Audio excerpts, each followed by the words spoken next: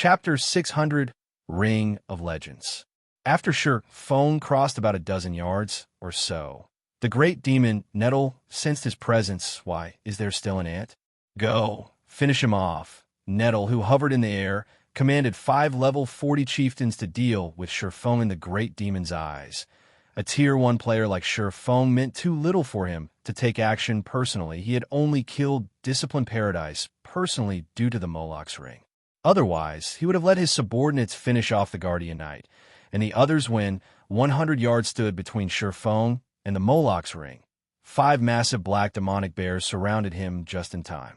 Xianxia smiled faintly. He then used silent steps on one of the demonic bears. Xianxia crossed a distance of 20 yards instantly. He then activated the aura of Wind's activatable skill, Wind Rider, his speed abruptly increasing by 220%. Transforming into a fierce gale, he easily shook off the 5 black demonic bears and continued his way towards the Moloch's ring. Not bad for a little ant. Nettle frowned. He stretched out his left hand. A ball of black flame bloomed in Nettle's black scaled palm. Although this ball of black flame did not radiate any scorching heat, Xianxia could clearly feel how formidable it was. If the flame so much as touched him, he would instantly lose his life. You should feel honored to die by the great demon Nettle's hand. Nettle then lightly waved his hand at Xianxia.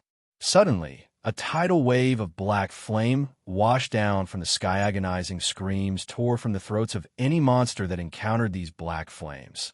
The raging fire turned them into nothingness in the blink of an eye. Not daring to be careless, Xianxia soared into the sky, avoiding the black flames by the skin of his teeth. Despicable ant, you actually to dare dodge my attack? Nettle bellowed. In the next moment, countless black arcs of lightning appeared in his hand. Each arc was as thick as a person's thigh. The great demon then pointed at Xianxia, shouting, "Turn to ash."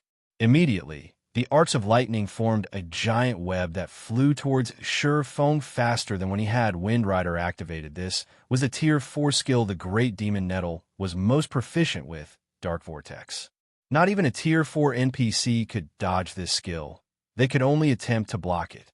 As for players, they would die instantly. Is there a need to be this serious? Xianxia was rendered speechless as he saw the black electric net that had already surrounded him. I have to use my trump card. Xianxia no longer try to dodge the black lightning, opting to charge towards it instead. Trying to kill yourself now that you know escape is impossible? Nettle smiled with satisfaction as he watched Xianxia's suicidal action. Boom. A thundering explosion occurred as Xianxia collided with the black electric net. It was as if the end of the world had arrived. Not even a level 40 chieftain could survive such a frightening attack. Just as the great demon was about to turn away, he suddenly discovered that something was amiss. A golden figure flew towards him. How is he still alive? Nettle stared at the unscathed Xianxia while the great demon was surprised. Xianxia arrived at Discipline Paradise's ashes. His hand snatched Moloch's ring swiftly and placed the item in his bag. Despicable thief. You have truly angered me this time. A cold glint flashed in Nettle's crimson eyes. Suddenly, a blood-red battle axe with a thorn-covered handle appeared in Nettle's hands. With a flap of his wings, the great demon instantly appeared in front of Xianxia. Swinging his battle axe down at the swordsman, explosions shook the air as the axe descended. It was as if Nettle's powerful attack shattered space itself, and not even Xianxia could dodge or defend against the attack in time. Boom. When the blood-red axe struck Xianxia's body, he suddenly felt disembodied. After a fraction of a pause, the attack sent him crashing into a 4-story building over 30 yards away. What strength and speed! Xianxia exclaimed as he climbed out of the rubble. The great demon Nettle's strength was definitely at upper rank Tier 4. If he had not switched the aura of wind to the aura of earth and activated absolute defense in time, even if he were a level 60 Tier 2 swordmaster, that single hit would have obliterated him currently. Although Xianxia had not received any damage, his entire body was numb. Even moving was difficult for him. The strength of a Tier 4 great demon was simply too terrifying. Moreover, Nettle's strength wasn't just limited to his attributes. His techniques were similarly frightening. Nettle's simple swing had not contained any excess movements at all. The demon was operating at the same level as a top-tier expert against an opponent who possessed the attributes of a Tier 4 class and the skills of a top-tier expert. Even in his prime, Feng could only turn tail, and Run Nettle could not help his surprise when he discovered that Feng was actually still alive. A tiny little ant had actually survived 3 of his moves. He had never encountered this in the past before the Great Demon could recover from his shock. Feng activated Phantom Kill. Suddenly, he turned and fled at maximum speed. You want to escape? Do you really think you can run from me, the Great Demon Nettle? Nettle revealed a malevolent smile. To the prideful Great Demon, the fact that Feng had provoked it repeatedly was humiliating. If others heard of this, the Great Demon Nettle, would watch his reputation in the dark den wither, spreading his wings. Nettle transformed into a black streak of light as he chased after Feng so fast. As expected of a winged Tier 4 Great Demon. Glancing at the rapidly approaching Great Demon, Feng inwardly prayed that it would not discover his plan. Windrider only had a duration of 24 seconds. From the time he had activated Windrider until now, nearly 7 seconds had passed. He had also used up absolute defense already. If he wished to escape from the Tier 4 Great Demon, his could only rely on diversions at this moment. Feng's doppelganger hurriedly activated Blade Liberation and Windwalk.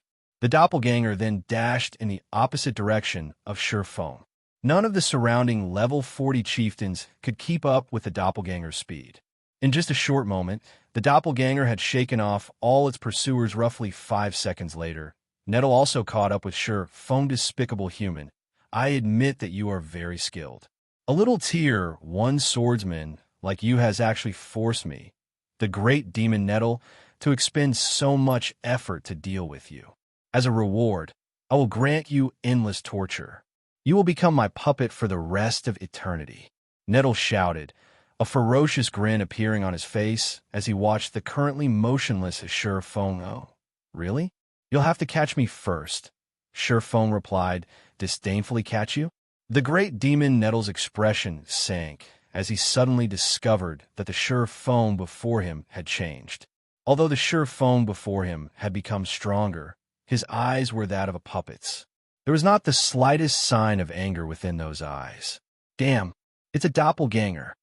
Saying so, Nettle abruptly jumped into the air and returned to District 5. However, roughly 4 seconds after the Great Demon, Nettle turned to fly back to the shelter.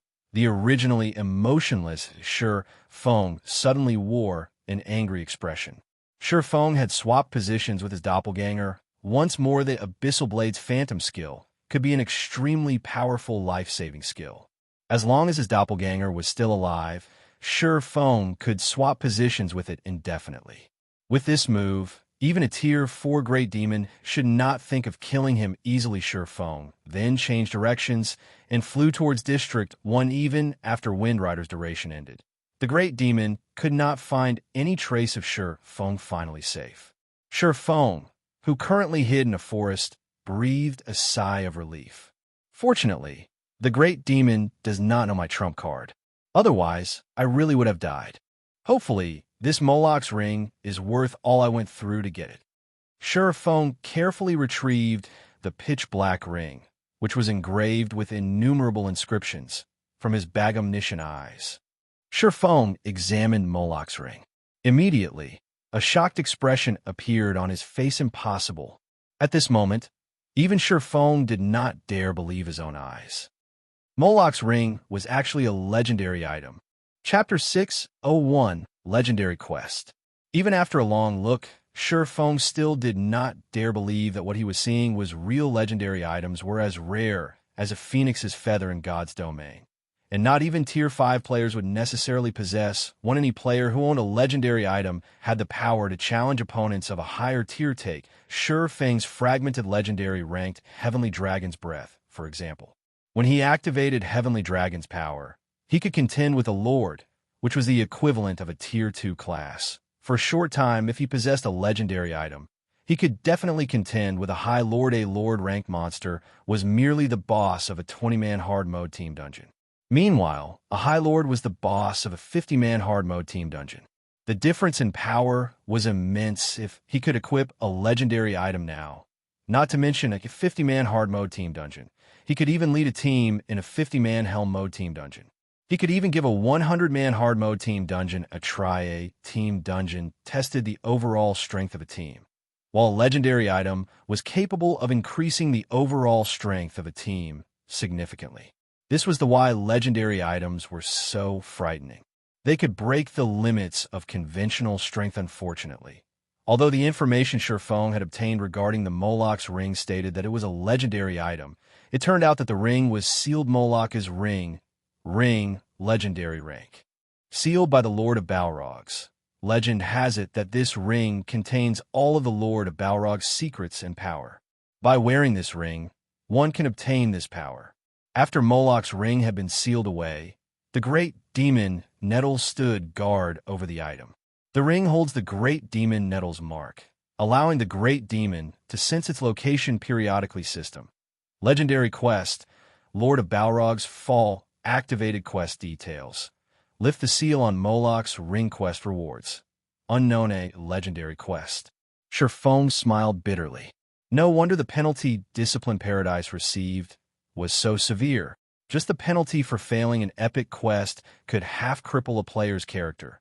Not to mention a legendary quest, however. I've never heard of this legendary quest before. The clues the quest provides are so limited, too. It says that I need to lift the seal on the ring, but it doesn't tell me how to do that. The ring doesn't provide any clues, either. It is no wonder Discipline Paradise failed the quest. Xianxia knew very well just how frightening a legendary quest was. A single epic quest had already given Xianxia such a huge headache. Not to mention a legendary quest, however. God's Domain was fair in all regards. If he could complete this legendary quest, the reward he could obtain would definitely be incredible. In God's Domain, if a player wished to obtain a legendary item, they would have to do so by completing a legendary quest. However, a majority of the players that took this path normally ended up plunging themselves into a dark abyss. This was also why legendary items were so rare if possible. Xianxia would rather not accept a legendary quest right now after going through so much to get this ring. In the end, it still doesn't help me get to the Dark Denver. Xianxia sighed. Currently, as long as he held onto this ring, a great demon would hunt him. Moreover, there was no definite time as to when the great demon Nettle would make his appearance again. This was far more dangerous than his epic quest, which provided a clear time limit. Xianxia stored Moloch's ring in his bag. Right now, completing the Darkness Descends quest was of the utmost priority. Just as Xianxia was about to leave his hiding spot, the sound of a system notification reached his ear. System. Moloch's ring has detected the presence of the power of darkness. Do you want Moloch's ring to devour the power of darkness? Devour the power of darkness? Xianxia was stunned.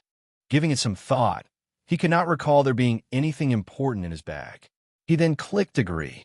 In the next moment, the dozen or so soul crystals inside his bag disappeared. Meanwhile, due to having devoured the soul crystals, the inscriptions on Moloch's ring glowed slightly. System. First seal on Moloch's ring lifted. Just like that. The sudden development rendered Xianxia speechless. He then examined Moloch's ring again. Moloch's ring, legendary rank. Sealed by the Lord of Balrog's. Legend has it that this ring contains all of the Lord of Balrog's secrets and power. By wearing this ring, one can obtain this power. After Moloch's ring had been sealed away, the great demon Nettle stood guard over the item. The ring holds the great demon Nettle's mark, allowing the great demon to sense its location periodically. First seal lifted. A fragment of its power has been released. Power of darkness required to lift the second seal. 6/100. All attributes plus 10%. Fire resistance plus 30. Additional skill dash. Gate of Darkness. Opens a teleportation gate to the central area of the Dark Den. Duration 10 minutes. Cooldown 24 hours. Sure enough, the Dark Den and this ring are related, Xianxia stated, laughing. With this, I can head to the central area of the Dark Denver. After Xianxia equipped Moloch's ring, He activated Gate of Darkness Boom. The ground suddenly trembled as dark smoke slowly emerged from the forest floor. After a moment, the black smoke formed a pair of gates that was over 5 meters tall. There were countless golden runes engraved on the gates, radiating a frightening pressure so powerful. This pressure can rival even that of a Tier 5 NPC. At this moment, Shifeng even found it difficult to breathe. He felt as if he were only an ant in front of these gates, however. When Shifeng tried to push apart open the gates, he suddenly discovered that they were locked. Rather, he noticed a small groove in the center of the gates. It seemed like a keyhole, so that's the case. Originally, Shifeng had thought Discipline Paradise had been trying to trick him. Now, however, it would seem that he really did need the Chapter of Darkness to enter the Dark Denver. He then placed the Chapter of Darkness into the groove. When Shifeng placed the black slate tablet into the groove, the golden runes on the gates suddenly linked with each other, releasing a golden brilliance.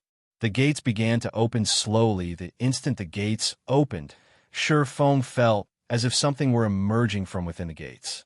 His body suddenly felt incredibly heavy, and even taking a step forward was an extremely difficult task. Just what kind of place is this dark den?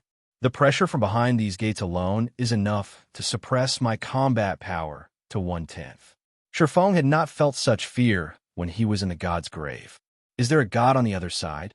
However, Shifeng couldn't care less. Gritting his teeth, he gradually pushed his body forward, advancing to the other side of the Gate of Darkness. He did not have much time left.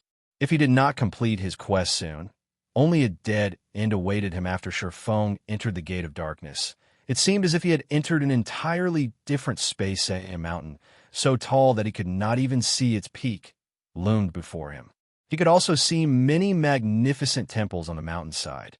These temples grew larger as one approached the top of the mountain. The temples at the foot of the mountain were merely 10 meters in height. The largest temple that Shifeng could see was over 100 meters in height.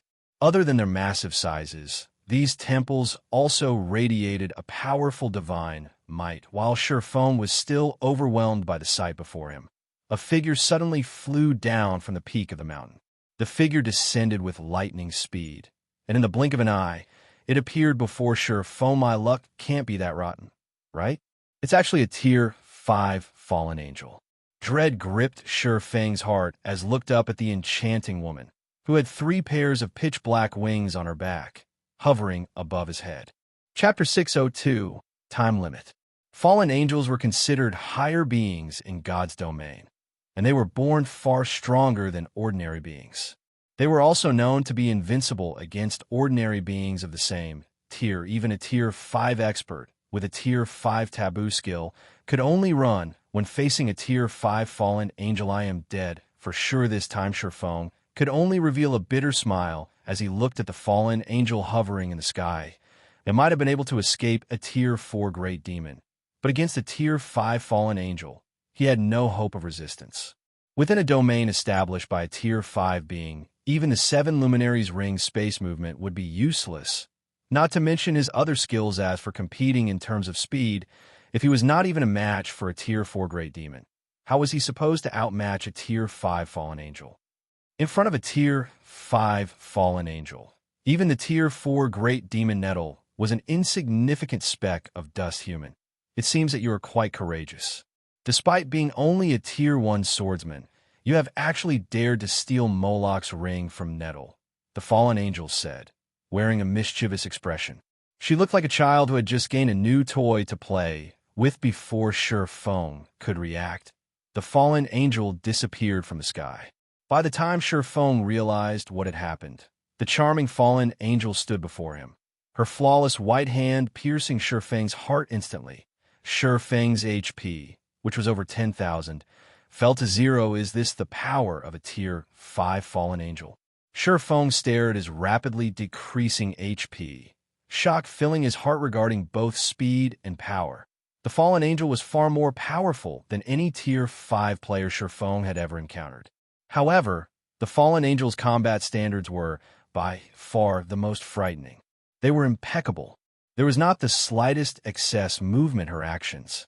It was no wonder many experts in the past had paled whenever they spoke about fallen angels, although Shifeng had already reached the flowing water realm. The second stage of the refinement realm, he was still far from reaching a state of perfection with his physical control. Only when he achieved a domain could he strive for such perfection, however. Just how many players could achieve a domain in God's domain? At this moment, Shifeng felt quite fortunate, as the fallen angel had not used any special moves to kill him. Rather, she had only needed an ordinary attack to finish him off. With this, he would only lose one level and some skill proficiency at most. Moreover, other than some items that would drop upon death, players would not drop any of their equipment when killed by monsters. What's going on here? When Shifeng opened his eyes, he discovered that he was still in the dark den after coming back to life. However, he had revived much further away from the towering mountain. If he wanted to head towards the mountain, he would have to run for more than half an hour normally. When a player died in a special map, they would revive back in a city. Since the Tier 5 fallen angel had killed him, logically, that should have been where he revived, in a city, yet he had revived out in the field. Shifeng then hurriedly called up his attribute panel, checking his attributes and the contents of his bag good. I only lost a level and some skill proficiency. Shifeng released a sigh of relief. Regardless if he were level 33 or level 32, it did not matter too much to Shifeng. Just what is going on? Looking around, Shifeng suddenly discovered a golden avenue paved through the endless plains. There were also countless monsters moving along this avenue towards the towering mountain. The monsters' levels varied greatly, with the lowest being level 10 and the highest being over level 100. A single glance told Shifeng that there were tens of thousands of monsters moving along the Golden Avenue. Moreover, these monsters consisted of a wide variety of races. The majority were not linked to the forces of darkness. Shifeng even spotted human NPCs. These NPCs also did not belong to the dark forces, and they looked more like adventurers. Like the monsters, the NPCs' levels range from level 10 to over level 100. Why are there so many human NPCs here? Shifeng was shocked. However, his shock did not stop him from quietly approaching the Golden Avenue. As a precaution, Shifeng activated Phantom Kill, sending his doppelganger ahead of him surprisingly. However, even after these monsters and NPCs noticed Shifeng's doppelganger, they showed no signs of aggression.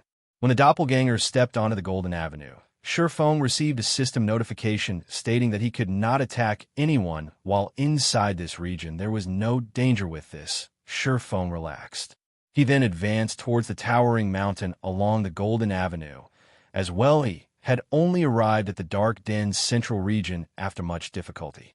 There was more than an 80% possibility of the Bible of Darkness being somewhere on the mountain. Shifeng had completed quite a few epic quests before the Tier 5 fallen angel had only killed him with a normal attack. This proved that he had yet to fail the quest. It was possible that he had only incurred a punishment because he had used an incorrect method to enter the Dark Den. Otherwise, he would have truly been finished if a Tier 5 fallen angel were guarding the Bible of Darkness. Unless he were a Tier 6 God rank player, completing this epic quest would be impossible.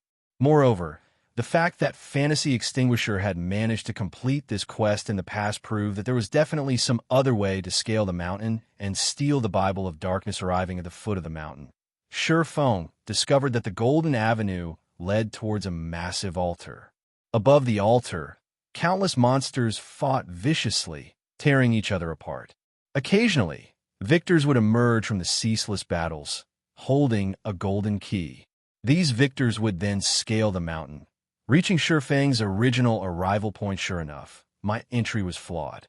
After watching the situation for a while, Shifeng did not discover any high-tiered monsters guarding the mountain. There were also no Tier 5 fallen angels patrolling the sky. Very quickly, Shifeng arrived before the altar. The instant he set foot onto the altar, a system notification sounded out by his ear system. Defeat all enemies before you, and you will be given entry into the World Summit system. You will gain 1 minute for every common monster killed, 10 minutes for every elite monster killed, 30 minutes for special elites, 100 minutes for chieftains, and 500 minutes for Lord system. You may choose 10 monsters to serve as your opponent. If you fail to defeat all of your opponents, you will die system. You have 19 minutes to decide. Failure to do so will result in automatic forfeiture. You will die if you forfeit IC. There is a restriction for entering the World Summit. It seems that I'll have to choose my opponents carefully. Surefone finally understood the gameplay here. However, if I only kill 10 common monsters, 10 minutes won't be long enough to explore all of the World Summit. I will most likely run out of time after traveling a short distance, no matter how he looked at it. An item like the Bible of Darkness would not be easy to find. It might even be at the very top of the mountain. He would not reach the top of the mountain, even if he spent 10 hours traveling. However, if he chose monsters that were too powerful, he'd be at a disadvantage. On the off chance that he could not kill the opponents he selected, he would have truly dug his own grave. A lord was equivalent to 50 special elites or 5 chieftains. However, although a lord provided the most time, it was also the most difficult monster to take down. Moreover, if he had to face more than one lord simultaneously, the difficulty of the challenge would increase manifold. If he did not challenge high-ranking monsters, he would not have enough time to explore the world's summit while standing on a massive altar. Surefone pondered for a very long time system. You have 1 minute to consider. Please make your decision as soon as possible. Chapter 603, S-Rank. Time passed quickly, and Surefang's head was spinning. This was a test meant to determine a player's understanding of themselves and their abilities. If a player overestimated their strength and skills, they might bring about their own deaths due to choosing monsters that were too strong. On the other hand, if they chose monsters that were overly weak, they might fail their quest due to having insufficient time. In other words, the more a player understood of their own strength, the more benefits they could obtain through this test with berserk skills, such as Heavenly Dragon's Power and Blade Liberation. Although it was possible for Surefone to kill a lord of the same level, the same did not true for a group of lords. Hence, Surefone could not make this decision lightly system. You have 30 seconds to consider. Please make your decision as soon as possible. I choose 1 lord and 9 chieftains, Surefone said, finally deciding system. Opponents confirmed. Based on the analysis of your combat power, this test difficulty is A rank. Once victorious, you will obtain a key that can be used to open shrine gates that are dark gold rank or lower. Do you wish to confirm your choice? Dark gold rank? Surefone immediately felt that something was amiss.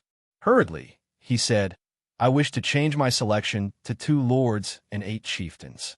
His quest was epic rank. It was clear that he would not be able to obtain the Bible of Darkness if he could only visit dark gold shrines. He needed to be able to enter epic shrines. Otherwise, even if he won this battle, he would still fail his quest system. Opponents confirmed. Based on the analysis of your combat power, this test's difficulty is A rank. Once victorious, you will obtain a key that can be used to open shrine gates that are dark gold rank or lower. Do you wish to confirm your choice? Crap.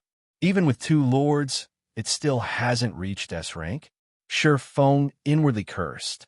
Change my selection to 3 lords and 7 chieftains. Surefone should be at his limit with 2 lords. There is only a 50% chance that he would emerge victorious from such a battle. If he faced 3 lords, based on his estimations, his success rate would be less than 20% system. Opponents confirmed. Based on the analysis of your combat power, this test's difficulty is S rank. Once victorious, you will obtain a key that can be used to open shrine gates that are epic rank or lower. Do you wish to confirm your choice? Confirm, Surefone shouted, gritting his teeth. Hopefully, the lineup of these lords won't be too powerful. A moment later, 10 monsters appeared before Surefone on the altar. 3 of them were lords, and 7 were chieftains. All 10 monsters were combat puppets of the same shape and size as an average player. In terms of attributes, however, they were leaps and bounds above Surefone Golden Puppet, Lord rank. Level 32. HP 1, 600, 000/1, 600, 000. Silver Puppet, Chieftain rank. Level 32. HP 550, 000/550, 000. Good. My luck isn't that rotten after all. These puppets are all melees, and their HPs are quite low as well. I shouldn't have too many issues if I fight them from a distance. Feng released a sigh of relief when the battle started. The 10 puppets began moving. Step by step, they slowly approached Feng, lacking the dexterity of a living creature. However, Feng did not dare to be careless. Immediately, he activated Heavenly Dragon's power, increasing his strength by 100% and defense and HP by 300%. Instantly, Feng's HP broke through the 30,000 threshold sure enough. Lords were not that easy to deal with the instant Feng activated Heavenly Dragon's power. The combat puppets dashed towards him, much faster than an ordinary chieftain, and lured the 10 combat puppets crossed the distance of 50 yards in the blink of an eye. The first to attack were the silver puppets, who thrust their spears at Feng. Following closely, the golden puppets unsheathed the twin swords slung over their backs without hesitation. Feng activated the Ice Blue Devil Flame and Black Emperor, holding nothing back. Deep blue flames covered Feng's entire body, raising his fire and ice damage by 40%. Feng then used Skywheel Sword, sealing the movements of all 10 combat puppets within a fixed perimeter. He followed up with a firestorm. Ice blue flames devoured the 10 combat puppets, dealing over minus 20,000 damage or minus 40,000 damage with a critical hit to all 10 puppets every second for 5 seconds. When the spell's duration ended, the 10 combat puppets had received over minus 100,000 damage each. Feng fully displayed the devastating might of the large-scale destruction spell. Meanwhile, Feng collected 30 stacks of death aura from this single attack. I'll get rid of one of you first. Feng then took out a bottle of 100-berry wine from his bag, drinking it. Instantly, his compatibility rate with his sword soared. Moving towards a silver puppet with less than 300,000 HP remaining, he used Phantom Kill, followed by Flame Burst. 24 consecutive strikes. 24 swords of light illuminated the altar. The silver puppet faded out of existence, although Feng killed 1 silver puppet. The remaining 6 silver puppets and 3 golden puppets caught him in a pincer attack with his most powerful burst skill exhausted. Feng used Thunder Flame Explosion to slow the remaining combat puppets, as well as deal over minus 10,000 damage to each. Due to his compatibility rate rising, he managed to achieve a 95% completion rate on Thunder Flame Explosion, reducing the movement speed of these combat puppets for over 10 seconds. Following which, he switched to the Aura of Wind, turning around and fleeing with his doppelganger. Facing 2 lords at the same time was already enough to overwhelm Feng. Not to mention 3 lords and 6 chieftains simultaneously with the Aura of Wind's movement speed increase and Thunder Flame Explosion's movement speed reduction. The silver puppets were unable to catch up with Feng. As for the golden puppets, although their speed allowed them to keep up with Feng, their occasional attacks caused their speed to drop sharply as well. As a result, it became impossible for them to surround Feng. Meanwhile, Feng activated 9 Dragon Slash, the 12 Abyssal Blade Phantoms constantly assaulting the distant silver puppets. From time to time, Feng would also attack with the Blazing Meteor. Although damage from his ranged attacks caused was not as high as the Abyssal Blade, each attack still dealt around minus 2,000 to minus 3,000 damage. Occasionally, Feng would also use Thundering Flash to inflict the damage amplification effect on the remaining 9 combat puppets. Feng also constantly expended the death auras he accumulated to reduce the cooldown of Thunder Flame Explosion, Thundering Flash, and other skills. Among them, he reduced the cooldown of Flame Burst the Most in such a way Feng reduced the movement speed of all combat puppets while exterminating the silver puppets. From time to time, he would use Flame Burst to instant kill a silver puppet in less than 2 minutes. Feng had annihilated all of the silver puppets. Only 3 golden puppets remained, however. These 3 golden puppets were inseparable. Feng could not find a chance to take them on one-on-one.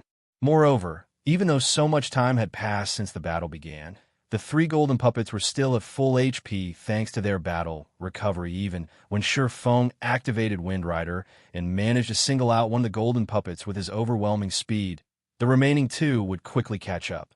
As a result, Feng could only land a few hits before he was forced to retreat. This is troublesome. Although the golden puppets do not have any skills, the three of them are like a single entity, attacking and defending as one. Feng, who hovered in the air, frowned at the three golden puppets. The golden puppets were too powerful when working together. Moreover, the heavenly dragon's power's duration would end soon. At that time, even a battle of attrition would be difficult against the three golden puppets. Do I have no other choice? Feng muttered as he reluctantly retrieved an aqua blue magic scroll from his bag. This was his greatest trump card, one that he never thought of using. Watching the remaining seconds of the heavenly dragon's power's duration tick by, Feng had no choice but to unfurl the aqua blue magic scroll. Chapter 604. Time is Money. Feng had prepared extensively to obtain the Bible of Darkness. His preparations included this aqua blue magic scroll. Though lords were powerful, in the end, they were only Tier 2 monsters. It was only their high HP and damage, which were far superior to ordinary players, that made them so difficult to deal with. When Feng activated Heavenly Dragon's power, his attributes were no longer below that of a lord of the same level. With his superior dodging techniques and powerful skills, he could easily defeat a lord of the same level. However, with three golden puppets working seamlessly together, all Feng could do was dodge. As Feng unfurled the aqua blue magic scroll, the surrounding water mana surged towards the paper. In a moment, the mana formed a massive 6-star magic array. Go! Feng pointed at the three golden puppets. Suddenly, water surged from the 6-star magic array and swept over the bodies of the three golden puppets. In the blink of an eye, a small lake formed within an area of 50 yards. Although the water only reached the golden puppets' knees, the lake itself seemed to possess life as it formed dozens of water whips to bind the three lords. The three golden puppets desperately struggled to break free of these water whips. Facing a lord's power, these water whips snapped easily. However, the whips were seemingly endless. The moment one broke, another would immediately rise from the lake to take its place. As a result, it became extremely difficult for these golden puppets to move. Give it up. You guys are only lords.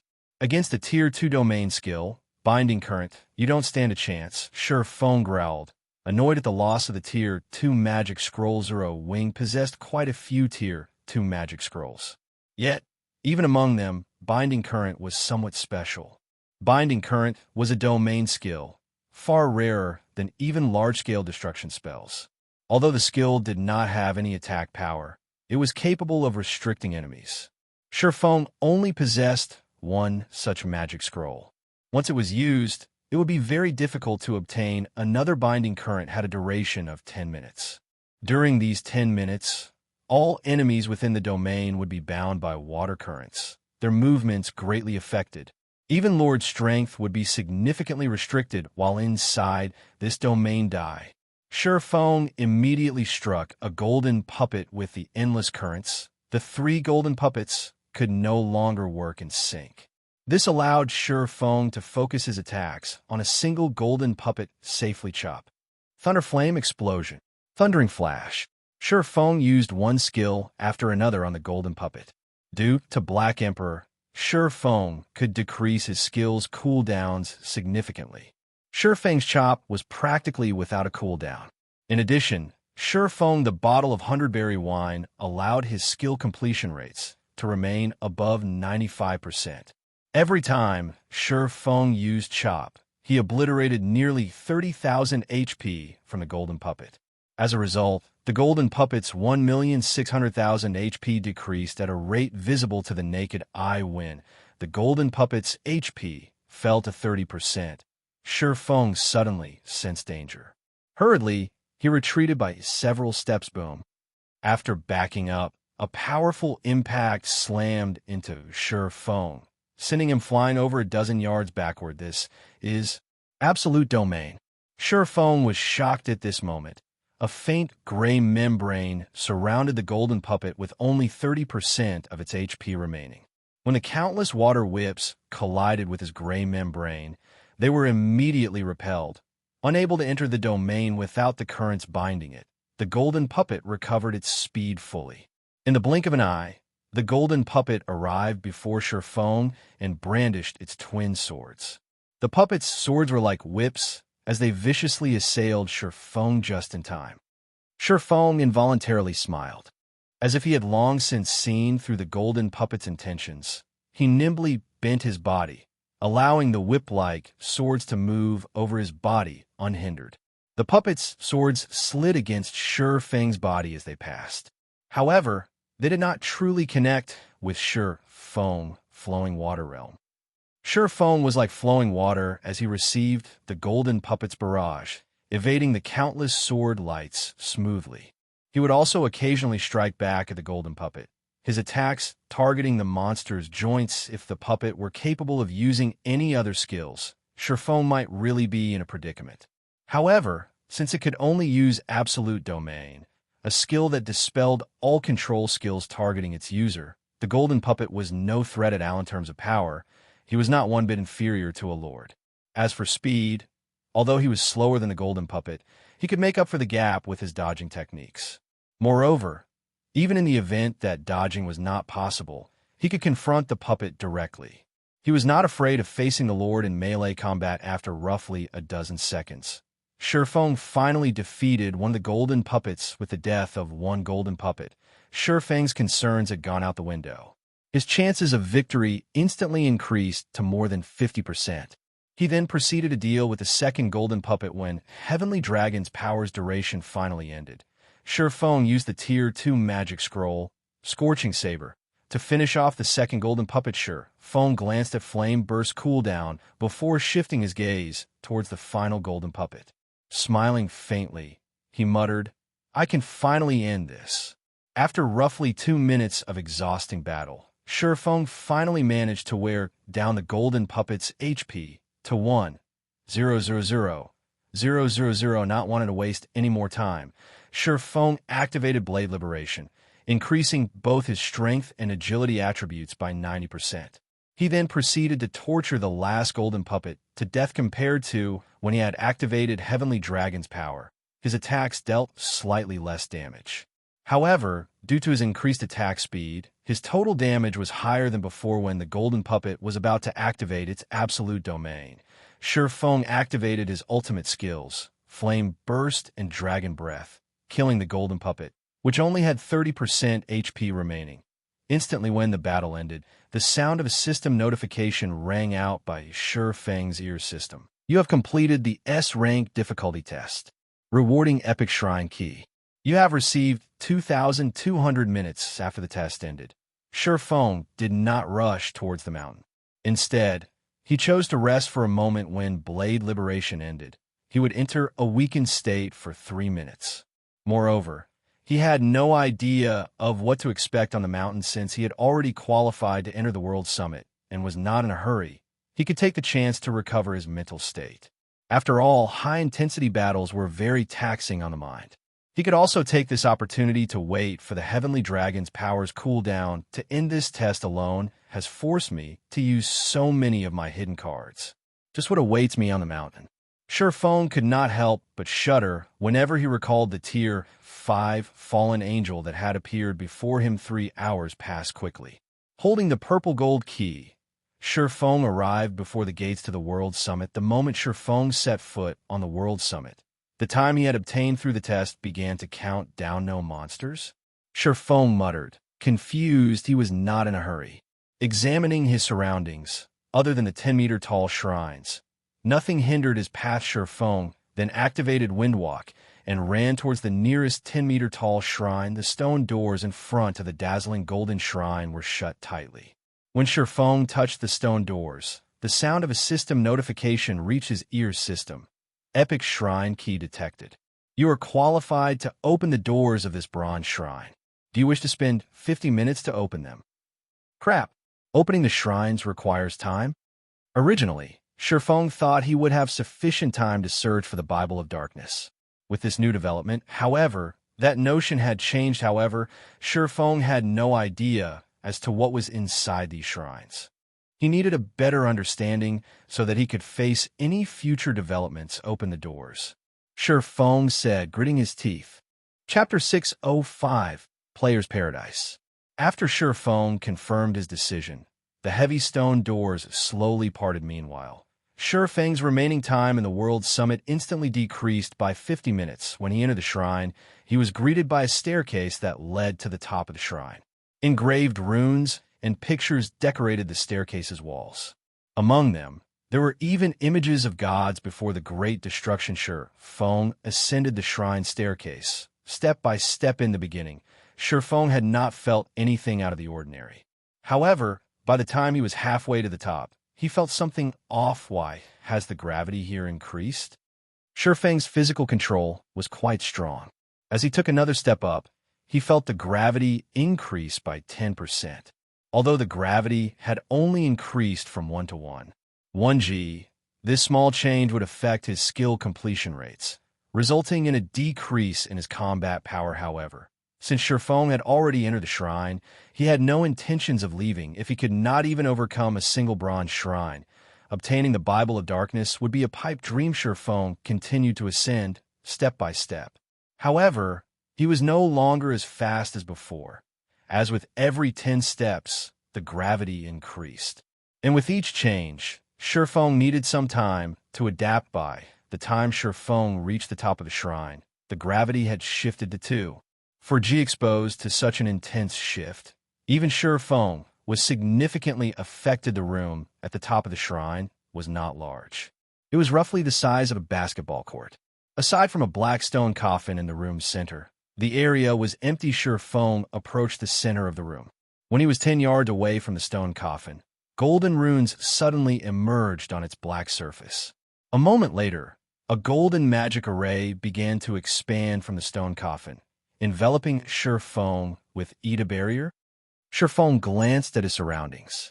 Golden, translucent walls enclosed the area around him, trapping him with the stone coffin. Just as Feng considered his escape options, a semi-transparent figure materialized inside the barrier. This figure was actually Feng himself. Both the figure's appearance and apparel were exactly like his own shrine guard. Level 32. HP 20,000/20,000. Am I supposed to defeat him? Feng frowned at the shrine guard, his expression becoming somewhat solemn. Feng only required one critical hit to finish off the shrine guard's 20,000 HP. However, he did not dare to casually approach the shrine guard because, currently, his intuition warned him that, should he approach the guard, only death awaited him. Feng was a player that was capable of defeating a lord by himself. Yet, against this shrine guard, who only had 20,000 HP, he was utterly helpless. Are you too scared to approach me? The shrine guard asked. Laughing, Feng could not help his shock when he heard the shrine guard's human-like speech and behavior in his memories. Only high-tiered NPCs were capable of such performances. He had never heard of a common monster behaving like this. It was obvious that the shrine guard was an extraordinary existence. I don't have a death wish. Feng shook his head, growing more certain of his intuition's warning. Not bad. You have actually discerned the gap in strength between us. However, rest assured, since you have already made it here, there is no danger. On the contrary, I have a reward for you, the shrine guard said. Laughing, reward? What kind of reward? Feng did not think that an NPC would trick him, and there was no need to do so. This NPC was certainly far stronger than himself. The shrine guard could simply kill him if he wanted. Toy will help you become stronger. The shrine guard then explained, I can offer you guidance on one swordsman skill. How much you learn depends on you, of course. However, you don't have much time left. You only have 49 minutes remaining. Guidance on a swordsman skill. Feng was surprised. When he thought back to the price required to enter the bronze shrine, he immediately understood. Hurriedly, he said, I would like you to give me pointers on chop. Feng had plenty of swordsman skills. However, there were some he used frequently and some he only used occasionally. Among them, he used chop most often.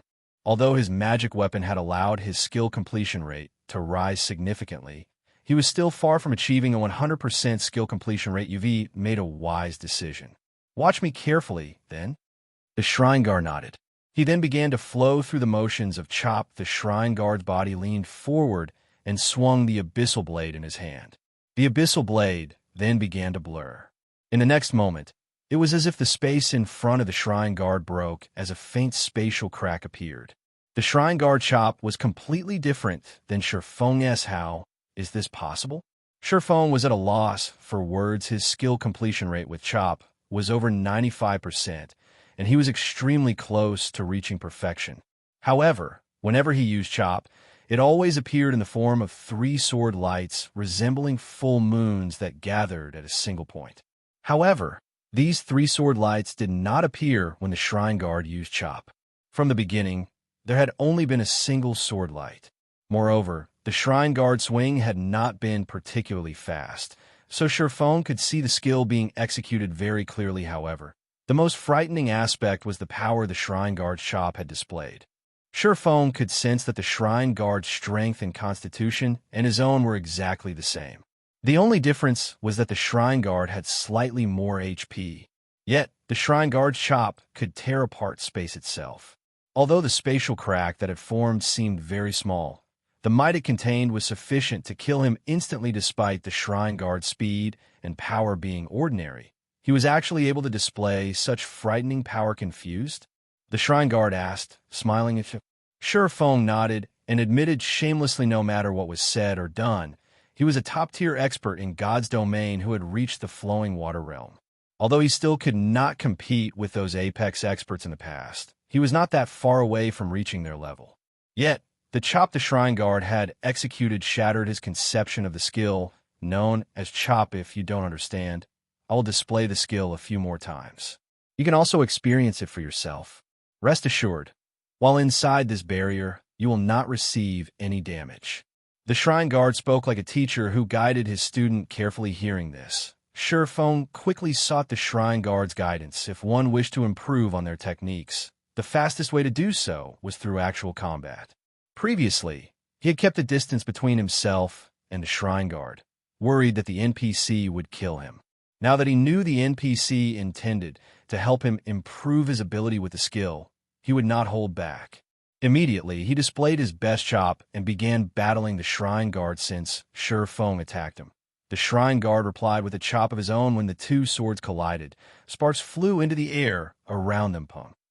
In one moment, Shifeng sent a chop at the shrine guard, and in the next moment, his body left an imprint on the barrier's wall. There was even a faint spatial crack lingering in Shifeng's original positions. Is this a super perfect skill? Shifeng stared at the shrine guard with a stupefied expression. His mind replayed the shrine guard's sword swing regarding speed. Shifeng was definitely the victor. Moreover, he had prepared to dodge the NPC's attack beforehand. However, before he had any chance to dodge, the shrine guard's sword had collided with his own. He instantly felt a tremendous power flow into his hand. In the next moment, he had been thrown backward. Shifeng was still badly shaken by the shrine guard's attack. Fortunately, this was only a lecture. Otherwise, the NPC's attack might have really killed him. He and the shrine guard were worlds apart from each other. Perfect? The shrine guard laughed. Nothing is perfect in this world. It is only because your vision is limited and you are confined to your own world. Nothing is perfect. Shifeng thought about the skill completion rate's limit of 100%. Yet the shrine guard had said that nothing was perfect. Could the skill completion rate possibly exceed 100%? The more Shifeng thought about it, the more he felt it was possible. Otherwise, why would his chop, which neared a 100% completion rate, be so inferior to the shrine guard's? Following which, Shifeng faced off against the shrine guard again and again. Although every exchange ended in Shifeng's utter defeat, the more Shifeng fought, the more his excitement grew. He felt as if he had caught on as something that he had never noticed before. He had placed too much importance on his body, trying too hard to replicate a skill's template motions that had been provided by the system. He had forgotten to think outside of the boxes. Shifeng traded blows with the shrine guard. His skill completion rate continued to rise. 96%, 97%, 98%. It should feel like. Shifeng leaned forward. He no longer pursued ultimate speed as he swung his sword along the air's resistance. Suddenly, a spatial crack appeared before him. Chop's skill completion rate reached 101%. Chapter 606, Epic Shrine. This is a really wonderful feeling. When Feng looked at the black fissure before him, he could not help but recall the sensation he felt when he drew his sword before. Unfortunately, he had only achieved this super-perfect completion rate accidentally. Trying to grasp this feeling was akin to trying to catch a dream. Just as Feng was about to commence another bout with the Shrine Guard, the sound of a system notification suddenly entered his ear system. Active duration of the shrine has ended. Player will be sent out of the shrine in 3 seconds. Time's up already? Feng could not help his surprise. He felt as if he had fought against the Shrine Guard for only a short while. He still had many questions he wished to gain answers to. Yet, before he realized it, 50 minutes had already elapsed. By the time Feng snapped out his daze, he was already back outside the gates of the bronze shrine. Feng still wanted to enter the shrine again. However, the system notified him that he had already opened this shrine once before, and that he would have to wait another 7 days before he could open it again. Truly a pity. If I were to practice there for a few more hours, I might be able to grab a hold of that feeling.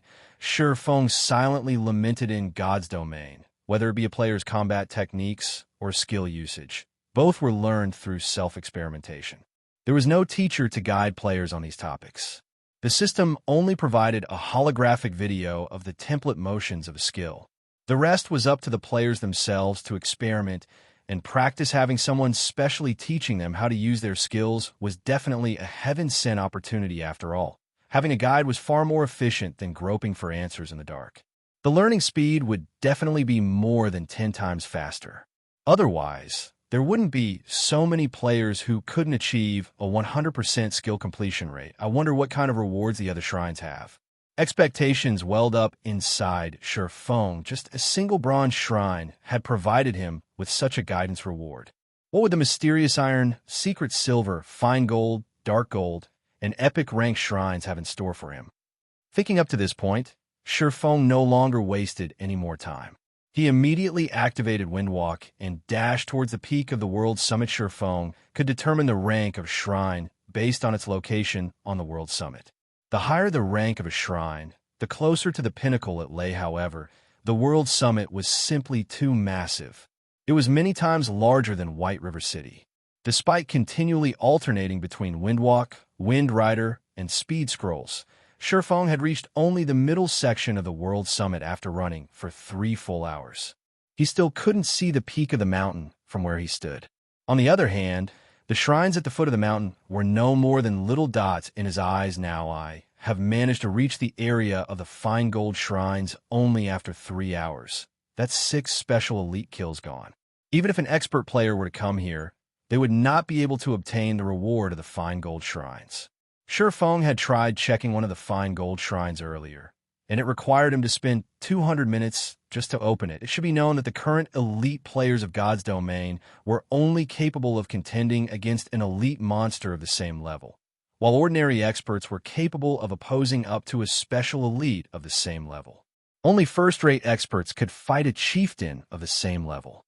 As for top-tier experts, they were capable of contending against a lord of the same level. In order to arrive at this place and open the doors of a fine gold shrine, a player would need to defeat 2 chieftains and 8 special elites, obtaining 440 minutes at the very least. In other words, an extremely powerful first-rate expert would barely be able to open the doors of a fine gold shrine and obtain the reward stored within ITI, have only reached the middle section of the mountain.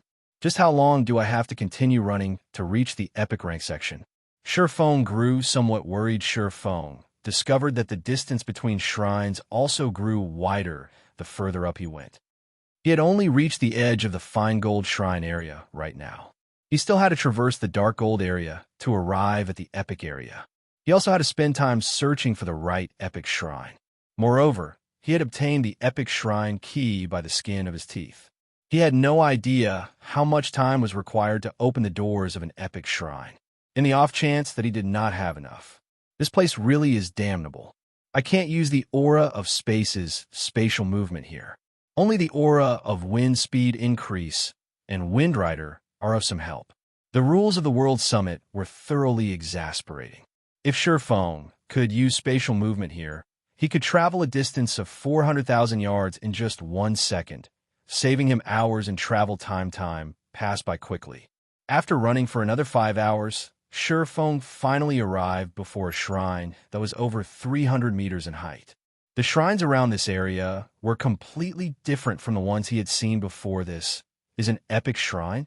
Shifeng muttered as he looked at the mountain-like shrine. The shrines he encountered before were all inanimate objects. On the other hand, the epic shrines here had frightening auras. Shifeng even began to wonder whether terrifying monsters lived in these shrines. Done admiring the shrine before him, Shifeng walked up and touched its door system. Epic shrine key detected. You are qualified to open the doors of the epic shrine. Do you wish to spend 1,000 minutes to open them? 1,000 minutes? Shifeng breathed out a sigh of relief. I still have slightly more than 1,600 minutes right now. I will have plenty of time remaining even after I open an epic shrine. I should be able to locate the shrine storing the Bible of Darkness within 600 minutes. The World Summit had a large number of shrines, and the same held true even for epic shrines. Shifeng counted 9 epic shrines just within his range of vision. There were also plenty more up above. He guessed that the total number of epic shrines on the World Summit exceeded 100. These shrines were different from each other. There is a huge difference just in terms of the elemental mana surrounding these shrines. Some shrines released bright and dazzling elemental mana, and others released flaming elemental mana. Even shrines that released the same type of mana would have different images engraved on their doors. Images of angels, demons, and many other races. Some shrine doors even depicted gods. Hence, Shifeng would not have difficulty looking for the shrine that contained the Bible of Darkness. So long as he had sufficient time, the Bible of Darkness is a treasure of the demon race. It should be stored in one of the demonic shrines of the darkness element. Although Shifeng had little understanding of the World Summit, he knew quite a lot regarding mana. A curse was categorized as a darkness skill. Since it was a great demon who had cursed him, the great demon knew how to cast darkness spells. This meant that the Bible of Darkness had to be related to a shrine of the darkness element with a target in mind. Shifeng quickly began his search. Very easily, he had managed to locate 5 darkness shrines. Among them, only 2 belonged to the demon race. Meanwhile, of these 2 shrines, one belonged to the Lord of Destruction, while the other belonged to the Lord of Nightmares. The Bible of Darkness was a descriptive record of all demons written by the Lord of Destruction. Rumor had it that as long as one managed to control the Bible of Darkness, they would become the Lord of Demons, with all demons obedient to their commands without hesitation. Shifeng opened the Lord of Destruction's shrine when the black stone doors parted. An ancient aura washed over him. Shifeng could feel the origin of destruction contained within this aura. The pressure he felt coming from within the shrine was far more powerful than what he had felt from the Tier 5 fallen angel he encountered before. Amazing. It is only a shrine. There is clearly no living being inside, yet it gives off such an overwhelming pressure. As expected of the Lord of Destruction's shrine, Shifeng exclaimed, "Heavenly Dragon's power, activate." The immense pressure made even walking a difficult task for Shifeng. However, after activating Heavenly Dragon's power, the weight pressing down on him lessened significantly. He was then able to enter the shrine with relative ease. Chapter 607, Magic Device. The moment Shifeng stepped into the shrine, it was as if he had arrived in another world. He could hear the chirping of birds and smell the fragrance of flowers. Verdant trees and grass filled his vision. Instead of shrine, this place looked more like a garden fallen angel.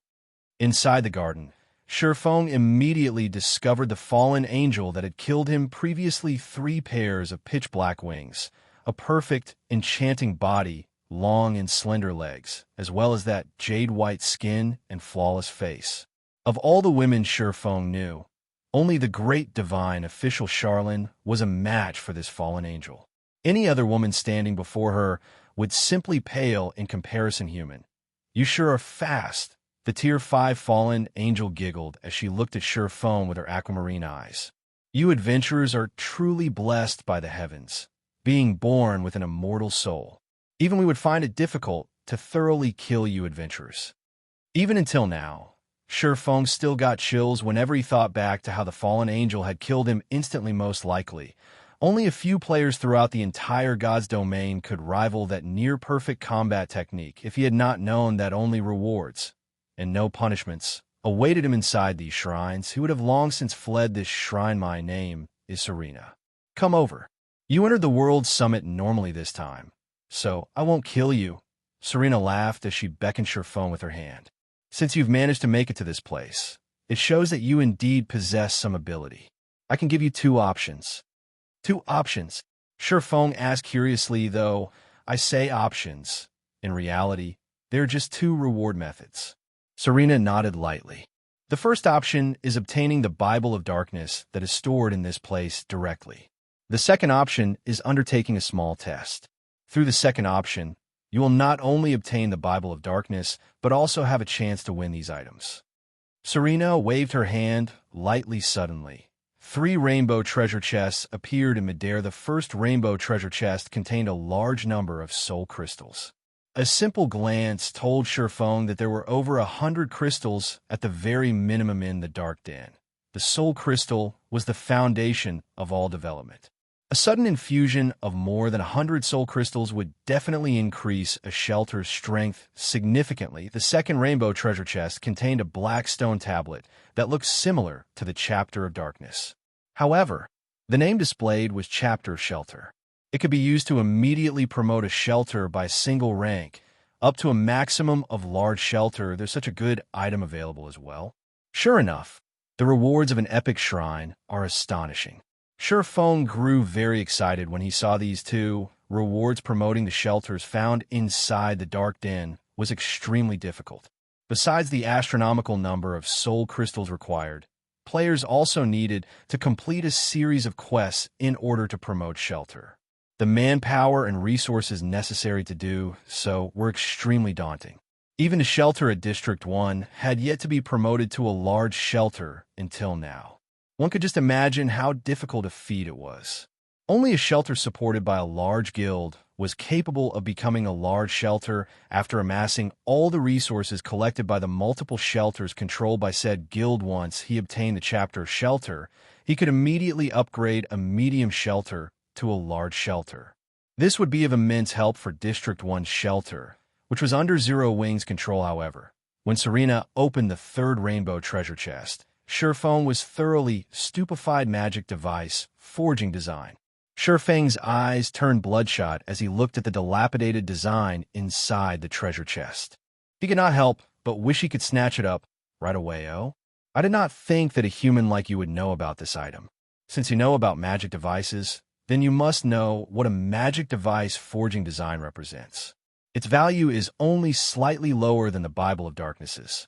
You humans, however, would probably appraise the design more highly.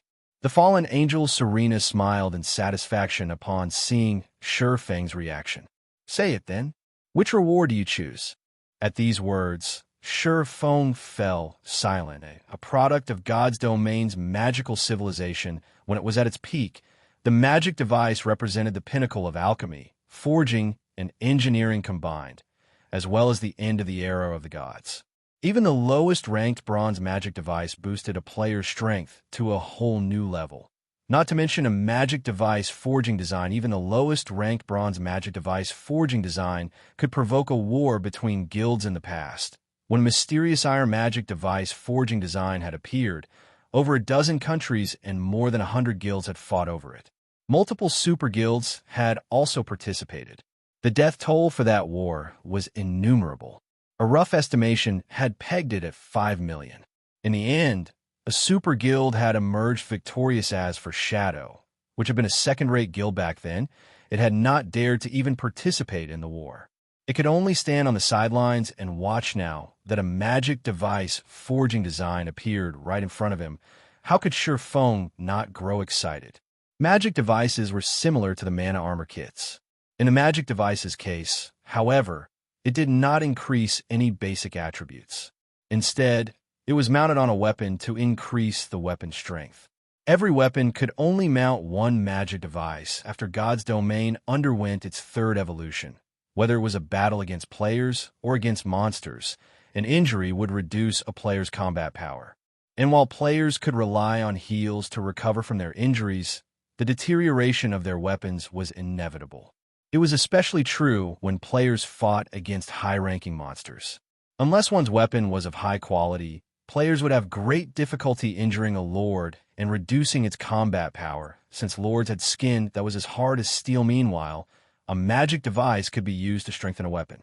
Not only could it make a weapon sharper, but it could also bestow special effects such as reduced weight, increased weight, hardness, mirage, paralysis, and other effects that could improve a player's combat power. Significantly, most importantly, magic devices were not consumable items.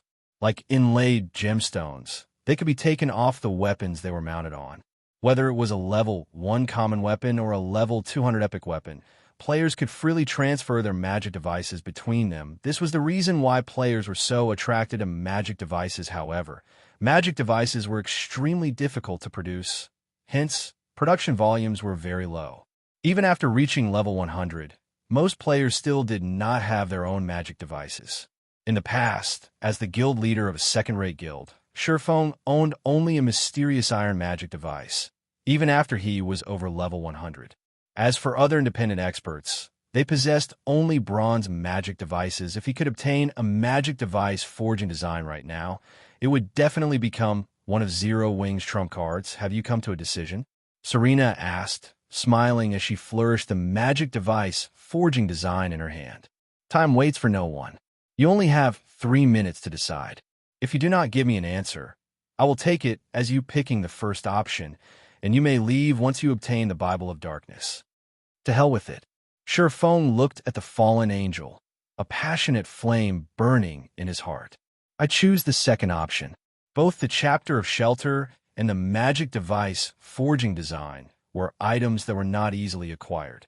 The difficulty of obtaining the magic device forging design was even above that for an epic item. Otherwise, magic devices wouldn't have been so rare in the past. Good. I knew you were a smart man. Let's begin, then. Serena smiled in satisfaction. She then waved her hand. The entire garden promptly vanished, and replacing it was a volcanic hell. Molten magma surrounded a 40-yard area of solid ground. The ambient temperature was scorching hot. Any ordinary player would most likely broil to death slowly.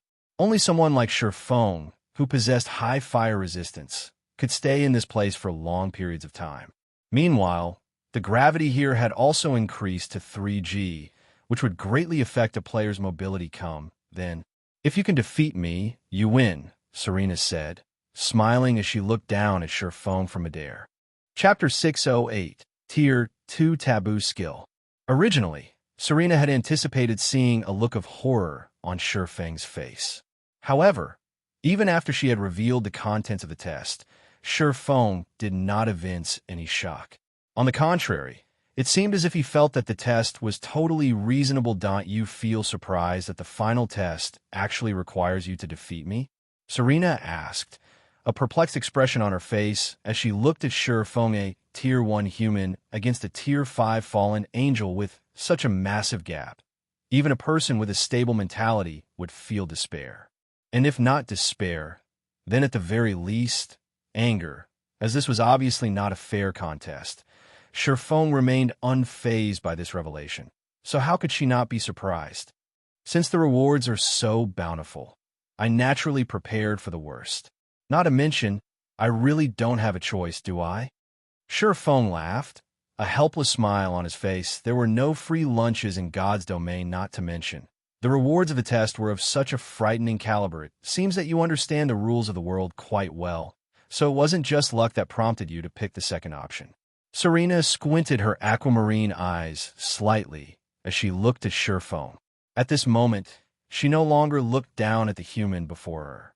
Curling her blood-red lips into a seductive smile, she continued, if you had chosen the first option, then the Bible of Darkness you would have received would have been a replica.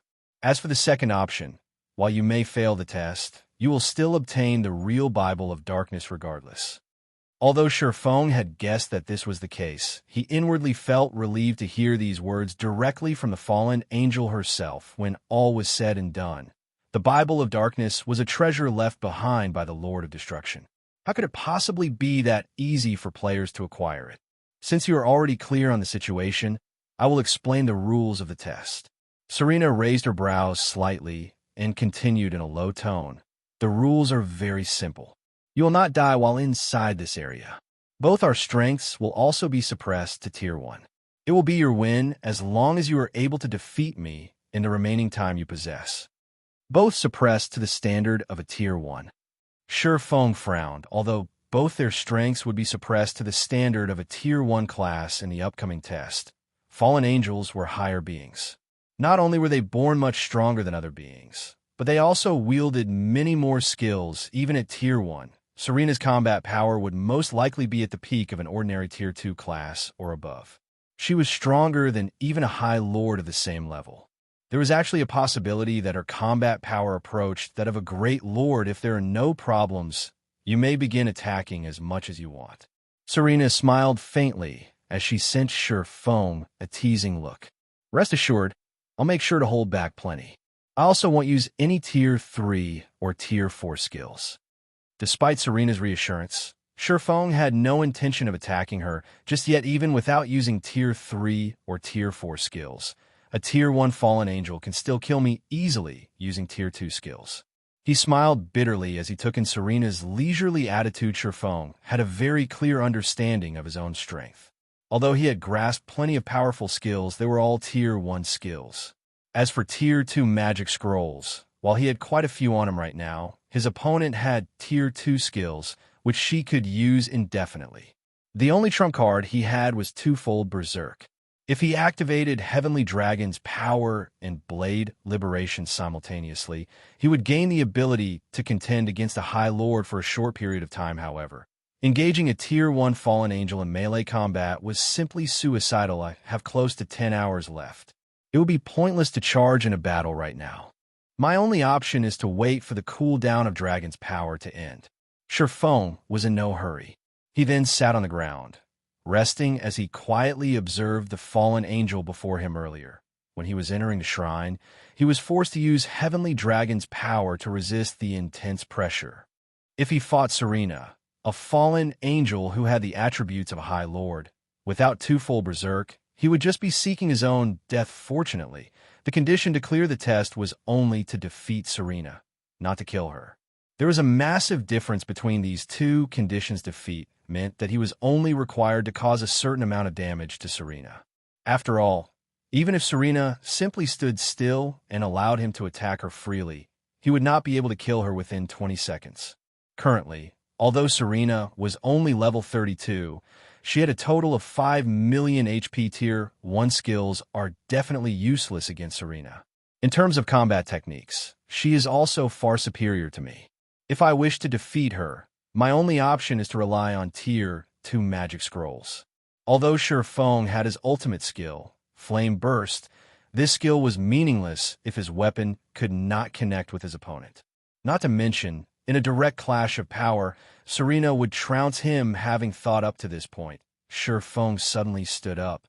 He then replaced the aura of wind with the aura of fire and cast Firestorm at Serena. The platform he currently stood on only had an area of 40 yards. Firestorm certainly covered most of it. At level 7, Firestorm's might could easily rival a Tier 2 large-scale destruction spell. A tsunami of flames descended from the sky.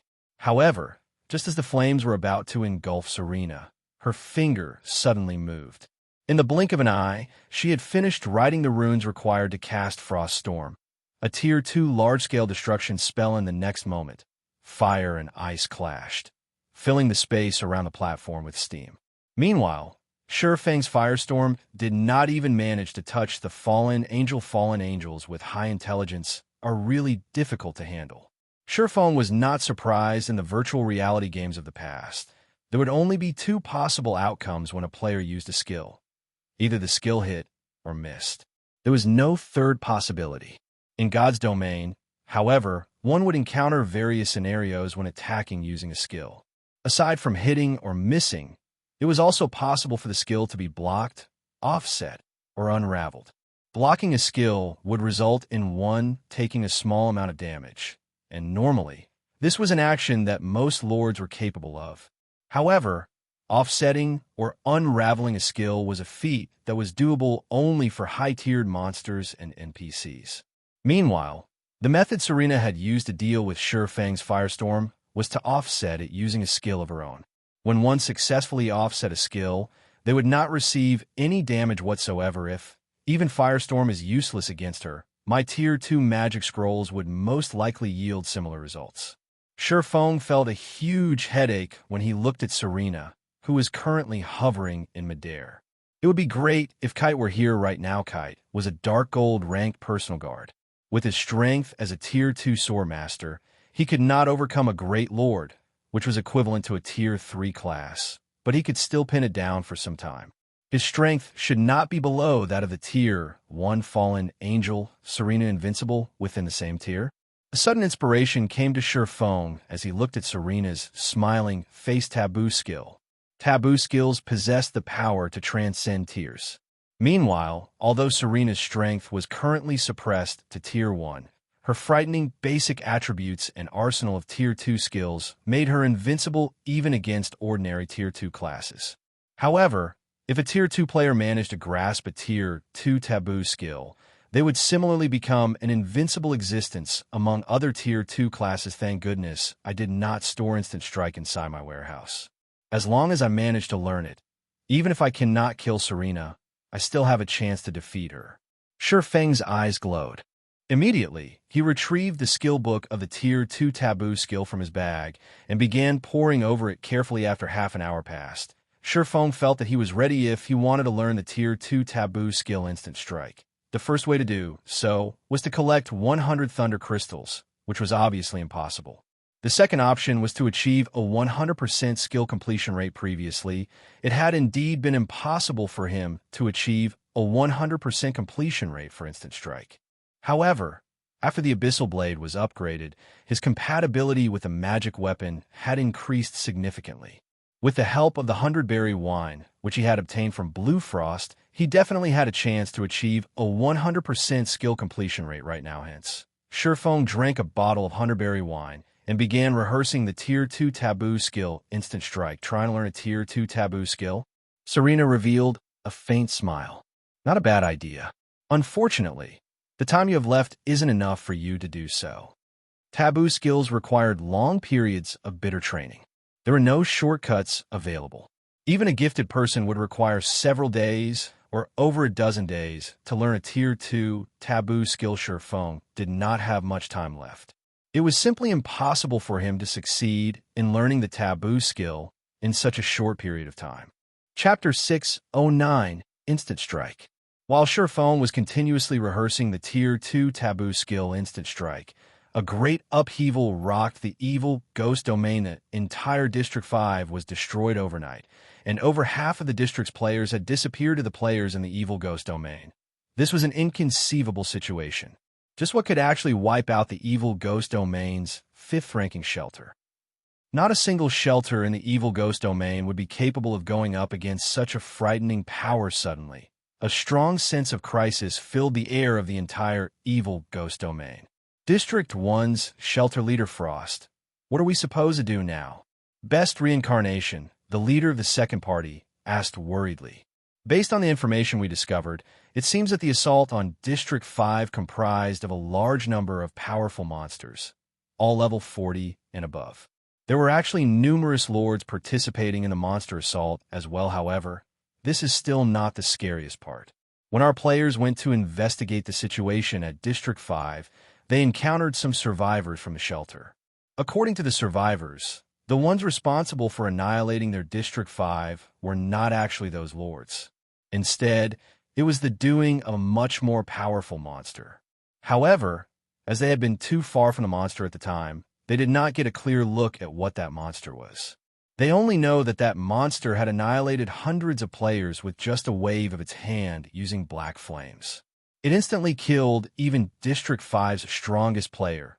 Punishment Day, if we remain in this area, it is quite likely that we will encounter that monster as well. Although District 1 is a lot stronger than District 5, against that rank of monster, we simply stand no chance at all.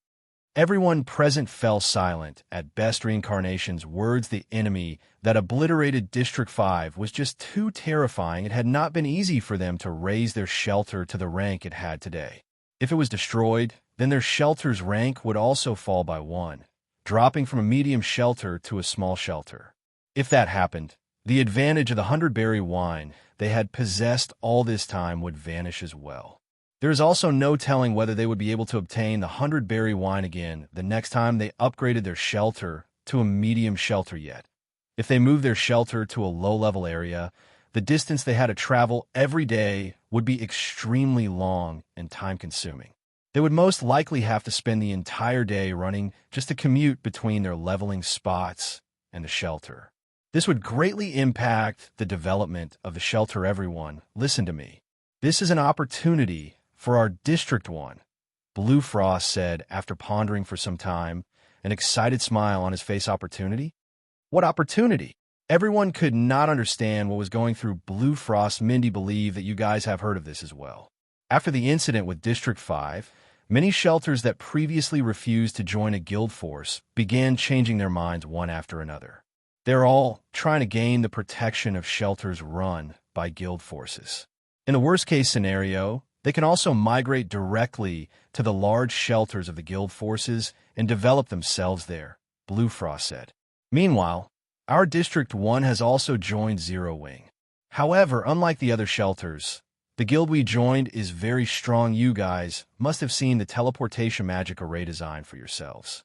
Brother Yifeng has also stated that, so long as we manage to gather the necessary materials, he will construct a teleportation magic array for our shelter. If we manage to annex the other shelters right now, our position in Zero Wing will also rise. I believe that nobody present wishes to remain as just the party leader of a shelter, right? All the party leaders expressed their agreement with Blue Frost's words. The things Zero Wing had revealed so far were already enough to show just how powerful the guild was, particularly the frightening combat power Xianxia had displayed, as well as the funds that he had transferred to them. Zero Wing had even provided them with a training facility. As long as they made contributions to Zero Wing and raised their positions within the guild, they would be able to head to Jinhai City's Big Dipper Training Center and undergo special training for their combat techniques. Every city had their own martial arts dojos and training centers. If one wanted to improve their combat techniques, it was definitely better to have someone guiding them. They had previously conducted some investigations in the real world regarding the Big Dipper Training Center. The moment they checked, however, they were shocked the Big Dipper Training Center actually had a martial arts master overseeing it. Currently, the Big Dipper was already a famous training center, and many professional fighters from the surrounding cities had gone there to train. It was no longer a place that ordinary people could enter. Moreover, the amount one had to pay in order to become a member, there was also not something ordinary people could afford. Although their knowledge regarding first-rate guilds was lacking, they knew full well just how precious a martial arts master was. A martial arts master was the ultimate force of humans. If they could receive pointers from a martial arts master, their combat techniques in God's domain would definitely improve by leaps and bounds. Meanwhile, Zero Wing would allow them to undergo special training directly at the Big Dipper. The guild's financial prowess and influence had thoroughly shattered their perception of ordinary gaming guilds. Although they had earned quite a lot of money from playing God's domain, they were still far from being able to afford establishments like the Big Dipper Training Center. If they could climb their way up to Zero Wing's upper management, they would not have to worry about earning enough to support themselves in the future. I am sure everyone clearly understands what a teleportation magic array represents. What we need to do now is annex the other shelters and obtain the materials required for the teleportation magic array as soon as possible. Even if we retreat from this area, we can simply rely on the teleportation array to return here in the future. After listening to Blue Frost's explanation, everyone nodded in agreement one after another. Previously, they found it simply too difficult to gain control over the other shelters in the evil ghost domain. However, that changed after the incident with District 5. If they had a teleportation array, the amount of money and resources they could earn would be endless. Hence, the various party leaders began arranging workforces to collect the materials required for the teleportation magic array. At the same time, they also tried persuading the other shelters to subordinate themselves to District 1 shelter. That way, the members of these shelters would get to use the teleportation array of District 1. Inside the Darkness Shrine, Shifeng had already been rehearsing Instant Strike for 5 hours continuously. Now, after just 5 hours of practice, it was as if Shifeng was a veteran who had been practicing Instant Strike for many years. His movements when executing the Taboo skill were practically the same as the holographic video provided by the skill book. I am still off by a little. Sure enough, a Tier 2 Taboo skill is not that easy to master. Although Shifeng had already given his all to try to raise his completion rate, his best record was 95%. Right now, he could not increase it by even an additional percent. Moreover, he had only managed to achieve this result because of the Abyssal Blade and the 100-berry wine. Otherwise, he would have taken several days to reach a 95% skill completion rate with Instant Strike. He did not have much time left to practice. Each bottle of 100-berry wine lasted only 1 hour, and he had just 3 more bottles on hand. They would not last him till the very end. Human, you should give up. The might of a Tier 2 Taboo skill is simply too immense. It is not that I'm trying to look down on you. However, if you wish to grasp a Tier 2 Taboo skill, you will need another 10 days of hard work at the very least. Serena could discern Shifeng's current progress in a single glance. Presently, you have already grasped the motions of the Taboo skill completely. Unfortunately, your comprehension of the skill is lacking. With the remaining 5 hours you have, you will be fortunate to raise your completion rate by even just another 1%. Lacking comprehension, Shifeng thought so as well. It was just like when he had achieved a 101% completion rate with Chop. That feeling had gone by in a flash, and he could not grab hold of it even if he wanted to. Comprehension. Compatibility. Does the comprehension Serena is speaking of refer to compatibility? Shifeng did not give it too much thought.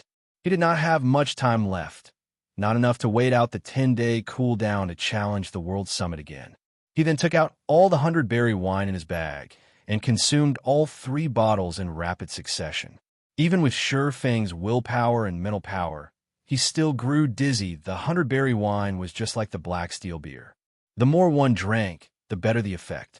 Correspondingly, however, the side effects also grew stronger. It was best if players drank just 1 bottle at a time to maintain a clear mind, as players could steadily improve their completion rates and look for any shortcomings in their movements throughout the beverage's effective duration. Consuming too many bottles at once could result in players losing themselves to the alcohol. Now, Shifeng downed 3 bottles in one go. His compatibility rate instantly soared. This feeling is really great at this moment. Shifeng felt as if he had become one with his sword. When he drew the Abyssal Blade and executed Instant Strike, each and every one of his movements felt light and natural.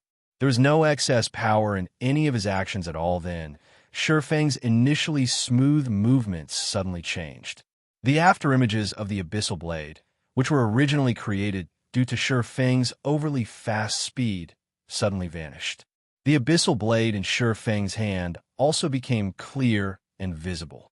In the next moment, faint blue electric arcs manifested around Shifeng's body, filling the air with crackling sounds. The places these electric arcs touched also charged system. Instant Strike skill completion rate 100%. Chapter 610, Higher Realm. Arcs of electricity continuously sparked around Shifeng. Although the electric arcs were tiny, the destructive power they contained was practically equivalent to a Tier 2 lightning spell. He actually succeeded. A shocked expression appeared on Serena's beautiful face. Learning a Taboo skill was an enormous challenge.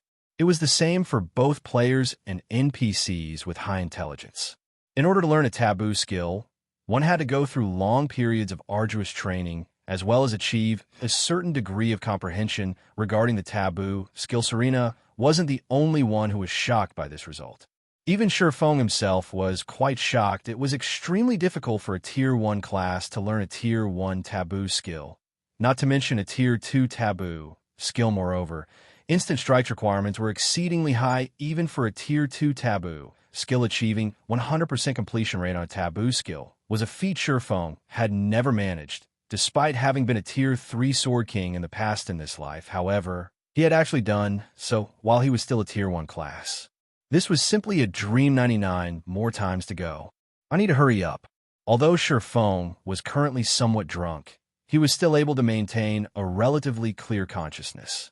To make sure he did not forget the feeling from before, he hurriedly continued with his rehearsal. Unfortunately, none of his next 3 tries managed to achieve a 100% completion rate at all. The highest he reached was 97%. He had only managed to achieve the 100% completion rate before due to luck. On this point, Shifeng was very certain, however. Now that there was a first, achieving 100% again would become much easier, following which Shifeng continuously tried to recall the feeling he had felt before. His skill completion rate gradually increased as well, and soon after, he managed to maintain a stable 99%. He was only a thread away from 100%. Not only do I have to control my own body, but I also have to learn how to adapt to the external environment around me and constantly adjust to the environment. As Shifeng reviewed his memories, he did not only think about when he achieved a 100% completion rate with Instant Strike, but also when he had achieved a 101% completion rate with Chop, whether it was the Refinement Realm or the Flowing Water Realm. Both pursued internal control before. The Tier 5 Fallen Angel Serena had stated that he had already done very well in terms of movement, and that he was only missing a little comprehension. If it was said that comprehension was compatibility and that compatibility was adaptation, then what he needed to do was adapt to the environment. If he used the same methods to execute a skill in different environments, the results would naturally be different. This was just like how going from an ordinary environment to a high-gravity one would greatly affect a player's skill completion rate. However, what if this change to the environment was extremely subtle? It was highly possible that ignoring this minor change was the reason why players would never able to achieve a 100% skill completion rate, regardless of how perfect their movements were. Just as Shifeng continued drawing his sword and adapting to the surrounding airflow, the friction between his sword and the air suddenly generated a small spark. This small spark immediately attracted countless arcs of electricity to circle around Shifeng's body system.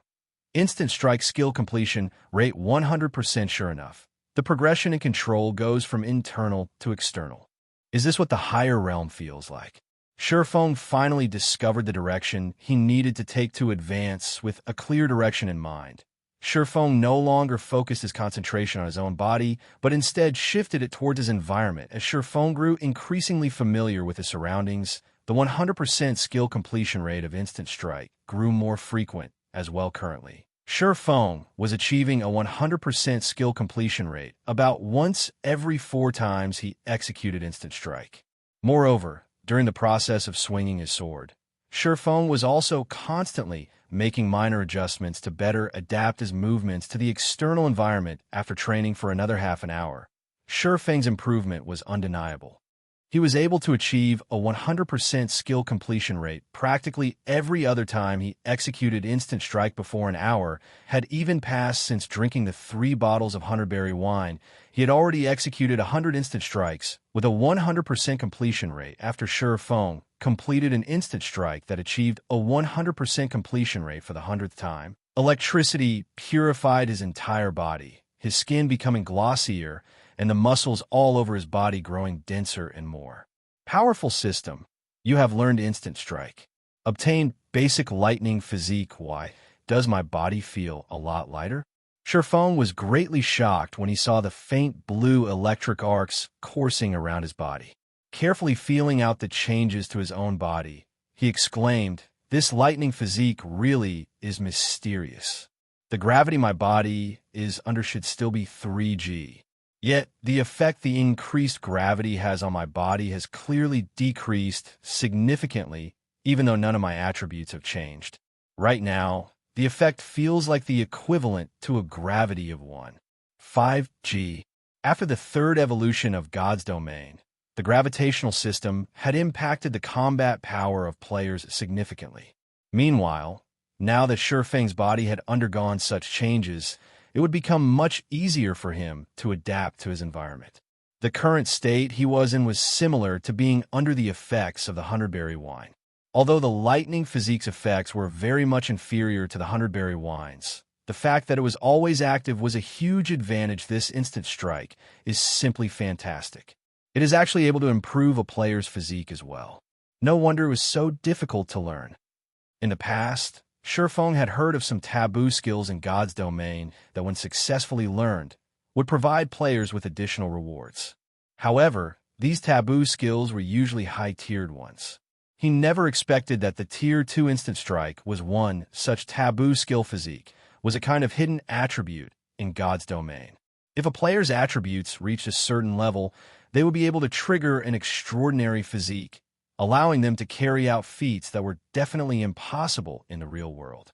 This kind of hidden attribute could not be viewed by players, so it was extremely difficult to alter or improve it. However, this kind of hidden attribute would have a significant impact on a player's combat power. After resting for a while and recovering his mental state, Shifeng walked up to Serena, smiling as he said, "Miss Serena, sorry for the long wait. Let us begin now." Currently, not only had he mastered the Tier 2 Taboo skill Instant Strike, but he had also obtained the basic lightning physique. Not only did his body feel lighter right now, but its flexibility had also increased significantly. Shifeng even felt that his reflexes had sped up. However, his reaction speed was still a far cry from that of a gifted talent like soaring snake. Not bad. Despite being a mere mortal, you have actually managed to grasp a Tier 2 Taboo skill while still being at Tier 1. Come, give me your best shot. Hopefully, you are able to entertain me for a little while, Serena said, licking her lips as she looked at Shifeng. A moment Serena was done speaking, the surrounding magma started roiling. The ground also began trembling as the fallen angel released a frightening aura. Is this the power of a Tier 1 fallen angel? Shifeng gulped down a mouthful of saliva. He knew that Serena had finally gotten serious. Just her aura alone was enough to render him breathless. Heavenly Dragon's power. Activate. Blade Liberation. Activate. Shifeng was unwilling to lag behind. After activating Heavenly Dragon's power and Blade Liberation, his strength attribute was now equivalent to a High Lord of the same level. The instant Shifeng activated twofold Berserk, he tilted his body forward slightly. He then activated Phantom Kill and had his doppelganger get ready. As well, Shifeng's sudden increase in strength surprised Serena somewhat. She had not thought the little human before her was capable of reaching such a level. She then stretched out her right hand.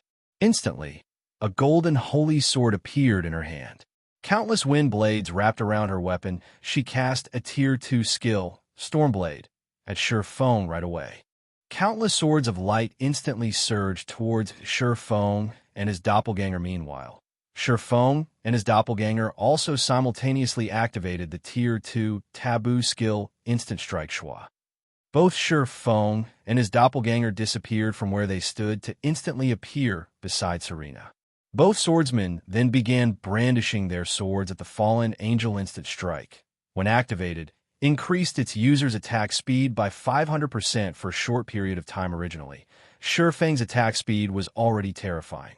Now, Shifeng and his doppelganger sent out dozens of sword lights in the time it took to take a single breath. Moreover, these sword lights had appeared practically simultaneously, with none ahead or behind the others. Such a fast attack. Serena's gaze sharpened as another golden holy sword appeared in her other hand. She then parried the barrage of attacks sent at her. Pung, pung. Serena's sword technique was flawless. Every movement of hers was utterly efficient as she blocked dozens of attacks continuously. However, even if Serena's defense were more perfect, there was still a limit to her attack speed. In the end, Shifeng managed to cut Serena's arm with the Abyssal Blade, causing -1 damage to the fallen angel. When Shifeng saw the compulsory -1 damage he dealt, his eyes nearly fell out of their sockets. Such a powerful Tier 2 Taboo skill. You were actually able to break through my defense. Serena looked at the bloody cut on her arm. Gently moving her finger across the wound, she instantly returned her skin to its unblemished state. Then she looked at Shifeng, saying, "Although I don't want to admit it, since you were able to injure me, it is your win." You may take these items and leave. Chapter 6:11 Shrine Rewards. After Serena was done speaking, the fallen angel suddenly vanished. At the same time, the volcanic hell that surrounded Feng transformed into a golden shrine with an altar before him. 3 rainbow treasure chests were stacked up one upon another on the altar, and placed on top of these treasure chests was a thick and heavy black leather book. Victory at last. Feng breathed out a sigh of relief. Serena was just too powerful, whether it was in terms of techniques or basic attributes.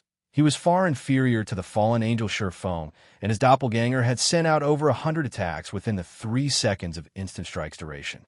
Yet, Feng had only managed to land a hit on Serena at the very last second.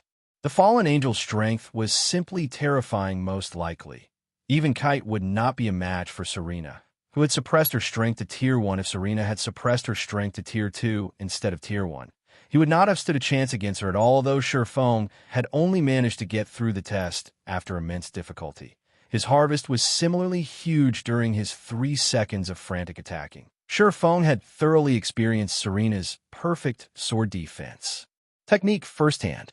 He had seen for himself the sword technique of an NPC standing at the peak of God's domain. This was not something just any player would get to enjoy, as normally they would have killed with a single hit. After Feng reviewed his memories of the previous battle a few times, he walked up to the altar and carefully picked up the black leather book. As soon as he did so, he felt a hard stare. Moreover, this feeling was not just limited to one person staring at him. Instead, he felt the gazes of a vast number of people. Every one of these gazes felt cold and violent. It was as if his body had submerged in a chilling, icy hell. Sure enough, the Bible of Darkness is not an ordinary item.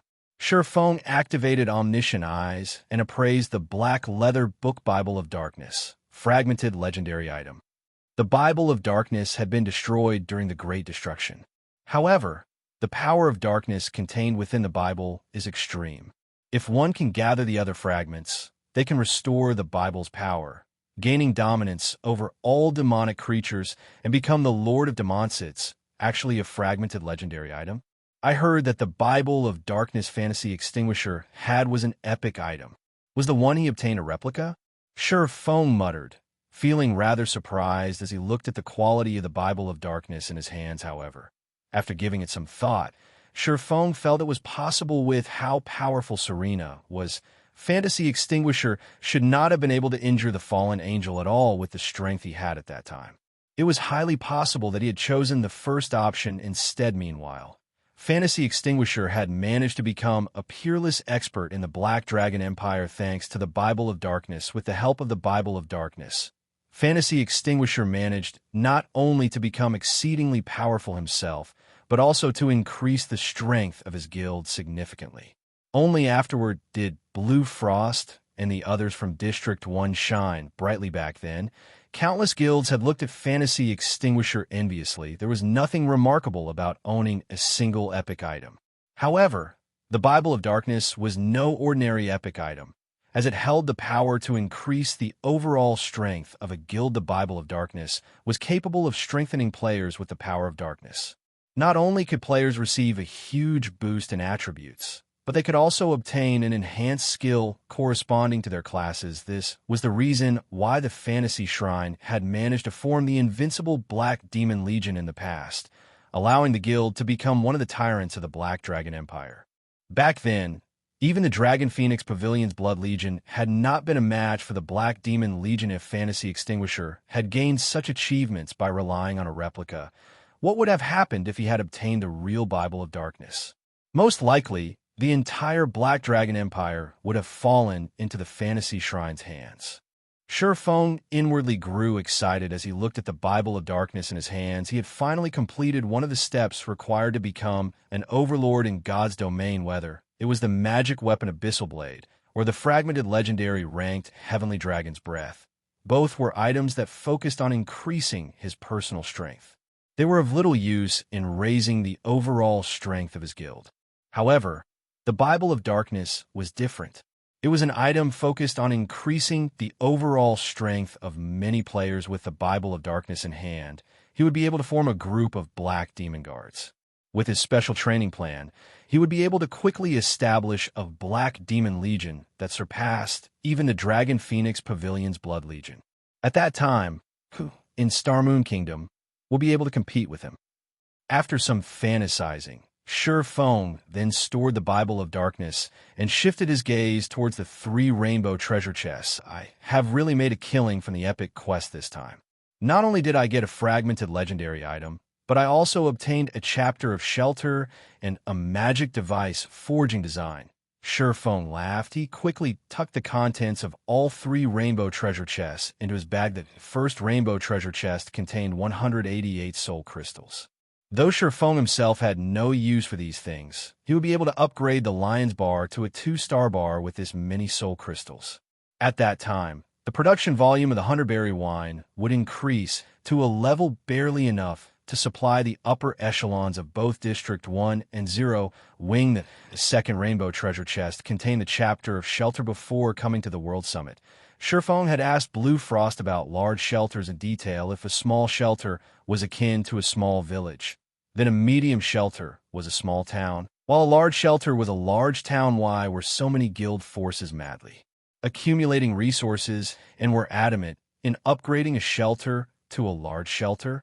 It was because larger shelters possessed a certain degree of self-defense. The number of players a shelter could hold was not unlimited.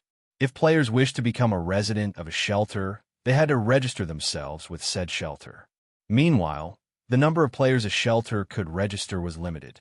If there was no cap to registration, players within the Dark Den would have long since migrated to the best shelters available to develop themselves. It was also precisely this limitation that severely restricted the development speed of Shelter A. Small shelter could register a maximum of 10,000 players, which was roughly equivalent to the member count of a small guild. Medium shelters could register up to 30,000 players, which was roughly equivalent to the player population of a small town. Aside from having a larger population, players could also construct some specialty buildings, such as the Lion's Bar, in a medium shelter. The overall strength of a medium shelter was significantly higher than a small shelter. Meanwhile, when a medium shelter was upgraded to a large shelter, the number of players the shelter could register would undergo a qualitative change, directly increasing to 100,000. That number could practically rival the member count of a second-rate guild. Moreover, the functions of a shelter would also increase notably. The increase was not limited to just the skill books and specialties supplied.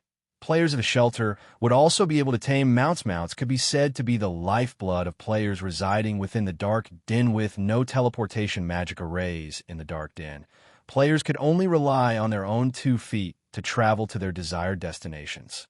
With a mount, the mobility of players would improve significantly, and as a result, their strength would also rise much faster than before. Hence, the various guild forces were desperately accumulating resources in order to create a large shelter of their own. This was also why plenty of independent shelters subordinated themselves to guild forces. As long as they joined a guild force, they could head to the large shelter controlled by said guild force and purchase mounts. Otherwise, they would have to wait until their own shelters were promoted into large shelters or try their luck in large-scale team dungeons. Now that Sure Feng had the chapter of Shelter, he could directly promote the shelter of District 1 to a large shelter. The players inside the shelter could then begin to accumulate funds and resources. As soon as they reached a sufficient level, they would be able to purchase a mount of their own. Compared to the players of other shelters, the players of District 1 would be able to save up on plenty of time. Although I've obtained the chapter of Shelter, I still don't have a way to return to the shelter right now. It seems that I can only wait until the cooldown of the position teleportation scroll ends before making another trip to District 1 shelter. Sure Feng suddenly recalled that he had arrived at the central area of the Dark Den through a teleportation gate. As for the method of returning to the evil ghost domain, he had no idea whatsoever. With the items he came for in hand, Sure Feng did not continue idling around inside the Lord of Destruction's shrine. He took out a return scroll and began chanting the incantation required to teleport back to White River City. After 20 seconds passed, Sure Feng transformed into a streak of light and disappeared from the shrine. Chapter 612, Winds have changed. White River City Teleportation Hall. Due to Zero Wing's ever-growing fame and the Candlelight Trading Firm's wide array of high-end products, many players were attracted to White River City. Currently, one could see plenty of players forming dungeon raiding parties in the wide and spacious teleportation hall. The prosperity and liveliness here were far more intense than in Starmoon City. The moment Shurfeng stepped out of the teleportation hall, he could feel the hustle and bustle that filled the city other than a large number of independent players who filled the city streets. There were also plenty of guild players. These guild players' average levels were very high. Although they could not compare to the players in the Dark Den, most of these guild players were still level 27 or 28. That was still quite high in the current God's Domain. These guild players also wore fine gold and secret silver equipment. They were the envy of ordinary players. That guild is amazing. Its members' equipment looks so amazing. They should be catching up to the powerful guilds in White River City. I've heard of that guild before. It's called Heaven's Burial, and it's one of the newly established White River City guilds. Although it is a new guild, it is very powerful.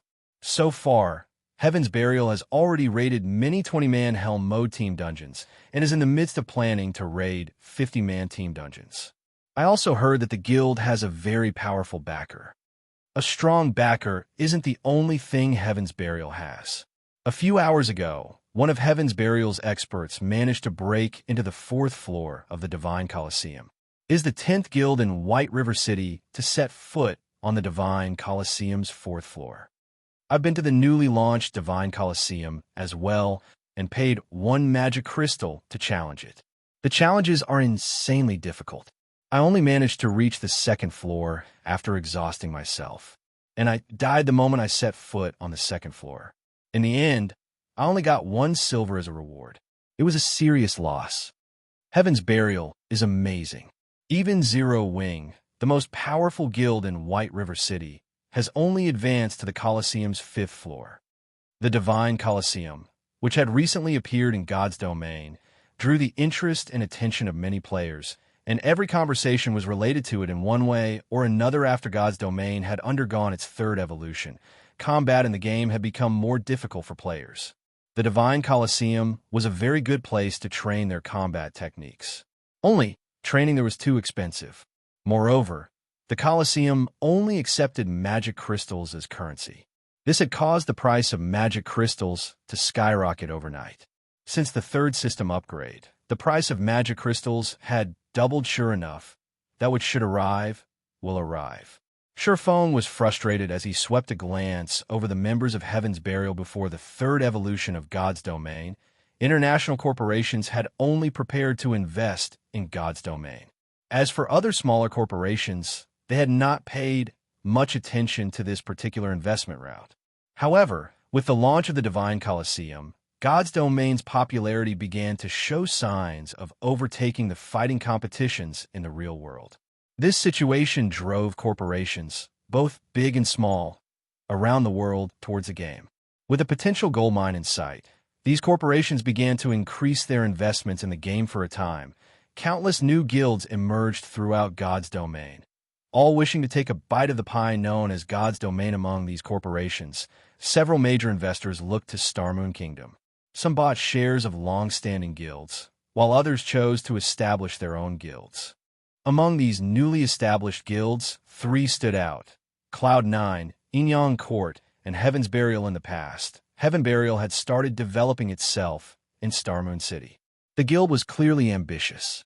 While Ouroboros and the Star Alliance had been busy fighting each other, Heaven's Burial had taken advantage of the situation and solidified its position in Starmoon City in one fell swoop. In the end, it had even forced the 2 first-rate guilds to suffer quite a few hardships. Shurfeng had never expected that. After White River City began to show signs of becoming the #1 city in Starmoon Kingdom, Heaven's Burial would run to White River City to develop itself. Moreover, of the newly established guilds Shurfeng had seen so far, Heaven's Burial wasn't the only one of the top 3 newbies to establish itself in White River City. He also saw members of both Cloud9 and Inyang Court interesting. Everyone has come to White River City trying to take a bite out of the fat piece of meat that I cooked up. Do they really think that Zero Wing is some kind of pushover? Sure, Feng could not help, but Smile Zero Wing indeed possessed plenty of enemies. In the dark, Underworld lurked and spat like a viper. In the light, they had also provoked the Heavenly Dragon Pavilion as Sure Feng made his way to White River City's library. He discovered that, despite having only been away from the city for a short time, many players had acquired their own NPC guards, and PC guards had become beacons of hope for many powerless players. At the same time, these NPC guards had also received attention from the various large guilds. As a result, these NPCs' development speeds were unusually fast. Players who were trying to become merchants were especially interested in these NPC guards in God's domain. Players' activities were not limited to killing monsters out in the fields. Players could also take on all sorts of quests. Many merchant players, who did not possess any combat power, could rely on NPC guards when carrying out special quests. However, the majority of the quests did not allow the assistance of ordinary guards, only personal guards, just as Sure Feng arrived before White River City's library. The sound of his system communicator rang by his ears, and the caller was none other than Everlasting War Brother Yi Feng. You've finally come online. I've been trying to contact you for a while. How are preparations coming along? Everlasting War asked. Slightly worried, Sure Feng was the expert he had recommended. If Sure Feng did not pass the selection test, it would stain his reputation. There are no issues. I can participate in the selection at any time. Seeing as Brother Everlasting is contacting me, has something happened? Sure Feng asked. The selection held in Beast City was tomorrow morning. There was still quite some time before the selection began. Something must have happened for Everlasting War to contact him. It's nothing major. Only, the higher-ups have changed the requirements for the selection. Now, after you pass the selection, you are required to sign a contract and become a member of the company if you join the battle team. Of course, you will receive far more benefits as well. For example, you will be entitled to 5% of the wagers made on the matches you win, Everlasting War explained. If Brother Yi Feng joins the battle team, with your strength, you will easily make more than a dozen times the credits the guild leader of a first-rate guild would normally earn. Once the battle team becomes famous, your status in the world will become even greater than any leader of a first-rate guild. What do you think, Brother Yi Feng? Everlasting War and his group did not particularly care about signing the new contract, as they had originally been employees of the company. However, Sure Feng was different. He was affiliated with Zero Wing. Moreover, he was one of Zero Wing's core members. He had definitely signed a contract with the guild. If he joined the battle team, unless the company allowed it, he would not be able to be part of any guilds in the future. To put it bluntly, the company was restricting the freedom of the team members instead of cooperating with them, of course. If Brother Yi Feng is selected to become one of the members of the battle team, the company will take full responsibility of the breach of agreement with your guild. Brother Yi Feng can rest assured on this. Everlasting War was very confident in Sure Feng's strength, and he desperately hoped that Sure Feng would join their battle team. In his opinion, what did a guild in a virtual reality game amount to? How could it possibly hope to match up against an international corporation? Chapter 613, Peak of Starmoon. The benefits Everlasting War had mentioned were quite tempting. The Dark Arena was a place where the various international corporations around the world could secretly compete. The resources and funding involved were on an entirely different level than ordinary arenas. Even just 5% of the gambling rewards was sufficient to make someone a tycoon overnight. Moreover, as one's battle record in the Dark Arena grew, the bets on their matches also increased. The income one could potentially earn through the Dark Arena could even tempt international fighters. To virtual reality gaming experts, that was an astronomical number. However, that was only the tip of the iceberg based on what information Sure Feng had in the past. Any players who signed a contract with a battle team held extraordinary positions in the corporation that owned the team. If it were a famous player, such as Everlasting War, even the upper echelons of international corporations would treat them with respect. The guild leader of a second-rate guild did not even qualify to fawn over such players. They were from entirely different worlds. The third evolution of God's domain arrived too soon. I did not expect these international corporations to discover the importance of expert players so quickly. Feng frowned, feeling disappointed. It would have been great if these international corporations had only discovered this fact a few days after the selection tests, however. Since these international corporations had discovered the truth, he could not do anything to change it. He was the guild leader of Zero Wing. Moreover, in this life, he had sworn that he would not be controlled by others ever again, brother everlasting. Since the higher-ups have made this decision, you will have to forgive me for not participating in the selection. Feng directly refused, although he could no doubt earn a lot of money, fame, and status in the Dark Arena in the era of God's Domain. A player could similarly obtain all of these things so long as they had the ability, since he could not earn a large sum of credits through the Dark Arena. He just had to look for some other way as a reincarnator. He did not believe that he could not earn credits from other avenues, particularly from his trip to the Dark Den. He had obtained the teleportation magic array design and magic device forging design. These two items were practically money printing machines. As long as he had enough raw materials, the money he could make would be astronomical. Everlasting War was slightly stunned by Feng's reply. He had not thought that Feng would refuse his offer so decisively.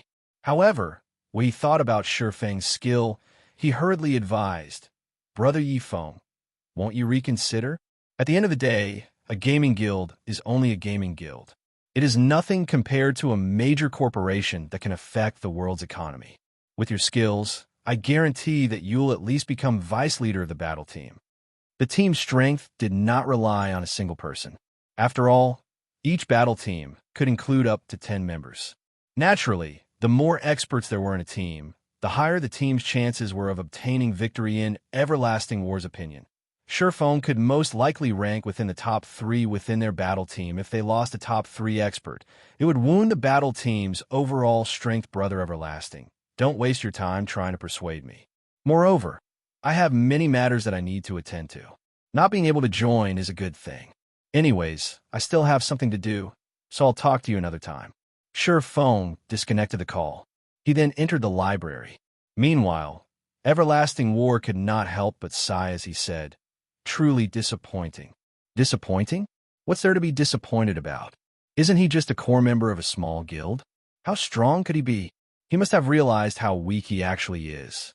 Do you know how many experts of God's Domain and professional fighters are trying to join the glorious battle team? Even if he shows up, he will never be selected. A luxuriously dressed, middle-aged woman, standing across from Everlasting War, disdainfully dismissed. His concerned 4 bodyguards in black stood next to this woman. All 4 radiated intimidating auras that were capable of making Everlasting War, someone who had once been a professional bodyguard, anxious. Particularly, the rugged-looking man among these bodyguards was very famous in the bodyguard industry. He was known as the Steel Guard, and even some international fighters were no match for him. Director Hua Feng is no ordinary expert. If you can restore the recruitment conditions to what they were before and allow him to join the glorious battle team, our chances of beating our next opponent, the Midday Wolves, will be much higher. This will also greatly benefit the company.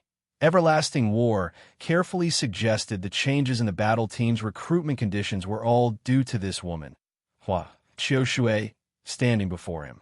Although he did not understand why Hua Qiushui had suddenly changed the conditions, this last-minute adjustment troubled him, the leader of the battle team. However, despite his annoyance, Hua Qiushui's position was extraordinary. A single word from her could easily leave him jobless. Hence, he did not dare speak too boldly in front of her naturally. I have considered these changes carefully. You only need to focus on how you're going to defeat your next opponent. He is merely a nameless expert. Do you think that just because we are missing one nameless expert, you're going to lose against your next opponent? Hua Qiushui questioned, her voice low and dangerous. He is just one less nameless expert participating in the selection. There are plenty of God's Domain experts coming to take the test. Among them, many are well known in the industry. These people's standards are far beyond his. I think that Vice Leader Journey Leave should administer the test this time around. You should take this time to think of a strategy to deal with the Midday Wolves. Everlasting War's words had clearly dissatisfied Hua Qiushui. Without hesitation, she had stripped him of his duties for a few days. Helpless, Everlasting War could only agree with the Lady Director. Inside White River City's library. After entering the library, Shifeng headed towards the building's top floor. Level 180 Tier 2 White Robe Knights stood by the doors. Normally, ordinary players would not dare approach the Starmoon Hall. However, Shifeng had long since become a frequent visitor of this place. Without hesitation, he walked past the knights and opened the doors to the hall. Charlene, who sat beside a table, looked at Shifeng, mildly stating, "You're here." Hearing Charlene's intimate greeting, Shifeng could not help but tense up. "Crap. I forgot to store the coins in my bag." Seeing Charlene's intimate smile, Shifeng suddenly thought of the precious coins he had in his bag. This reaction was practically instinctual now. Although Charlene was an NPC, she seemed more realistic than a real person. Though she always appeared friendly, her actions said otherwise. If not for a few tricks he hid up his sleeves, she would have bankrupted him long ago. Ha. "Come over here. Let me see what you brought this time." Charlene waved her hand at Shifeng. Suddenly, a huge force tugged at Shifeng's body, sending him flying towards Charlene. Shifeng was shocked at this sudden development. After not meeting for some time, Charlene's strength had increased once more. Charlene, who had been a Tier 4 Great Divine official, had now become a level 200 Tier 5 Red official. At this point, Charlene was many times stronger than Weissman, White River City's magistrate.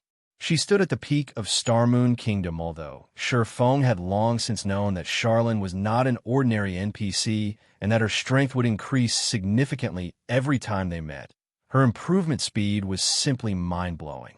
Even he, someone who had played God's Domain for more than a decade, found it astonishing. Just who is Charlene? Questions filled Shifeng's heart. Chapter 614, Demon Gate. Just as Shifeng pondered Charlene's identity, a hint of shock surfaced in the red official's golden eyes. "You have actually obtained it." Charlene could not help but re-evaluate her opinion of Shifeng. "And here I thought you would bring me a replica to help you solve your problem." Hearing this, surprise appeared on Shifeng's face. He had only discovered the truth about the replica from the Fallen Angel's arena. He had not expected Charlene to know about it. As well, Charlene could see the question floating in Shifeng's mind. Smiling, she explained, "The Bible of Darkness is not an ordinary item. The Lord of Destruction crafted this item, and it is a treasure used to gain dominance over all demonic creatures. Even though the Bible has been destroyed, it still holds boundless power. There are countless powerhouses who wish to obtain it. In the past, plenty of strong people tried going to the Dark Den to obtain the Bible of Darkness. In the end, however, they only managed to return with replicas. Even so, a replica of the Bible of Darkness still possesses a certain degree of power. There are no problems with using it to solve your great demon problem. Only, at the end of the day, a replica is still a replica. While it might be useful to a weak little adventurer like you, to high-tiered powerhouses, it is hardly worth anything." It is no wonder why Fantasy Extinguisher stopped using the Bible of Darkness after he became a Tier 4 class.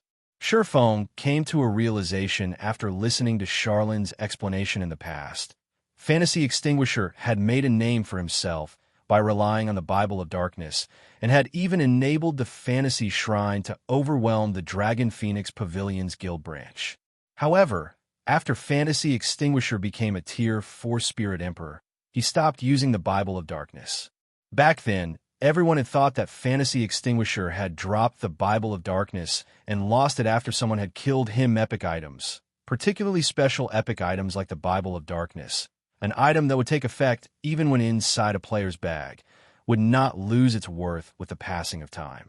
Even a Tier 5 expert could continue to use it. After all, fragmented legendary and legendary items were simply too rare. Even Tier 6 God rank players would not necessarily own such items. Owning a unique epic item was still quite impressive. As Shifeng re-examined the situation, he realized that it was highly possible that the replica of the Bible of Darkness could only display its worth up until Tier 3. If it were not helpful to Tier 4 classes, Fantasy Extinguisher would not have continued to use it. "Take it out, then," Charlene said softly, Her eyes smiling, Feng carefully retrieved the Bible of Darkness from his bag and placed it on the table beside him. Sure enough, it's the real deal. You really are quite the capable fellow. Do you know just how many powerhouses are trying to retrieve the Bible of Darkness?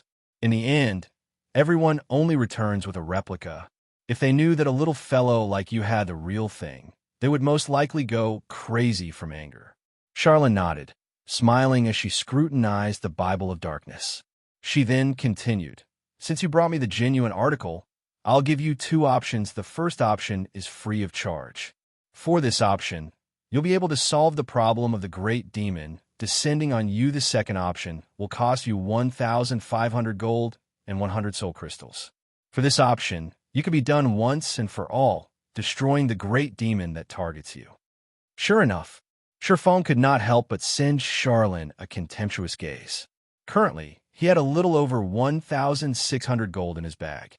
This was the money the candlelight trading firm had made while he had been absent.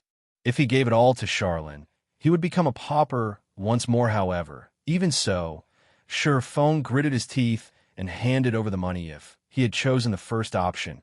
Although it might seem like he had dealt with a great demon, in reality, Charlene would only weaken the descended great demon to a level that he could cope with. He would still have to deal with the great demons while descending on him every so often until he could defeat and kill it. In the past, the Darkness's descent plagued Fantasy Extinguisher, requiring him to deal with a weakened great demon every so often and throwing his guild, Fantasy Shrine, in a chaos. The fact that he had a second option was considerably lucky. This might be the difference between a replica and the genuine product. Charlene received the coins and soul crystals with a saintly smile. Nodding with satisfaction, she said, "All right, step back."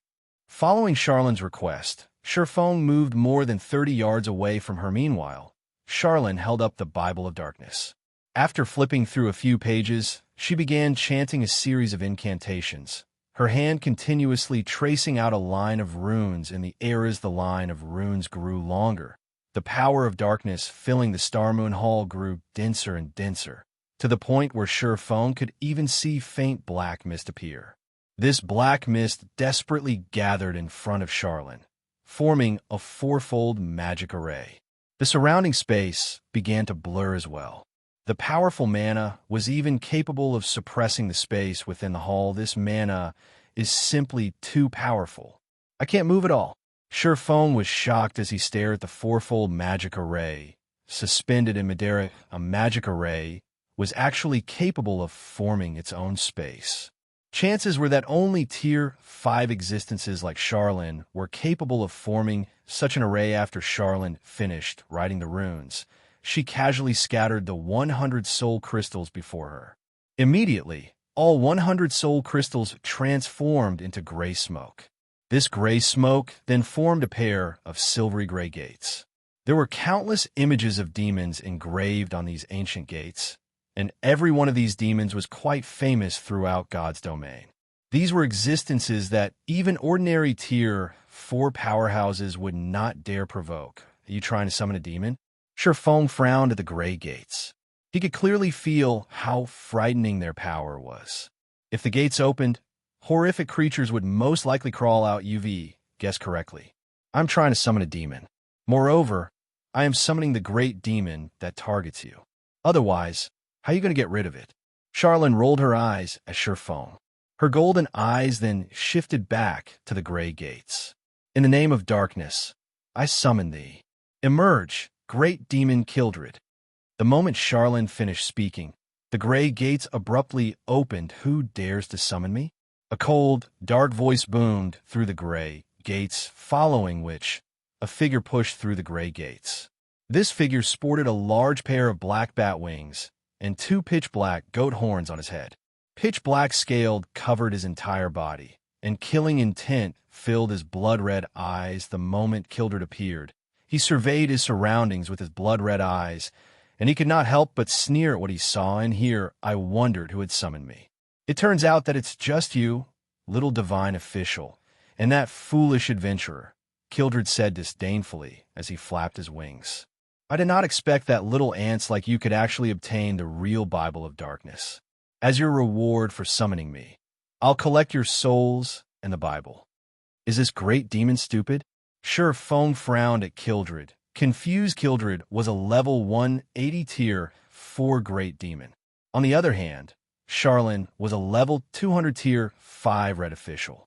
No matter how he looked at it, they were on entirely different levels. Moreover, the great demon had actually called Charlin a little divine official. Did Kildred believe that he was a tier 6 demon god? Huh, wait a minute. Fong immediately discovered the problem. For some reason, the Charlin before him had somehow fallen from being a tier 5 red official to a tier 3 divine official little brother. Stop daydreaming. Right now, your task is to kill him, Charlin instructed as she looked at Fong. She paid no attention to the great demon Kildred's provocation. You wish to kill me. The great demon Kildred? You two must be insane. I'll show you what the consequences are for summoning a great demon. Kildred revealed a malicious grin upon hearing Charlin's words. Suddenly, black flames appeared in his hand. Chapter 615, Tier 5 Curse. The raging black flames quickly transformed into a ferocious beast that bared its fangs and brandished its claws as it pounced on Charlin Boom. At the sound of an explosion, the black flames in the air suddenly began to collapse, dissipating into nothingness. The great demon, Kildred's malicious expression suddenly changed, and he no longer looked down on Charlin. Rather, he gazed at the Tier 3 divine official with solemn eyes. Even Tier 4 classes would find it difficult to deal with soul fire. Yet, Charlin managed to disperse it without moving in the slightest. One could just imagine what kind of power she contained now. It wasn't the soul fire that was defeated. My mana. Kildred was horrified as he quickly discovered the true problem. His mana rapidly leaked from his body. Due to the lack of mana, he had lost control of the soul fire he had summoned, causing it to disappear standing at a distance. Fong was also shocked by Charlin's counterattack. The great demon Kildred's level plummeted, as did his tier level 180, level 170, level 160. In a short moment, the great demon Kildred had become a level 35 tier 2 evil spirit. He was no longer a level 180 tier 4 great demon. What have you done? Kildred asked, gaping at Charlin in abject horror. Oh, it's nothing. I just used God's Twilight, a tier 5 curse, Charlin said, smiling. While inside God Twilight's effective area, all beings above tier 2 will be forcefully suppressed by 2 tiers.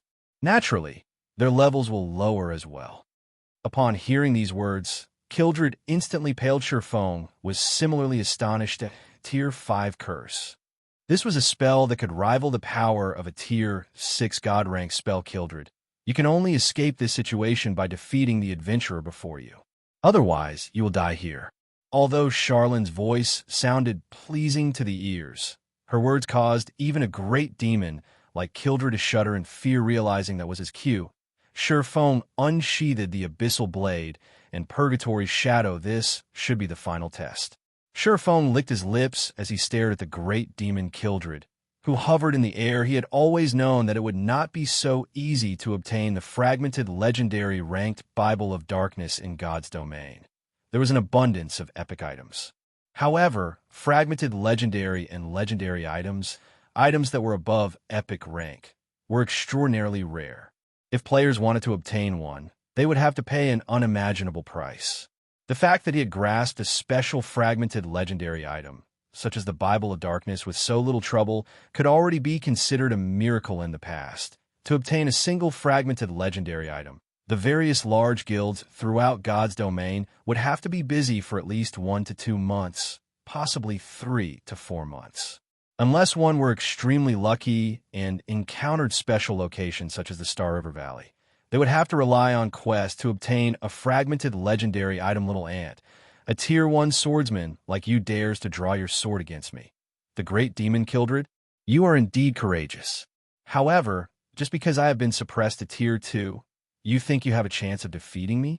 Kildred laughed angrily as he felt the sting of a deep wound to his pride. How will I know if I don't try? Fong laughed. He then approached the great demon one step at a time. Kildred, evil spirit, great demon. Level 35. HP 1-000-000/1 000-000. A Tier 2 evil spirit was the equivalent of a Lord-ranked monster. However, due to Kildred's intelligence, his combat power was definitely much higher than an ordinary Lord. His HP, though lower than an ordinary Lord, was also much higher than a player as Shifeng approached Kildred gradually. He suddenly discovered something fortunate while he was under the effects of God's Twilight.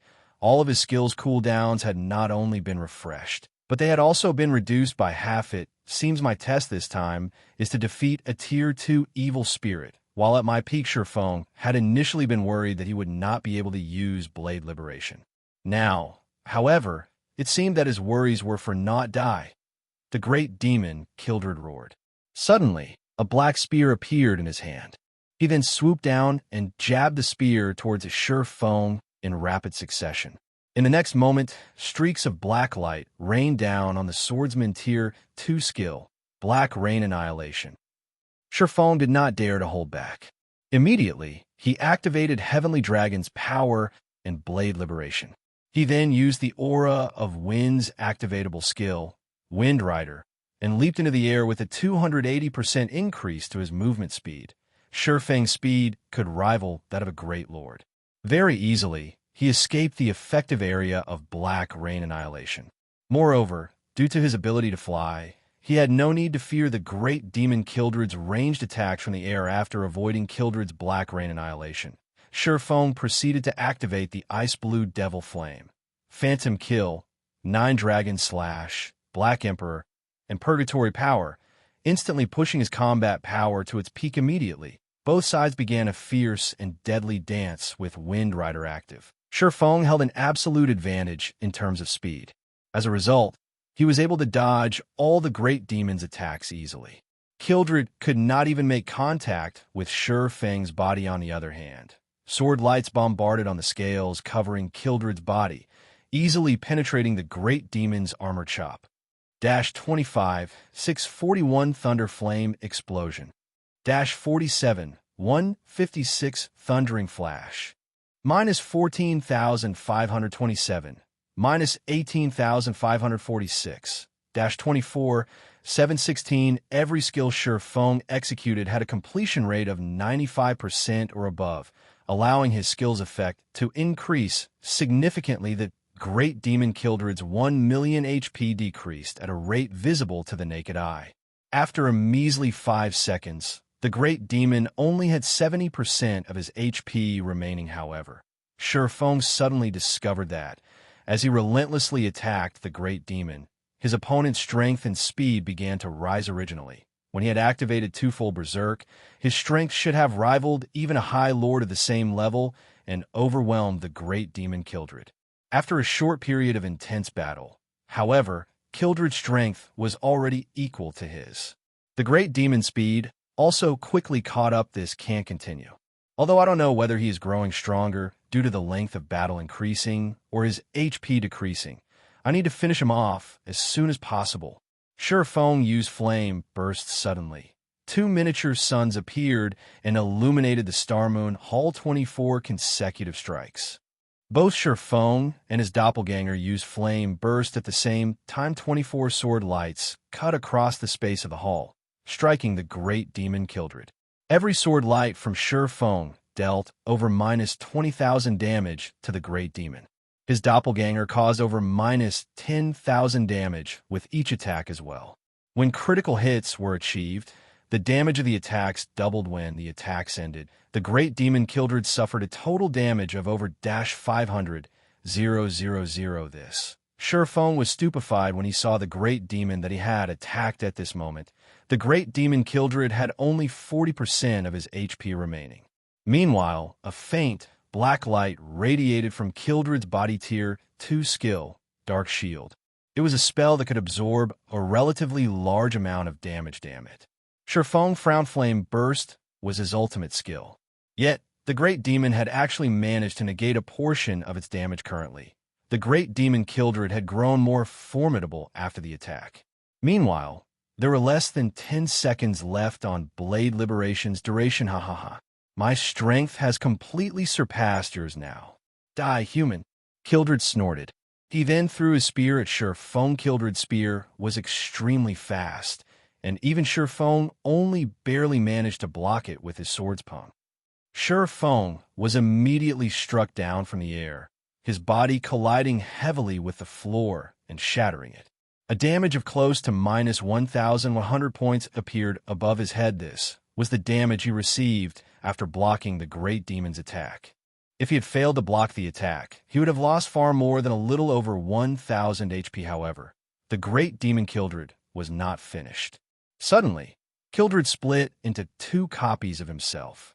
These two Kildreds looked exactly the same, and their attributes were equally frightening. In the next moment, one Kildred charged at Feng's doppelganger while the other charged at Feng. Chapter 616, Promotion to Count. Two identical Great Demon Kildreds attacked Feng, and his doppelganger Feng, who had been at a disadvantage in terms of strength, had no choice but to dodge the Great Demon's attacks. Although Feng had entered the flowing water realm and could predict the trajectories of Kildred's attacks, the Great Demon's spear was like a venomous snake that consistently sent fatal blows towards his blind spots if any other player stood in his place. Not to mention dodging, even blocking the attacks would be difficult facing the unavoidable attacks. Feng had no choice but to block with his swords. However, the Great Demon Kildred's strength was simply too intense. Each of his attacks managed to push Feng back by several steps and inflict slightly more than minus 1,000 damage. Fortunately, Heavenly Dragon's power had increased Feng's defense and HP by 300%. With over 30,000 HP, Feng could endure the Great Demon's assault for quite some time only. Feng's twofold berserk state could only last for 20 seconds. Once these 20 seconds were over, he would enter a weakened state and would lose all power to resist the Great Demona. Short moment later, the other Great Demon Kildred defeated Feng's doppelganger. Human, you are quite amazing. A mere tier 1 swordsman like yourself has actually managed to damage me, the Great Demon Kildred, to such an extent. As a reward, I'll let you become my puppet, and you can follow my orders for the rest of your life. Kildred sneered at Feng, who desperately tried to defend against his attack standing at a distance.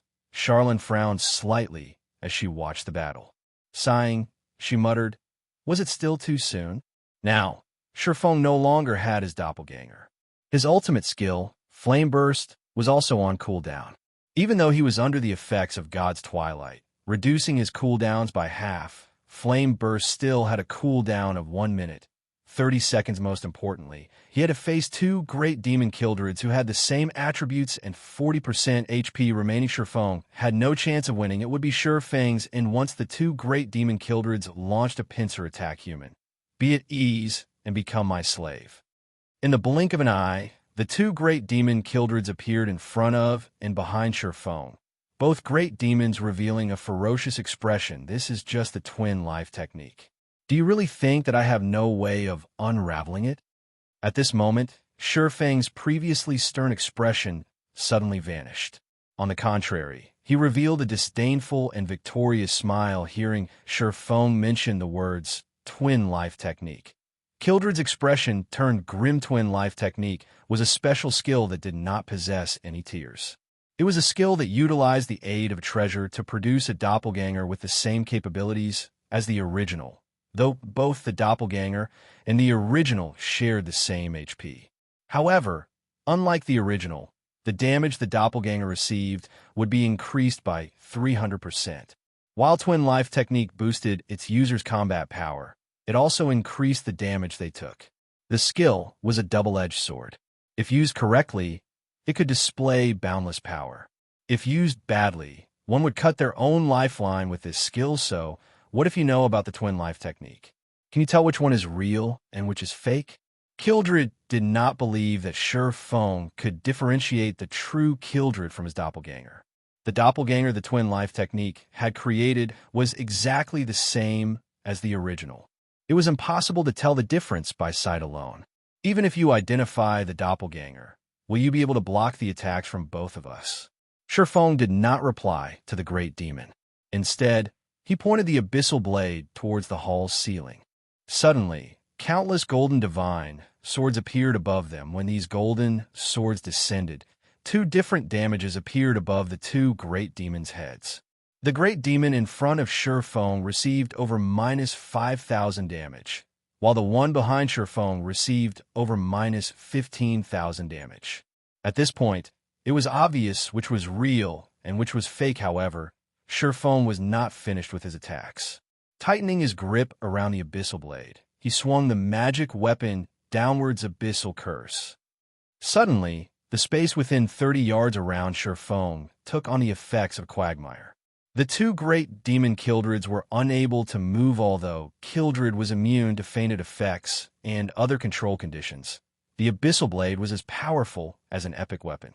Even if abyssal curse could not restrict the great demon for a full 5 seconds, to Shifeng, 2 or 3 seconds were more than enough. I've been waiting for this moment.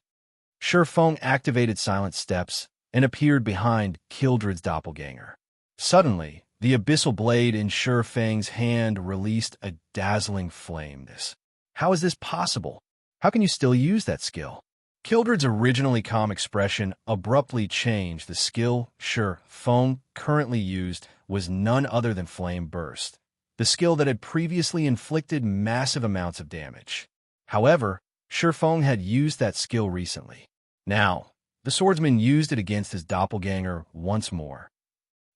Shifeng did not bother explaining anything to the great demon.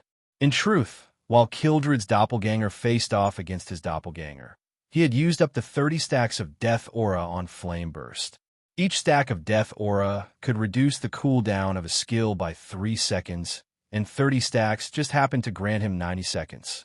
Once his doppelganger died, he pretended to struggle against one of the great demon's attacks, allowing the two great demon Kildrids to launch a pincer attack and giving him a good opportunity to deal with the great demon's doppelganger. 12 consecutive strikes bit into the great demon's immobile doppelganger even when Shifeng had used Flame Burst on the real great demon Kildrid. Each of his attacks had dealt over minus 20,000 damage.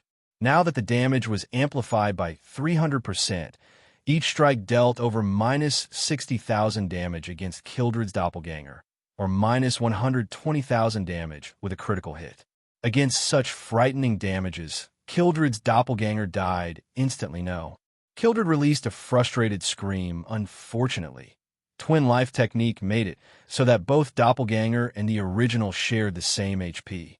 The doppelganger's death meant the original's death. The great demon Kildrid would never have guessed that Shifeng was a reincarnator. Not only was Shifeng extremely familiar with many of the skills in God's domain, but he also knew the weaknesses of the various skills. After Shifeng killed the great demon Kildrid, a golden glow appeared around his body. Moreover, this golden glow appeared twice in a row. Shifeng's level immediately jumped from level 32 to level 34, such an abundant amount of EXP. Shifeng said in shock as the class he possessed was the hidden class Blade Saint. The EXP he required to level up was double of what other players required. Now that he had leveled up twice in a row, not only had he earned back the level he had lost at the World Summit, but he also gained a level beyond that system. Epic Quest Darkness Descends completed quest rewards. Demon Slayer title, Starmoon Kingdom reputation plus 50, White River City reputation plus 500, automatically promoted to the status of Count in White River City system. Congratulations on becoming a Count of White River City. You can now employ 100 guards, including 4 personal guards. You can also enjoy a 20% discount on all expenditures in White River City as expected of an epic quest. I've been promoted to a Count after completing a single quest. I can lessen my costs significantly when I head to the Divine Colosseum, Shifeng said, smiling. If a Viscount was considered a major noble, then a Count was a top figure among major nobles in God's domain. The highest social status a player could attain in a city like White River City was marquee. Only in a capital city like Starmoon City could players become dukes. Thus, becoming a Count of White River City was quite impressive to players. The largest difference between a Count and a Viscount, aside from the difference in status and the number of guards they could employ, was the Divine Colosseum. The Divine Colosseum was a location where players could raise their combat power. Meanwhile, the Colosseum required magic crystals as currency. However, Viscounts or below would not receive any discounts at the Divine Colosseum. Only Counts or above would enjoy that benefit.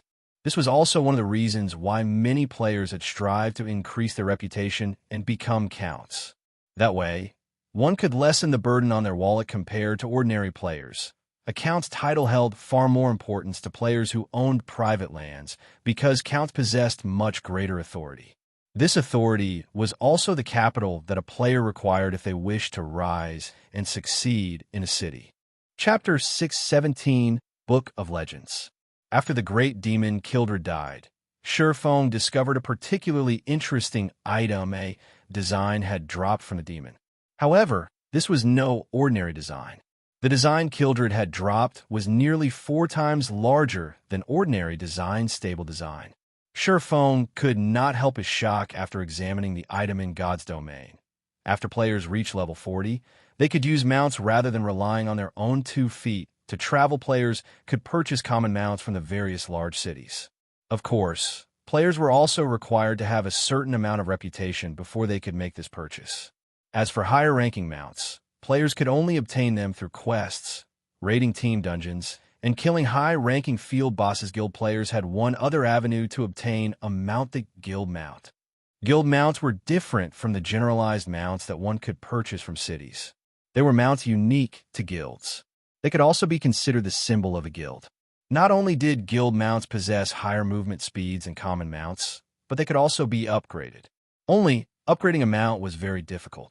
However, high-quality mounts were an ordinary player's dream. How could a guild obtain guild mounts? They could do so with a stable. In order to obtain a guild mount, a guild had to construct a stable in its residence and recruit NPCs to nurture the mount. Guild members could only purchase these mounts with guild contribution points in the past. To obtain a guild mount, many independent players had desperately tried to join a guild. As for why they were so desperate to obtain a guild mount, aside from guild mounts having higher movement speed and being upgradable, the key benefit was that the mounts had unique appearances. Guild mounts had different appearances from the common mounts one could purchase from cities. So if one rode a guild mount while roaming the city streets, they would attract a lot of attention. Not only could a guild mount serve to raise the reputation of its rider, but they were great icebreakers. The mounts one could purchase from cities only consisted of horses. The only difference between them was their coloring. However, guild mounts were not limited to horses. There were many other rideable species. Based on Shurfeng's knowledge, there were several thousand mount species in God's domain. Hence, most guilds would have their own unique mounts. Why were there so many species of guild mounts? It was because guild mounts were either wild beasts or demonic beasts that had been captured, tamed, cultivated, and propagated until they were finally rideable. This was why there were so many species available. Similarly, it was not easy for a guild to obtain a guild mount. This required a large amount of resources and manpower. Now that I have the stable design, I can push ahead with the plan to develop Zero Wings mount. Shurfeng had considered a few locations where he could capture rare mounts in the past. The various large guilds throughout God's domain had headaches over the acquisition of their guild mounts. After all, depending on the beast they caught and the method they used to nurture said beast, the mount's attributes would be different. If a beast were nurtured properly, it could start with a rank close to bronze. The mount could also increase movement speed up to 115%. One could just imagine how beneficial this would be to a guild. While everyone used common mounts, they could obtain a mount that was close to bronze rank. With some additional nurturing, the guild would have a batch of bronze mounts. At bronze rank, mount could assist players in battle. This alone would allow them to widen the gap between themselves and other players. Hence, in the past, the various large guilds would nurture the beasts they captured with extreme care to avoid a late start against other guilds. The sooner a guild possessed the stable design, the sooner they could start preparing their guild mounts. However, the stable design was extremely rare. The easiest method to obtain it was through raiding level 20 to level 60, 100-man team dungeons. Only, the drop rate for the design was abysmally low.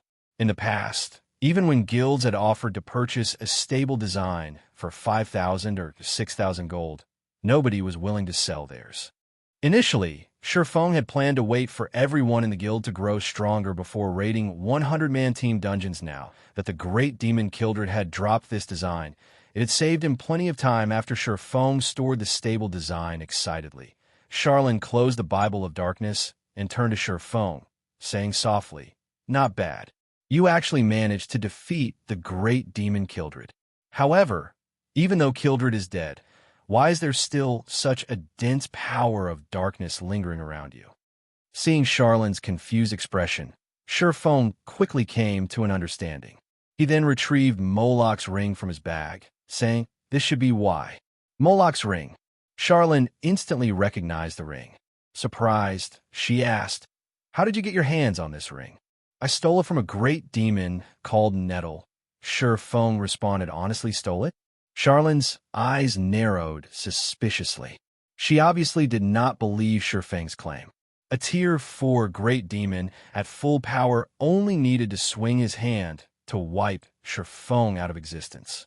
Shifeng would simply not survive an attempt to steal the ring from the great demon. Are you really not afraid of death? Or are you just that ignorant? You actually had the guts to remove the seal on the ring.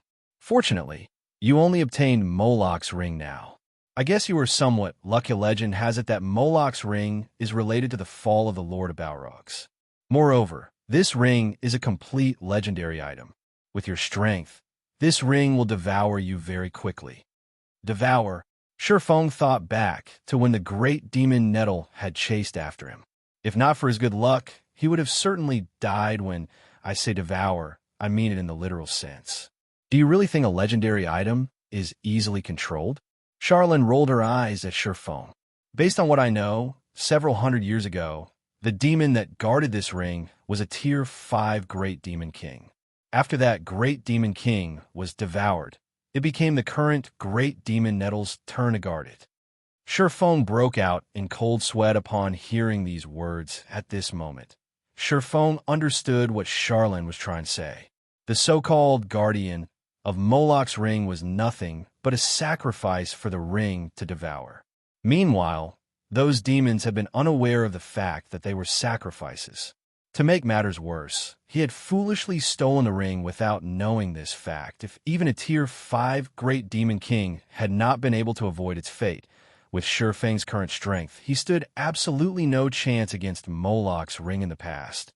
In order to seal this ring, 10 Tier 5 powerhouses sacrificed themselves. Now that you have removed one of the seals, if you wish to seal it again, you will need the help of at least 3 Tier 5 classes. Otherwise, no matter where you go, you will not be able to hide from your fate. Seeing Shifeng's grim expression, Charlene could not help but laugh as she said, "However, I have also said that you were somewhat lucky." "Lucky?" Shifeng grew curious. "That's ring. Your luck is quite good. You were able to obtain the real Bible of Darkness. If you had returned with a replica, even I would have no way to save your little life." Charlene rubbed her forehead lightly, saying seriously, "The Bible of Darkness is a treasure made by the Lord of Destruction. If one wields the Bible of Darkness, they can rule over every demon in existence. The Lord of Balrogs is no exception. As for why the Bible of Darkness is capable of ruling over demons, it is because the Bible is the origin of all demons. All demons have evolved from the Bible. With the Bible of Darkness, one possessed the power to restrain all demons. Of course, in its current state, it won't be able to suppress Moloch's ring. Only the complete Bible of Darkness has the power to do so. What you need to do now is repair the Bible of Darkness. Do you understand?" Chapter 6:18, Target, Tier 2. Repair the Bible of Darkness? Shifeng laughed bitterly. In God's domain, some fragmented legendary items could be repaired to their peak conditions, which was legendary rank. However, very few fragmented legendary items could actually be repaired. Otherwise, legendary items wouldn't have been so rare in the past. In the case of the fragmented legendary ranked Heavenly Dragon's Breath, the ring's description clearly expressed how it could be repaired. In the case of the Bible of Darkness, however, the description only provided a vague clue. How was he supposed to repair it? Of course, It won't be easy to repair the Bible of Darkness. With your current strength, you can't repair it all. Fortunately, you have only removed one seal on Moloch's ring thus far. You still have enough time to prepare, Charlene said slowly after perceiving the current state of Moloch's ring with her magic lady Charlene. How long do I have? Shifeng asked rather anxiously. That depends on you. Charlene smiled as she glanced at Shifeng. Shifeng was stunned. That's right. The stronger you are, the more time Moloch's ring will need to accumulate enough power to devour you. Based on your current level, you have roughly 50 to 60 days. It would be the best if you reach Tier 2 within 50 days. If you can do so, Moloch's ring will require far more power to devour you. Of course, there is a catch. If you continue releasing the seals on the ring, the speed at which the ring accumulates power will grow. Hence, the deadline depends on you. Hearing Charlene's explanation, Shifeng immediately came to a realization. In the past, the first top-tier expert to have been promoted to a Tier 2 class appeared 3 months after God's Domain launched. However, Shifeng was a Blade Saint. He required twice as much EXP as ordinary classes to level up. Although he was a reincarnator, it would still be somewhat difficult for him to become a Tier 2 class within 50 days. The issue wasn't leveling speed, but that the advancement quest was too challenging and time-consuming. Hence, in the past, even top-tier experts had only obtained their Tier 2 classes 3 months after the game launched. The advancement quest for hidden classes were far more difficult, and the time required to complete them was much longer. If he had to complete his advancement quest within 50 days, he really didn't have much confidence of succeeding. If he had 60 days instead, then he would have significantly more confidence. Yet, the deadline Charlene had given him ranged between 50 and 60 days. Who knew how much time he actually had? Because of how specific Charlene was, Shifeng even began to wonder if the main god system set such a deadline purposefully. You are already very lucky. If you had not acquired the Bible of Darkness, Moloch's ring would not have required so much time to devour you. However, with your current strength, you have no chance of repairing the Bible of Darkness. Look for me again once you are promoted to Tier 2. Charlene waved her hand lightly. The Bible of Darkness then floated to and hovered before Shifeng. All right, don't forget about the task I gave you. Finished speaking, Charlene vanished. There was no trace of her throughout the Starmoon Hall. This is, projection, Shifeng stated, shocked when he saw Charlene disappear. Projection was not a profound skill or something similar. It was an ordinary Tier 4 skill. In the past, many Tier 4 magical class players had known how to use the skill. However, the doppelganger summoned through projection only possessed a small portion of the original strength. The doppelganger could not be used as a fighting force. It was a skill normally used for probing and reconnaissance. Yet, it had not been Charlene who had summoned a demon gate and suppressed a Tier 4 great demon with a Tier 5 curse, but her doppelganger. Charlene had easily completed these feats by relying on a weakened copy. In terms of strength, she definitely stood at the very top among Tier 5 NPCs. When Shifeng recovered from a shock, he discovered that the Bible of Darkness had undergone some changes. Bible of Darkness, fragmented legendary item. The Bible of Darkness had been destroyed during the Great Destruction. However, the power of darkness contained within the Bible is extreme. If one can gather the other fragments, they can restore the Bible's power, gaining dominance over all demonic creatures and become the Lord of Demon Skill 1. Demon Summoning summons the demon gate with the power of darkness, calling forth a random demon that is no higher than 1 tier and 10 levels in the summoner. Maximum tier cannot exceed Tier 5. The holder of the Bible of Darkness can command the summoned demon for up to 5 hours cooldown. 3 hours. Skill 2. Gate of Darkness. Allows teleportation to the Dark Denver. Can also be used in the Dark Den to teleport to the outside world. Can teleport a maximum of 5 people at a single time cooldown. 1 day. Skill 3. Light of Darkness. Strengthen a player with the power of darkness, allowing said player to wield the power of darkness. Can strengthen up to a maximum of 600 people. Every player strengthened provides 1 source of darkness to the wielder of the Bible of Darkness skill 4. Power of Darkness. Fill your body with the power of darkness, increasing all attributes by 60%, decreasing cooldown of all skills by 30%, and increase damage by 50%. Duration will be equal to the number of source of darkness *1 second. Power of Darkness cannot stack. Can only strengthen players up to a maximum of Tier 5 classes. Cooldown, 6 hours. So that's the case. It's no wonder Fantasy Extinguisher had stopped using the Bible of Darkness replica after reaching Tier 4. Surephone was overjoyed after seeing the Bible of Darkness's attributes in the past. There have been 2 reasons why Fantasy Extinguisher was able to become a tyrant among Tier 3 classes. One was his reliance on the demon he summoned, and the other was the power of darkness. However, the demons Fantasy Extinguisher could summon had only been as strong as their summoner, possessing the same tier. Moreover, he could only summon a maximum of 1 demon at a time. Even so, it had been quite impressive. After all, a demon of the same tier was a lot more powerful than a monster of the same tier. Although it still could not compare to a Feingold-ranked personal guard, demons that died could be resummoned. On the other hand, if a player's personal guard died, they would have to go through a lot of trouble to resurrect said guard. However, the Bible of Darkness replica Fantasy Extinguisher had obtained most likely could only be used up to Tier 3.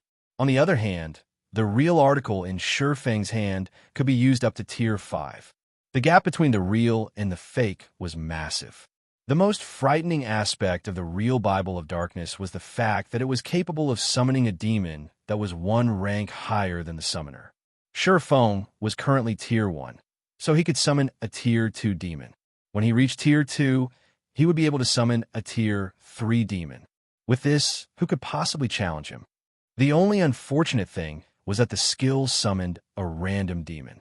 There was no guarantee that he would summon a demon of a higher tier. Meanwhile, Power of Darkness was a berserk skill that was famous throughout God's domain. Although the skill did not increase one's attributes much, its duration was extremely long. It was at least 2 or 3 times longer than ordinary berserker skills.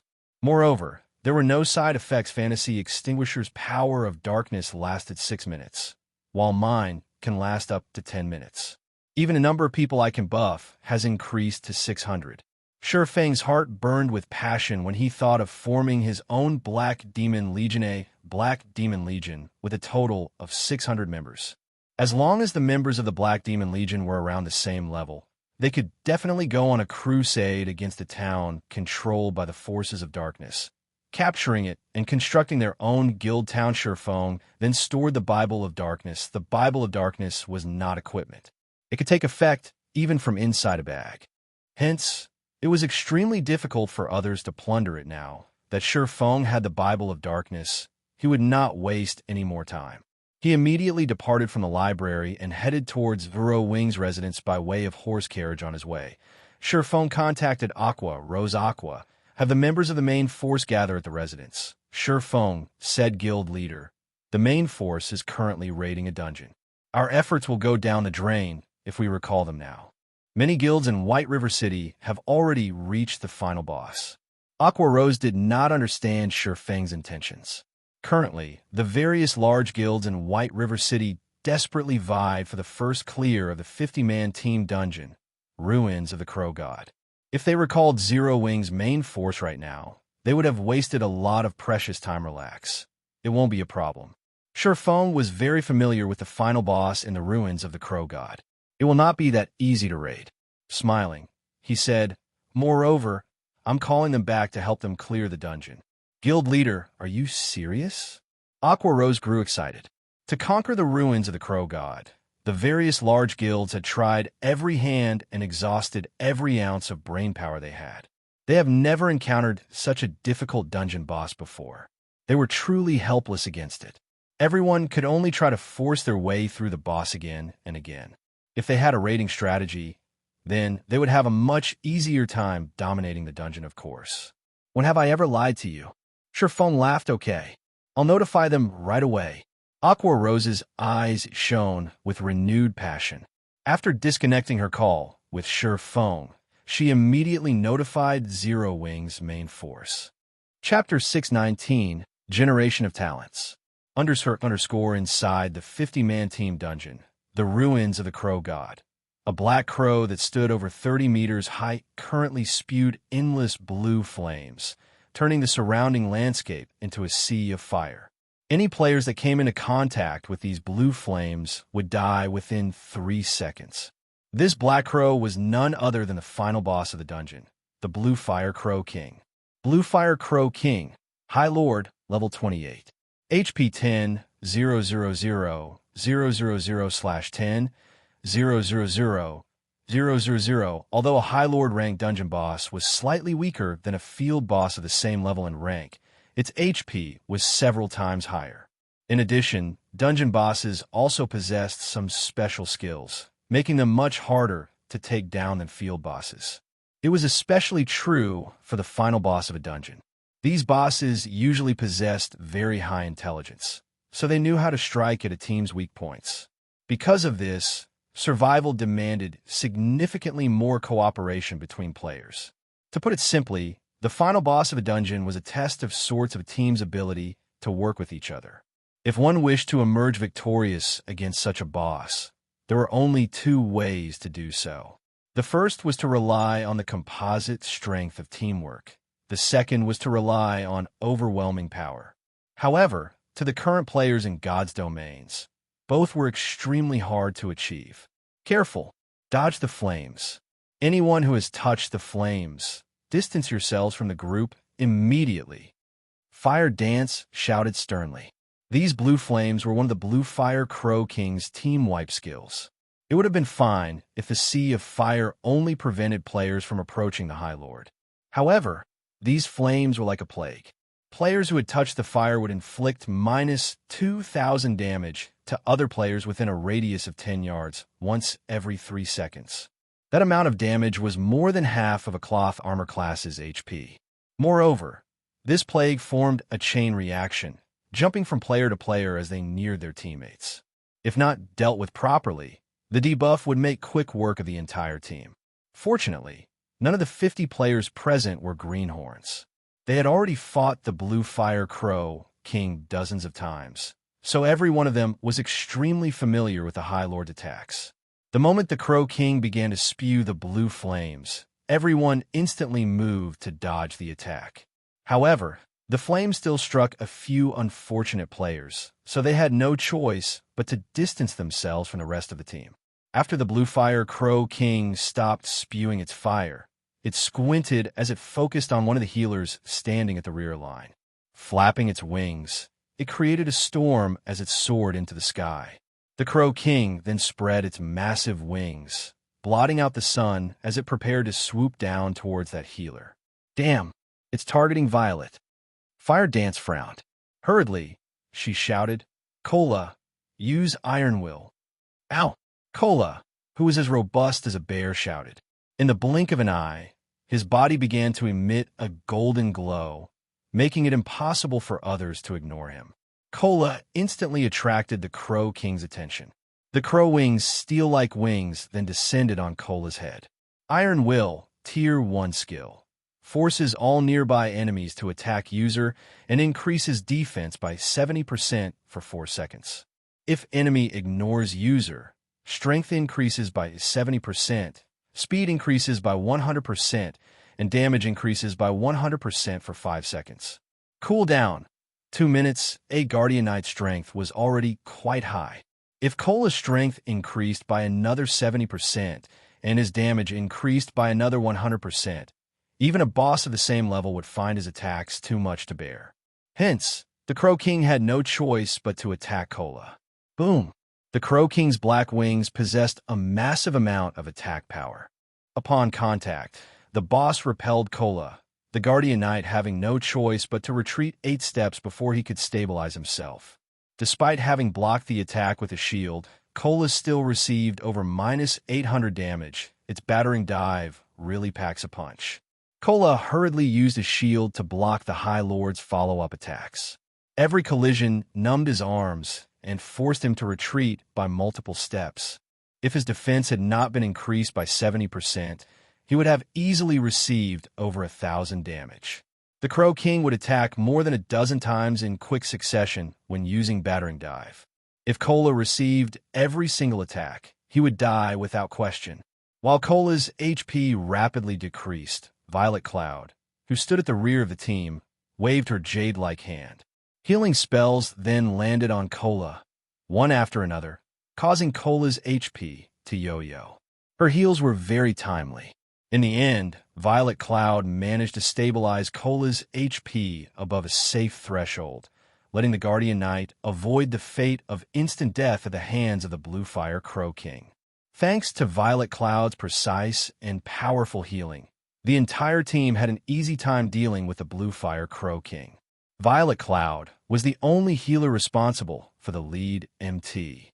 This situation freed the other healers to focus on keeping the other members of the team alive, allowing the team to avoid losing members to one of the boss's minor skills.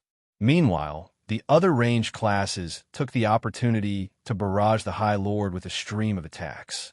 When Cola's Iron Will ended, the Bluefire Crow King shifted its focus back to Violet Cloud. However, just as the Crow King was about to deal with the Astromancer, the female Guardian Knight, Turtle Dove, similarly activated Iron Will and forced the Crow King to attack her instead. Turtle Dove was a Guardian Knight Sure Foam had encountered in White River City's teleportation hall during the incident with the Mechanical Slayer. Back then, she had only been at the standard of an elite player. Now, however, she had become a member of Zero Wing's main force. Of Zero Wing's Guardian Knights, she was only inferior to Cola and Yi Wumian. Unfortunately, as her equipment was slightly inferior, she required 2 healers to maintain her HP above a safe threshold. While the MTs held the boss, Fire Dance, and the other melee players of the team assaulted the Bluefire Crow King with a continuous stream of attacks. The true fire blades in Fire Dance's hands transformed into countless streaks of light. Every one of her attacks dealt over -1,000 damage. The total damage Fire Dance dealt surpassed even Blackie, who wielded an epic staff. Meanwhile, among the melee players, one Berserker stood out like a sore thumb. Although this Berserker's weapon was only a level 25 Fine Gold Greatsword, his total damage ranked 7th in the entire team. He was none other than Shadow Sword, the person who had accompanied Turtle Dove during the Mechanical Slayer incident. Shadow Sword was almost equally matched with Rampant Blade, one of the 5 demon generals, and the Berserker ranked 6th in terms of total damage within the team. However, unlike Shadow Sword, the weapon Rampant Blade used was a level 25 Dark Gold two-handed saber. However, although Rampant Blade's weapon possessed significantly higher attack power than Shadow Sword's Fine Gold Greatsword, the 2 Berserkers were almost equal in terms of their total damage. One could see clearly just how high Shadow Sword's skill completion rate was. Shadow, you're improving too fast. Your skill completion rate was roughly 78% yesterday, yet today it's sitting at 80%. It seems that my position as #1 Berserker will soon be in danger, Rampant Blade said, depressed. That's because you're not working hard enough. Shadow Sword has either been raiding dungeons or visiting the Divine Colosseum to improve himself. Yi Wumian, who had been the workshop's past leader, said contemptuously. All right, enough. Focus on the boss. Fire Dance reprimanded. In reality, other than Shadow Sword, many other powerful recruits had joined Zero Wing's main force. This allowed the strength of Zero Wing's current main force to improve significantly. At this point in the fight, the Bluefire Crow King only had 50% of its HP remaining. Die, intruders! The Bluefire Crow King bellowed. Cola, take care of the boss. The other MTs and melees will deal with the small mobs. Fire Dance shouted, her expression turning grim a moment later. Over a dozen 3-meter-tall Bluefire Crows descended from the sky. Every one of these Bluefire Crows was a level 28 special elite, each with 300,000 HP. It would be extremely difficult with them all. If players did not dispatch these Bluefire Crows swiftly, these monsters would grow using the only skill they possessed, growth. When the Bluefire Crows used this skill, they would instantly become chieftain-ranked monsters. their maximum HPs reaching 700,000. If the battle dragged on for too long, they could even become lords that possessed 1,500,000 HP. Even a more powerful team could not contend with a high lord in addition to over a dozen lords. A few minutes later, a group of players emerged from the ruins of the Crow God's resurrection point. Meanwhile, quite a few teams took this chance to relax around the resurrection point. Among them were the various large guilds of White River City. The Bluefire Crow King had wiped them all out. When everyone saw this new group of players appear, they all could not help but gaze at these players with admiration. This group was none other than Zero Wing's main force. They were the team with the best equipment of all the teams in White River City. Those Bluefire Crows are too difficult to deal with. Our overall DPS is still too low, Blackie stated dispiritedly. It would be awesome if Guild Leader joined us. With his DPS, we can breeze through this boss. The other members of Zero Wing's main force nodded in agreement. In their opinion, Phone was no longer a human. He alone could serve as an entire team. Suddenly, Fire Dance received a call from Aqua Rose. After exchanging a few words, joy appeared on Fire Dance's face. "Let's head back to the city and rest for a bit," Fire Dance said through the team chat. "Return? Aren't we supposed to try 5 or 6 more times today?" Blackie asked, surprised. "Didn't you want Guild Leader to raid with us?" Fire Dance grinned. "Guild Leader has just returned, and he's telling us to head back to the residence immediately. He says that he has something to tell us, and that it's related to the dungeon. Really?" Everyone was suddenly excited. "We'll know once we get back." Saying so, Fire Dance took out a return scroll and began chanting. Everyone else followed her example, one after another. "Look, Zero Wing's main force is leaving. Are they giving up on the dungeon?" "Probably. The final boss of the ruins of the Crow God is really too powerful. They must have guessed that no team will clear it anytime soon, so why bother wasting their time here?" Many teams that had watched Zero Wing carefully before chatting among themselves. Chapter 620, Frightening Power of Darkness. After Zero Wing's main force left the ruins of the Crow God, the news spread like wildfire. If one were to point out which guild in White River City had the highest chances of obtaining the first clear of the ruins of the Crow God, it would undoubtedly be Zero Wing. Not only did Zero Wing's team possess excellent equipment, but it also had plenty of experts. Following Zero Wing would be Overwhelming Smile and the other guilds. It was especially true for the recently established guild, Heaven's Burial. The new guild's rating speed was only slightly slower than Zero Wing and Overwhelming Smile leader. It seems that Zero Wing has left. A level 28 ranger in gray reported to a youth in white robes. Everyone's already at the point of clearing the dungeon. Yet, Zero Wing has given up? The white-robed youth pondered the situation. He was greatly confused about Zero Wing's actions. Leader Zero Wing must have determined that they aren't able to raid the final boss and gave up. A gorgeous woman wearing low-cut crimson robes commented, smirking. Everyone talks about how Zero Wing has so many experts. Now, however, it seems that they only amount to this. Despite our Heaven's Burial having such a late start, we still caught up to Zero Wing's raid progression of the ruins of the Crow God, reaching the 3rd phase of the final boss. As long as we familiarize ourselves with the boss's 3rd phase, today might be the day we surpass Zero Wing and become the first guild in White River City to reach the 4th phase of the final boss. Hearing this beautiful woman's words, pride appeared on every face in the team leader. Just ignore Zero Wing. We are the experts the company has recruited. Zero Wing arrived in White River City only a few days before us. If we had arrived earlier, Zero Wing would not necessarily be White River City's overlord, a tall and robust level 28 berserker said, laughing. Although Heaven's Burial was a newly established guild, the power backing the guild was much stronger than even the power behind Overwhelming Smile. Moreover, their company had paid a huge price to recruit quite a few well-known experts in the virtual gaming world. Among them, the commander of Heaven's Burial's main force, Flame Blood, had been crowned as one of the top 10 newcomers of the virtual gaming world during the previous year. He had once been an expert who had become an overlord in a large-scale virtual reality game. Now that Flame Blood and so many other experts have arrived in White River City, if they could not surpass Zero Wing, they would have wasted their many years of playing virtual reality games indeed.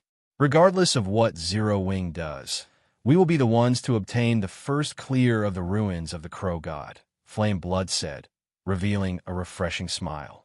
Soon, Ghost Shadow and the others will arrive. At that time, Heaven's Burial will claim the ruins of the Crow God in one fell swoop. Hearing the name Ghost Shadow, a hint of reverence appeared in everyone's eyes. The Ghost Shadow Workshop was one of the industry's first-rate gaming workshop. It had came conflicted with super guilds in many virtual reality games before. The strength of the workshop's core members was extraordinary. Meanwhile, in terms of popularity, Ghost Shadow was even superior to the Snow Goddess, Gentle Snow, and the guild leader of Star Alliance. Galaxy passed 2 days ago. The company successfully purchased Ghost Shadow Workshop, rebranding the workshop's members as members of Heaven's Burial. Heaven's Burial's strength soared instantly, and even showed signs of surpassing Zero Wing. Aside from Heaven's Burial, Overwhelming Smile had also made ample preparations in order to conquer the ruins of the Crow God. War Wolf, who had been based in Maple City, had come to White River City. In addition, he brought with him a group of experts with domineering auras. If Sherfone were present, he would definitely be shocked, as a few of War Wolf's team actually consisted of Ouroboros' top combatants. Among them was the gifted Soaring Snake, who had undergone a massive change. Not only had he reached level 29, but he also carried 2 blue long swords whose quality could not be determined. The 2 long swords looked identical, and it was obvious that they were a set.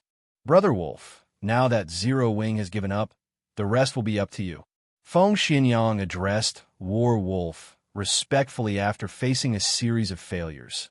Feng Xianyang's position in Underworld had fallen significantly.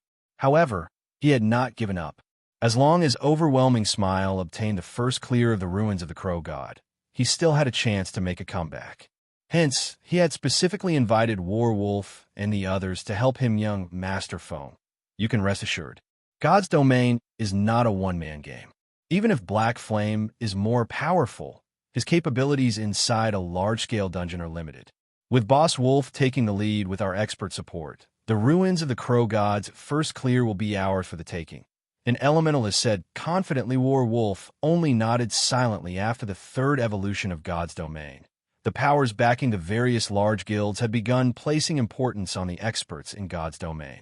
As War Wolf possessed extraordinary strength, his position in Underworld rose rapidly.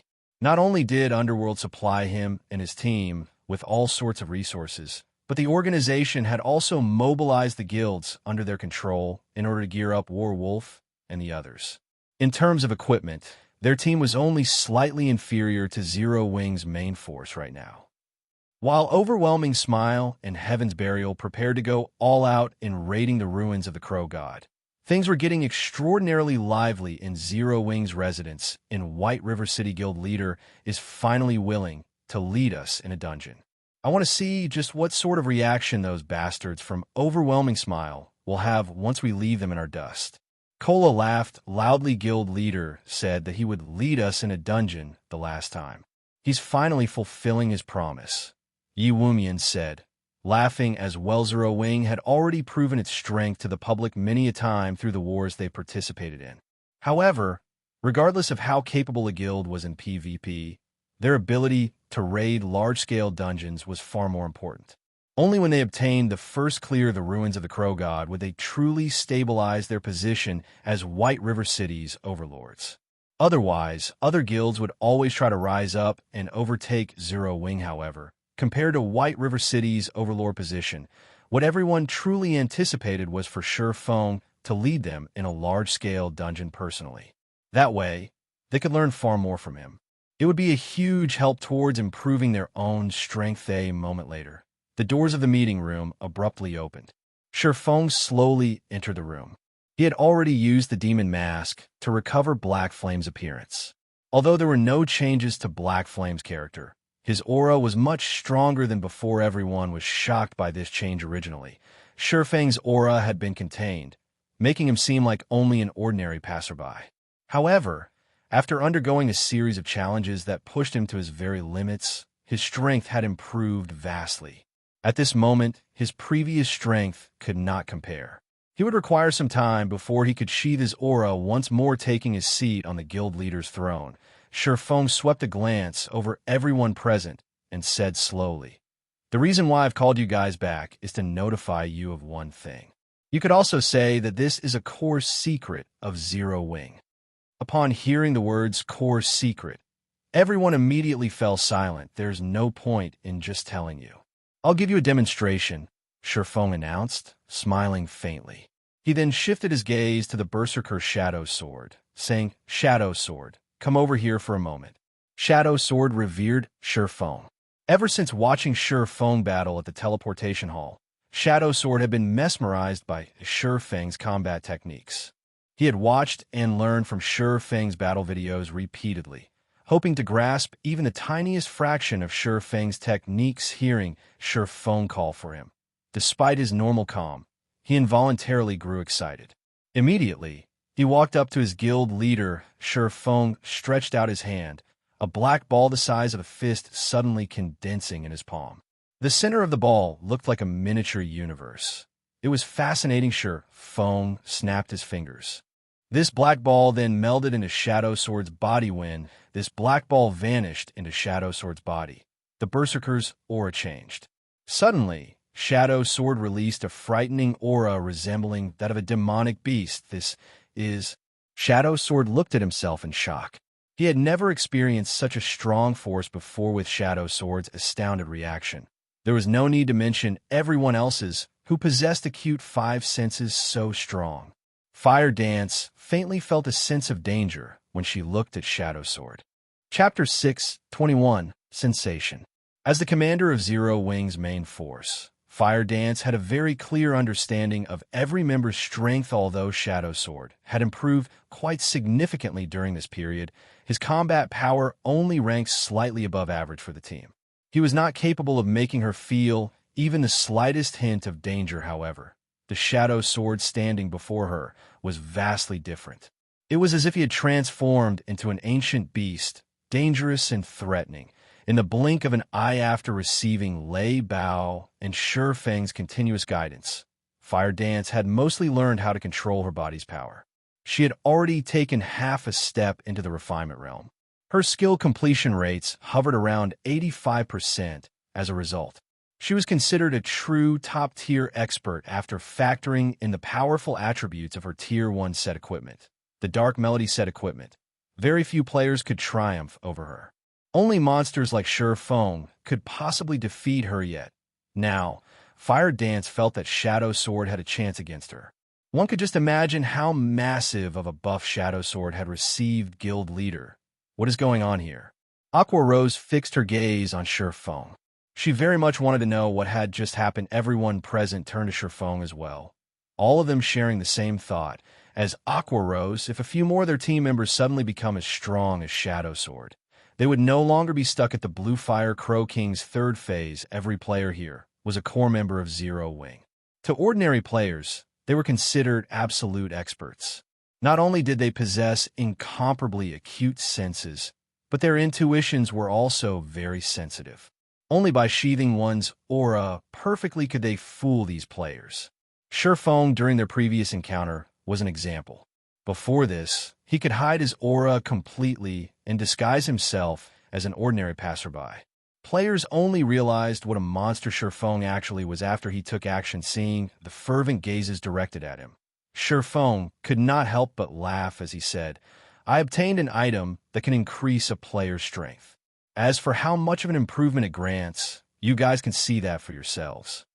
The power of darkness could increase a player's basic attributes by 30%. An increase of 30% was the equivalent of a player's combat power reaching a whole new level. For example, if a player possessed Tier 1 intermediate combat power, after their attributes increased by 30%, their combat power would approach the peak of Tier 1. Shadow Sword was currently level 28, and his strength was near the top of Tier 1 intermediate. He was close to approaching Tier 1 advanced.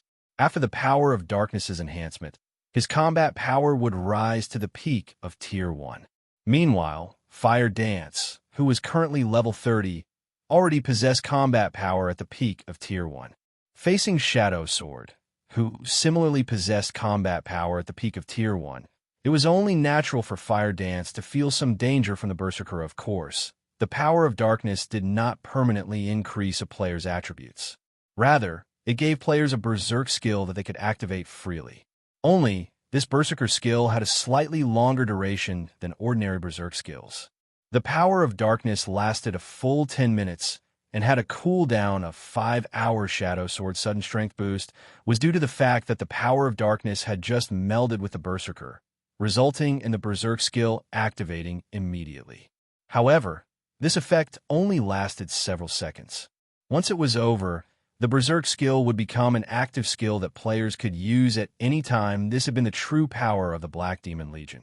Berserk skills were extremely rare in the entire God's domain. If every member of a legion possessed a Berserk skill that lasted 10 full minutes, one could just imagine how frightening they would be. This was also why the Dragon Phoenix Pavilion's Blood Legion had not been a match for the Fantasy Shrine's Black Demon Legion in the past guild leader. How many people can that tool strengthen? As the vice leader of the guild, Aqua Rose was particularly concerned about this. If they could enhance many players, they could definitely raise the main force's combat power to a whole new level. Everyone's hearts began to pound upon hearing Aqua Rose's question. They, too, wished to become stronger like Shadow Sword. However, they all knew that such a buff could only be used on a limited number of players. It would not be easy to obtain a spot for themselves. Relax. Every member of the main force can obtain this power. Shifeng did not reveal the exact numbers to his guildmates. There were a total of 100 members in Zero Wing's main force. In addition, there were 200 reserve members. The 600 slots he had on hand were more than enough to go around. Everyone? Guild leader, you're not joking, right? Aqua Rose was inwardly thunderstruck. She seriously doubted Shifeng's claim. If every member of Zero Wing's main force could possess this power, then they could display astonishing combat power. Not to mention the hard mode ruins of the Crow God. They could even try Hell mode. I have not finished. I plan to choose some members from the second echelon to form the Black Demon Legion. This legion will focus on dealing with field bosses and 20-man Hell mode team dungeons. I'll leave this matter to you, Aqua. Shifeng did not wish to waste his remaining power of darkness in the past. One of the duties of the Fantasy Shrine's Black Demon Legion was to grind and collect equipment through raiding various 10-man and 20-man Hell mode team dungeons in a guild. Even the elite teams would struggle to raid 10-man and 20-man Hell mode team dungeons. With the power of darkness, however, the difficulty of dungeons would fall sharply. It would be much easier to clear dungeons in the future. It was also this reason that had allowed the Fantasy Shrine to amass a ton of wealth. The greatest asset they could gain from raiding Hell mode dungeons was magic crystals. Normal mode dungeons very rarely dropped magic crystals. However, it was a different story for Hell mode dungeons. The drop rate in Hell mode dungeons was more than 10 times that of normal mode. The magic crystals could then be used to train the guild's elites and experts. Hence, Fantasy Shrine's overall strength had steadily increased in the past. In the end, the guild had become the overlord of the Black Dragon Empire, and even the Dragon Phoenix Pavilion had been forced to give way to Fantasy Shrine in this life. Shifeng could use the power of darkness on far more players than Fantasy Extinguisher had been able to. Naturally, he had to utilize this benefit properly. A short moment later, every official member of Zero Wing's main force received the power of darkness. To Fire Dance and Violet Cloud, a 30% increase in attributes was colossal. Their combat power had already been at the peak of Tier 1.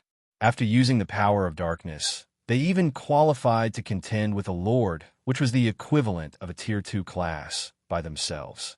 Although they still could not win against a Lord, they could hold one off for a relatively long time. They could almost rival a great expert, such as Warwolf. Only they still lacked techniques. After strengthening the main force, Shifeng led Fire Dance and the others toward the ruins of the Crow God. Although Shifeng still had many things he needed to attend to, such as the teleportation magic array and the stables, the construction of these two required materials. These materials could only be obtained from large-scale team dungeons. Hence, there was no point in focusing on those items for now. An hour or so later, Ruins of the Crow God. An extremely tense atmosphere surrounded the 50-man team dungeon. Players crowded the vast plains around the ruins. The majority of these players consisted of guild players. The various large guilds in White River City knew that this was the juncture for the final sprint to claim the first clear of the ruins of the Crow God. It was highly possible that a lucky guild would obtain the first clear in the next second. Hence, many guilds' members anxiously waited outside the dungeon's entrance. If their guild's team required any tasks or additional supplies, these idle members would rush to get it done or delivered. Look, it's Zero Wing. Huh, why are they here again? I thought they gave up. I don't think so. Look, even Black Flame has shown up. They must plan to go all out. This is going to be interesting. Just before this, Heaven's Burial also received backup from a group of experts. I heard that those experts were members of the Ghost Shadow Workshop. Every one of them is incredibly strong. As for Overwhelming Smile, they too dispatched a lot of experts. I wonder which of the three will emerge wearing the crown? I'm betting on Heaven's Burial. They have Ghost Shadow leading the team. Even super guilds are trying to annex the Ghost Shadow Workshop. Moreover, Heaven's Burial entered the dungeon a while ago. Zero Wing has only just arrived. Most likely, they are already too late. Upon noticing Zero Wing's arrival, everyone in front of the ruins of the Crow God began chatting among themselves. Guild leader, we have trouble. I've heard of Ghost Shadow before. He is definitely an expert among experts. Moreover, he has a group of reliable teammates with him. Now that they've been in the dungeon for quite some time, it will be difficult to compete over the first clear. Aqua Rose frowned slightly. She had heard plenty about Ghost Shadow. Fong shook his head. Laughing, he said, "Who says we're competing over the first clear of hard mode?" Everyone turned to Fong in shock. However, before they could react, Fong selected the dungeon's Hell mode difficulty. In the next moment, every member of the team was teleported into the dungeon. Chapter 622, Power that Causes Despair. Look, that's the teleportation gate for Hell mode. That's impossible, right? Is Zero Wing actually challenging the Hell mode ruins of the Crow God? Have they lost their minds? I heard that the ruins' final boss is a Great Lord. It's many times stronger than a High Lord ranked boss. There's no way any of these guilds can beat something so strong. Could Zero Wing's team leader have chosen the wrong difficulty? When everyone outside the ruins of the Crow God saw the pair of pitch-black teleportation gates and the flickering skull behind it, their eyes nearly popped out of their sockets. The final boss of hard mode already made them feel powerless. None of them even humored the thought of raiding Hell mode shortly after Fong and the others entered the dungeon. The news quickly spread throughout White River City. No one who heard it could bring themselves to believe that it was true. Meanwhile, if one had to point out who was most shocked by the news, then it would be White River City's various large guilds. Now that White River City's long period of development had come to an end, the city contained well over 100 guilds.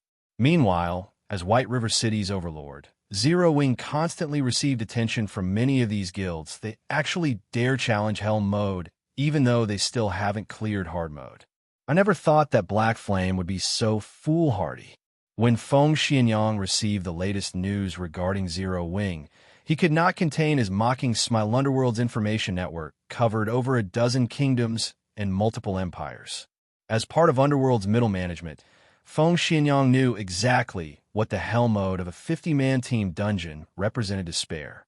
Of all these kingdoms and empires, there were several top-tier large guilds that had already conquered the hard mode of a 50-man team dungeon. Yet, out of all of these guilds, not a single one had managed to defeat the first boss of Hell mode. They had not even managed to drop the boss's HP below 90%. No matter which MT they tried, everyone died from a single hit. It was useless, regardless of how many healers the team had. In the end, these top-tier large guilds had no choice but to give up on raiding the Hell mode of their respective 50-man team dungeons, and had to shift their focus to 100-man team dungeons instead. Previously, Zero Wing had only reached the third phase of the Bluefire Crow King. Yet now, they were actually trying to challenge Hell mode. Even with 3 or 4 Fongs, they still had no chance. Meanwhile, inside the ruins of the Crow God, regarding the environment, there were not many differences between the Hell mode and hard mode ruins of the Crow God. Collapsed shrines and towering statues littered the ruins at this moment. However, Fire Dance and the others were extraordinarily tensed. Every one of them wore somber expressions. "Hey, you guys fought up to the final boss of this place already? Why are you all so nervous?" Sherfone could not help but laugh as he looked at his teammates. He was the only one who had not drawn his weapons. Ready to fight at a moment's notice, team dungeons were different from six-man party dungeons. Team dungeons only refreshed once every 3 days. It did not make a difference if one cleared normal, hard, or hell mode. Moreover, in team dungeons, bosses and monsters would not respawn even if the team decided to change difficulties midway. Teams would not be able to kill bosses that they had already defeated. Depending on which boss a team fought up to, they would simply continue from the same boss after switching difficulties.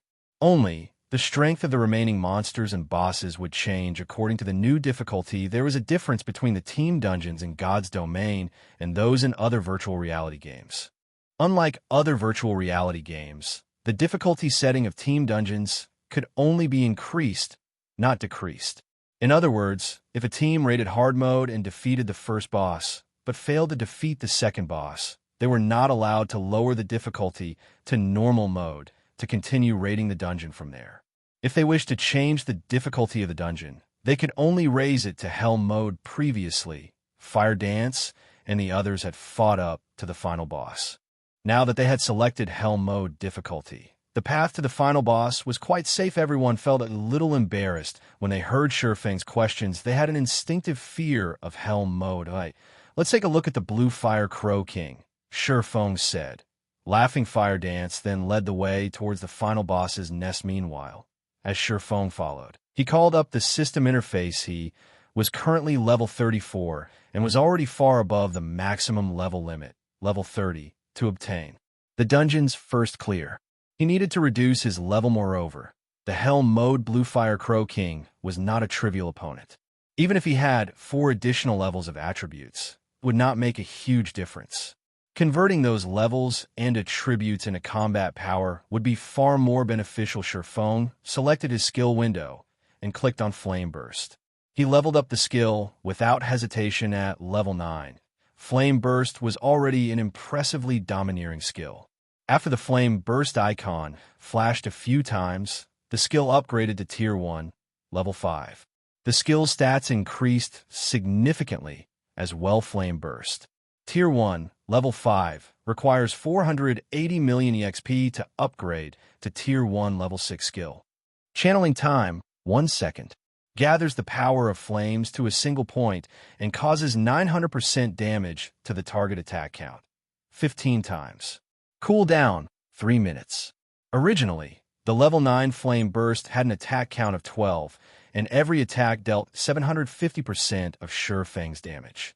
Now, not only did the attack count increase by 3, but the damage each hit dealt also increased significantly. The Tier 1, level 5 Flame Burst damage far surpassed the level 9 Flame Burst at the same time. However, Sherfang's level fell rapidly. In the blink of an eye, he dropped to level 30, which was in line with the requirement of obtaining first clear of the dungeon as expected of super skill. If I want to upgrade Flame Burst further, I'll have to wait until I am level 40 at the very least. Sherfang inwardly calculated Flame Burst required 480 million EXP just to reach the next level. With Sherfang's current level, if he upgraded Flame Burst to Tier 1, level 6, he would most likely drop to level 25. Any other player would most likely lose many more levels. Sherfang's saving grace was his class's high EXP requirement. However, upgrading Flame Burst to Tier 1, level 5 at the cost of 4 levels was still a worthwhile exchange. With this skill alone, Sherfang was confident of heavily injuring even a full HP Lord in the future.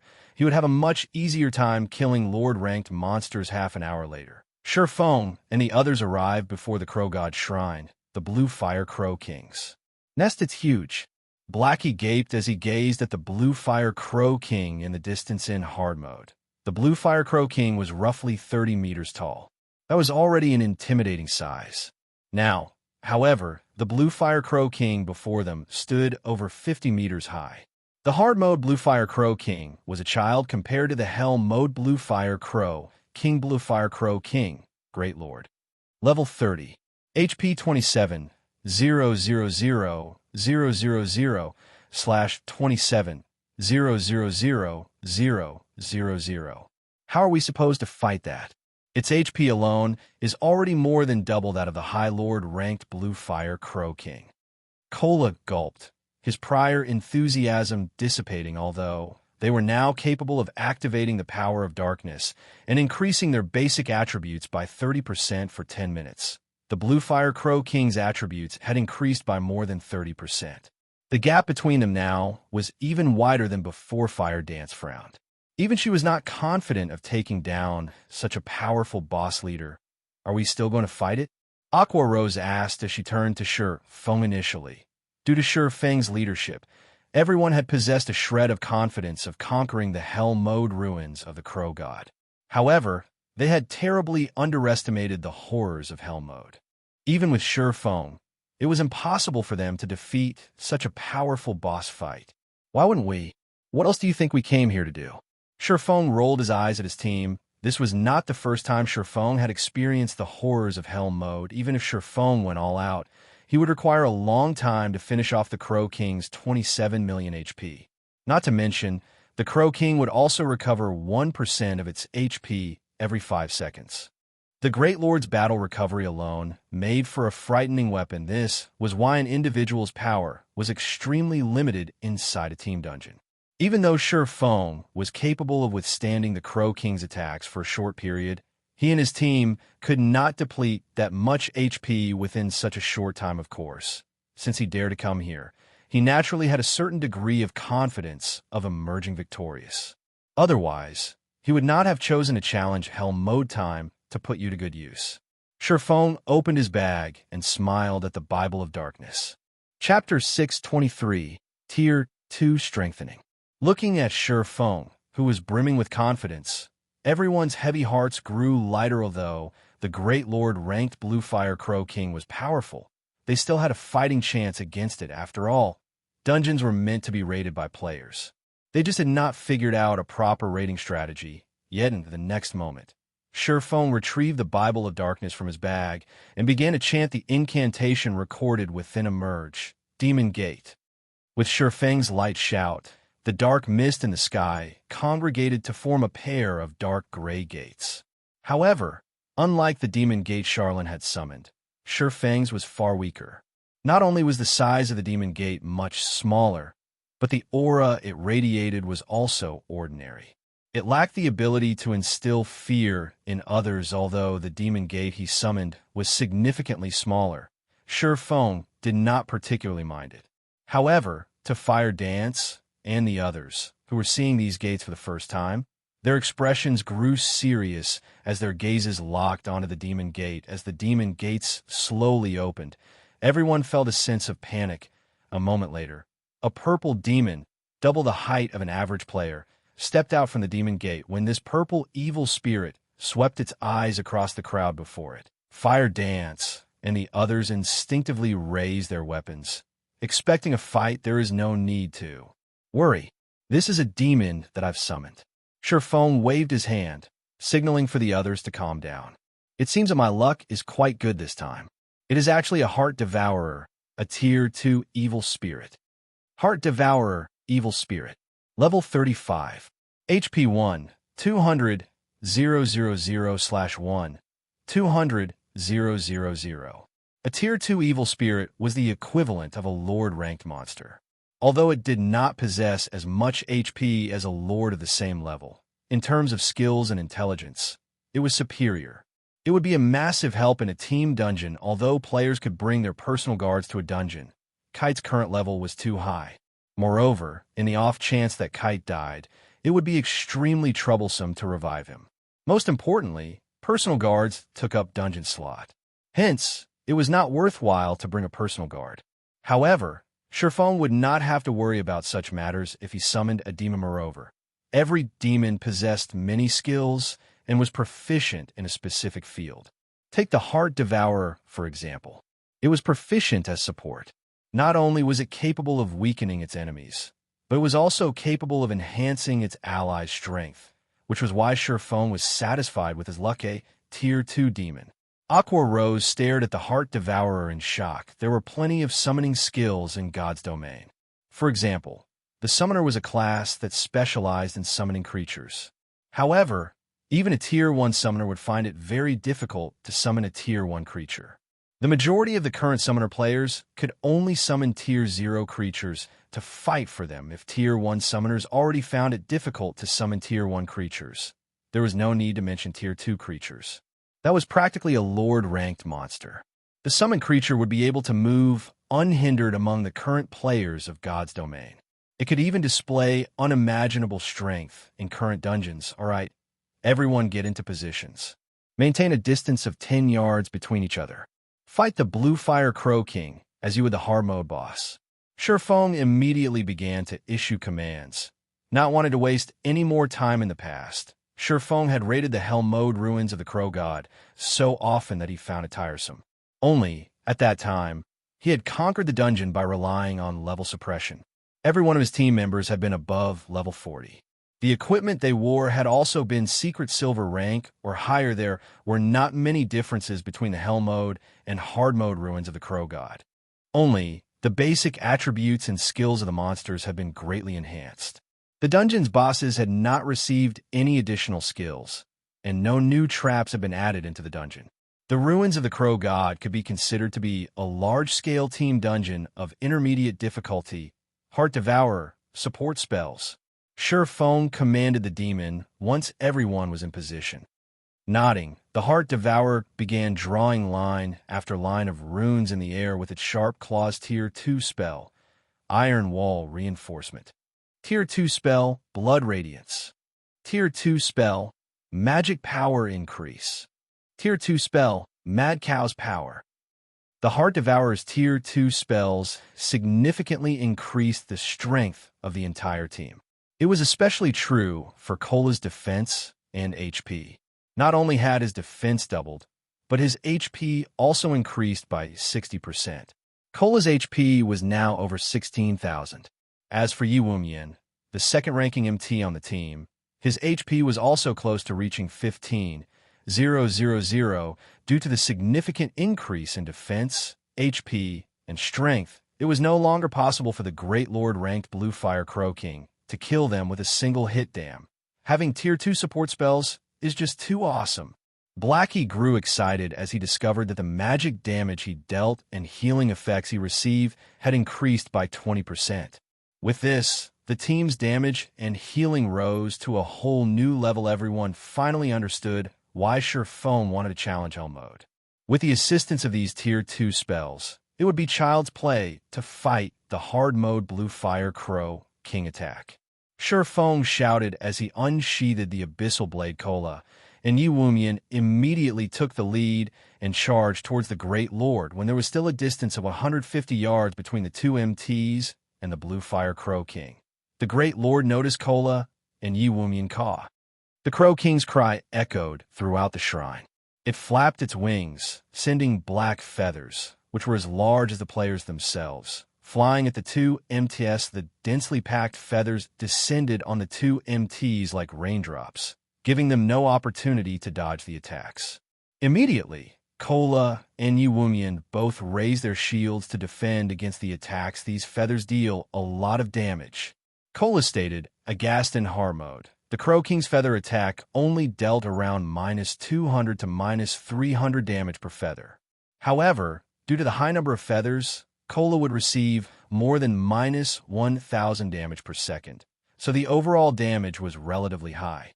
However, the Great Lord ranked Bluefire Crow King's feathers each dealt nearly -400 damage, and this was after his defense had doubled. If he did not have the assistance of the Heart Devourer's Tier 2 spells, he would most likely have received around -800 damage from each feather. When Cola and Yi Wumian were still 50 yards from the Bluefire Crow King, the Great Lord halted its feather attack. It then condensed a ball of blue fire in its mouth, launching it at the Guardian Knight Cola and the Shield Warrior Yi Wumian. Cola and Yi Wumian had long since familiarized themselves with dodging these flames. Immediately, they both threw themselves to the ground, dodging the blue flames and taking the opportunity to charge at the Great Lord Shield Bash. -1, 042 Violent Strike. -895 Cola, and Yi Wumian sucked in a mouthful of cold air crap. Why is its defense so strong? Cola's eyes widened in shock when he saw the damage he had caused after being strengthened by Mad Cow's power. His strength increased by 15%. His damage should have significantly increased as well. If he were facing the High Lord-ranked Bluefire Crow King, his damage would have easily surpassed -1,500 points. Yet now, his attack had only dealt slightly over -1,000 damage while Cola was still in a daze. The Bluefire Crow King flapped its wings and slapped them at Cola. Reacting quickly, Cola raised his shield to protect himself. Boom. The impact drove Cola knee-deep into the ground. A damage of over -4,000 appeared above his head. Why is the Great Lord-ranked Crow King so powerful? Every member of the team was stunned by this scene. If Cola had received the Crow King's attack with his body rather than his shield, he would have most likely died. Moreover, if he had not received the buff to his defense, he would have received over -8,000 damage, even if he had blocked the attack with his shield. Sherfone was not surprised. Without the assistance of Tier 2 support spells, Cola would have had to activate the power of darkness to withstand the Great Lord attacks. Otherwise, the boss would kill him very easily. However, due to the Heart Devourer, this battle became a lot easier. Your turn. Sherfone commanded the Heart Devourer once more. Having prepared for this moment, the Heart Devourer pointed its finger at the sky suddenly. A 7-star magic array appeared on the Bluefire Crow King's body. Tier 2 spell, Judgment of the 7 Stars. Immediately, the Bluefire Crow King released a pained cry. Chapter 624, Difference in Strength. The 7-star magic array suppressed the Bluefire Crow King. The Crow King struggled as if it were trapped inside a swamp, its mobility declining sharply as a result. The Crow King's massive wings, which originally descended towards Cola, slowed significantly as well. Such a powerful spell. Cola took the opportunity to roll out of the way, easily dodging the Great Lord's wing attack as the team's lead MT. If Cola could dodge the boss's attacks, it would reduce the burden on the team's healers. Moreover, the healers would not have to run the risk of attracting the boss's attention due to healing too much good. Everyone, attack. Sherfone nodded as he ordered the team's damage dealers to begin their assault. The Tier 2 spell, Judgment of the 7 Stars, was not an attack-type spell. Instead, it placed a powerful binding on a single target. The spell's effects would even affect a Great Lord with the Heart Devourer's Judgment of the 7 Stars. Both the melee and ranged damage dealers could attack the boss safely. This was particularly helpful to Fire Dance and Flying Shadow, as the high damage they dealt drew the Crow King's aggro. With the boss's restricted movements, they could dodge its attacks easily, not having to worry about pulling aggro at all. This was just like the time Blue Frost team had used the Demon Sealing Barrier on the Great Lord Noya. However, even though the Demon Sealing Barrier's restraining effects were far more powerful than the Judgment of the 7 Stars, players could not maintain the barrier for too long due to a lack of mana. On the other hand, there was no need to worry about such problems when it came to the Judgment of the 7 Stars. The Heart Devourer was a Tier 2 evil spirit. It possessed an abundance of mana, more than a dozen times that of a player of the same level. Hence, the evil spirit could maintain the Tier 2 spell for a very long time, long enough to last until the end of the battle. Moreover, the team would not have to sacrifice any combat power by using the Judgment of the 7 Stars. They were not required to partition a portion of the team to maintain the magic array. Hence, the overall effect of the Judgment of the 7 Stars was much stronger than the Demon Sealing Barrier. The Bible of Darkness really is impressive. It is no wonder why Fantasy Extinguisher had been able to lead his team to into large-scale team dungeons, one after another, in the past. Sherfone was extremely satisfied with the Bible of Darkness. Ordinary fragmented legendary items could not compare it at all. Following which, Sherfone joined in the attack on the boss, as well. No matter what was said or done, the Bluefire Crow King was a Great Lord. Although various spells buffed their team, everyone's total damage was still considerably low. Currently, the team's number 1 DPS was Fire Dance. Each of the female assassins' normal attacks dealt roughly minus 900 damage. She could inflict over minus 2,000 damage if she used her skills. Even when she used Absolute Strike, the most powerful burst skill available to a Tier 1 assassin, she only managed to deal around minus 5,000 damage to the Great Lord. As for everyone else, the majority of their normal attacks only dealt around minus 600 to minus 700 damage. They were only able to deal more than minus 1,000 damage if they used skills, and very few among them could deal more than minus 2,000 damage to the Bluefire Crow King, which had 27 million HP. That damage was practically negligible thanks to its battle recovery. The Bluefire Crow King could recover up to 270,000 HP every 5 seconds. It was the equivalent of recovering 54,000 HP every second. The Crow King's battle recovery alone negated most of the damage everyone dealt. Moreover, this was a battle inside a dungeon, not a shooting range where one could stand still and attack freely. Everyone had to focus attention on dodging the Crow King's attacks, so it was impossible for them to attack constantly. In other words, if their damage output was insufficient, it was impossible for them to kill the Bluefire Crow King. Rather, the Great Lord would exhaust them to death first Sure, then activated Windwalk, and circled to the Crow King's side.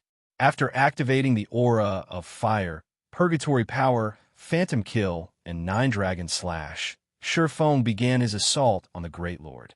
As the Crow King's mobility was restricted, it could not avoid Sure Fang's attacks. Every one of Sure Fang's normal attack dealt over minus 1,500 damage or minus 3,000 damage with a critical hit.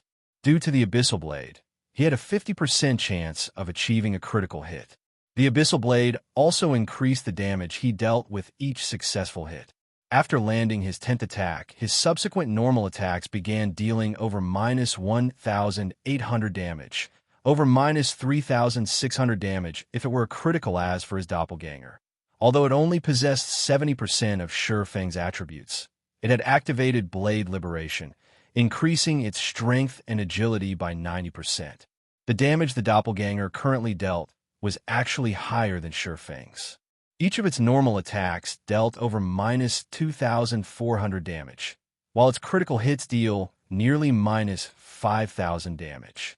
The doppelganger's attack speed was also slightly faster than Sure Fang's normal attack damage was already several times higher than Fire Dance's, not to mention his skill's double chop.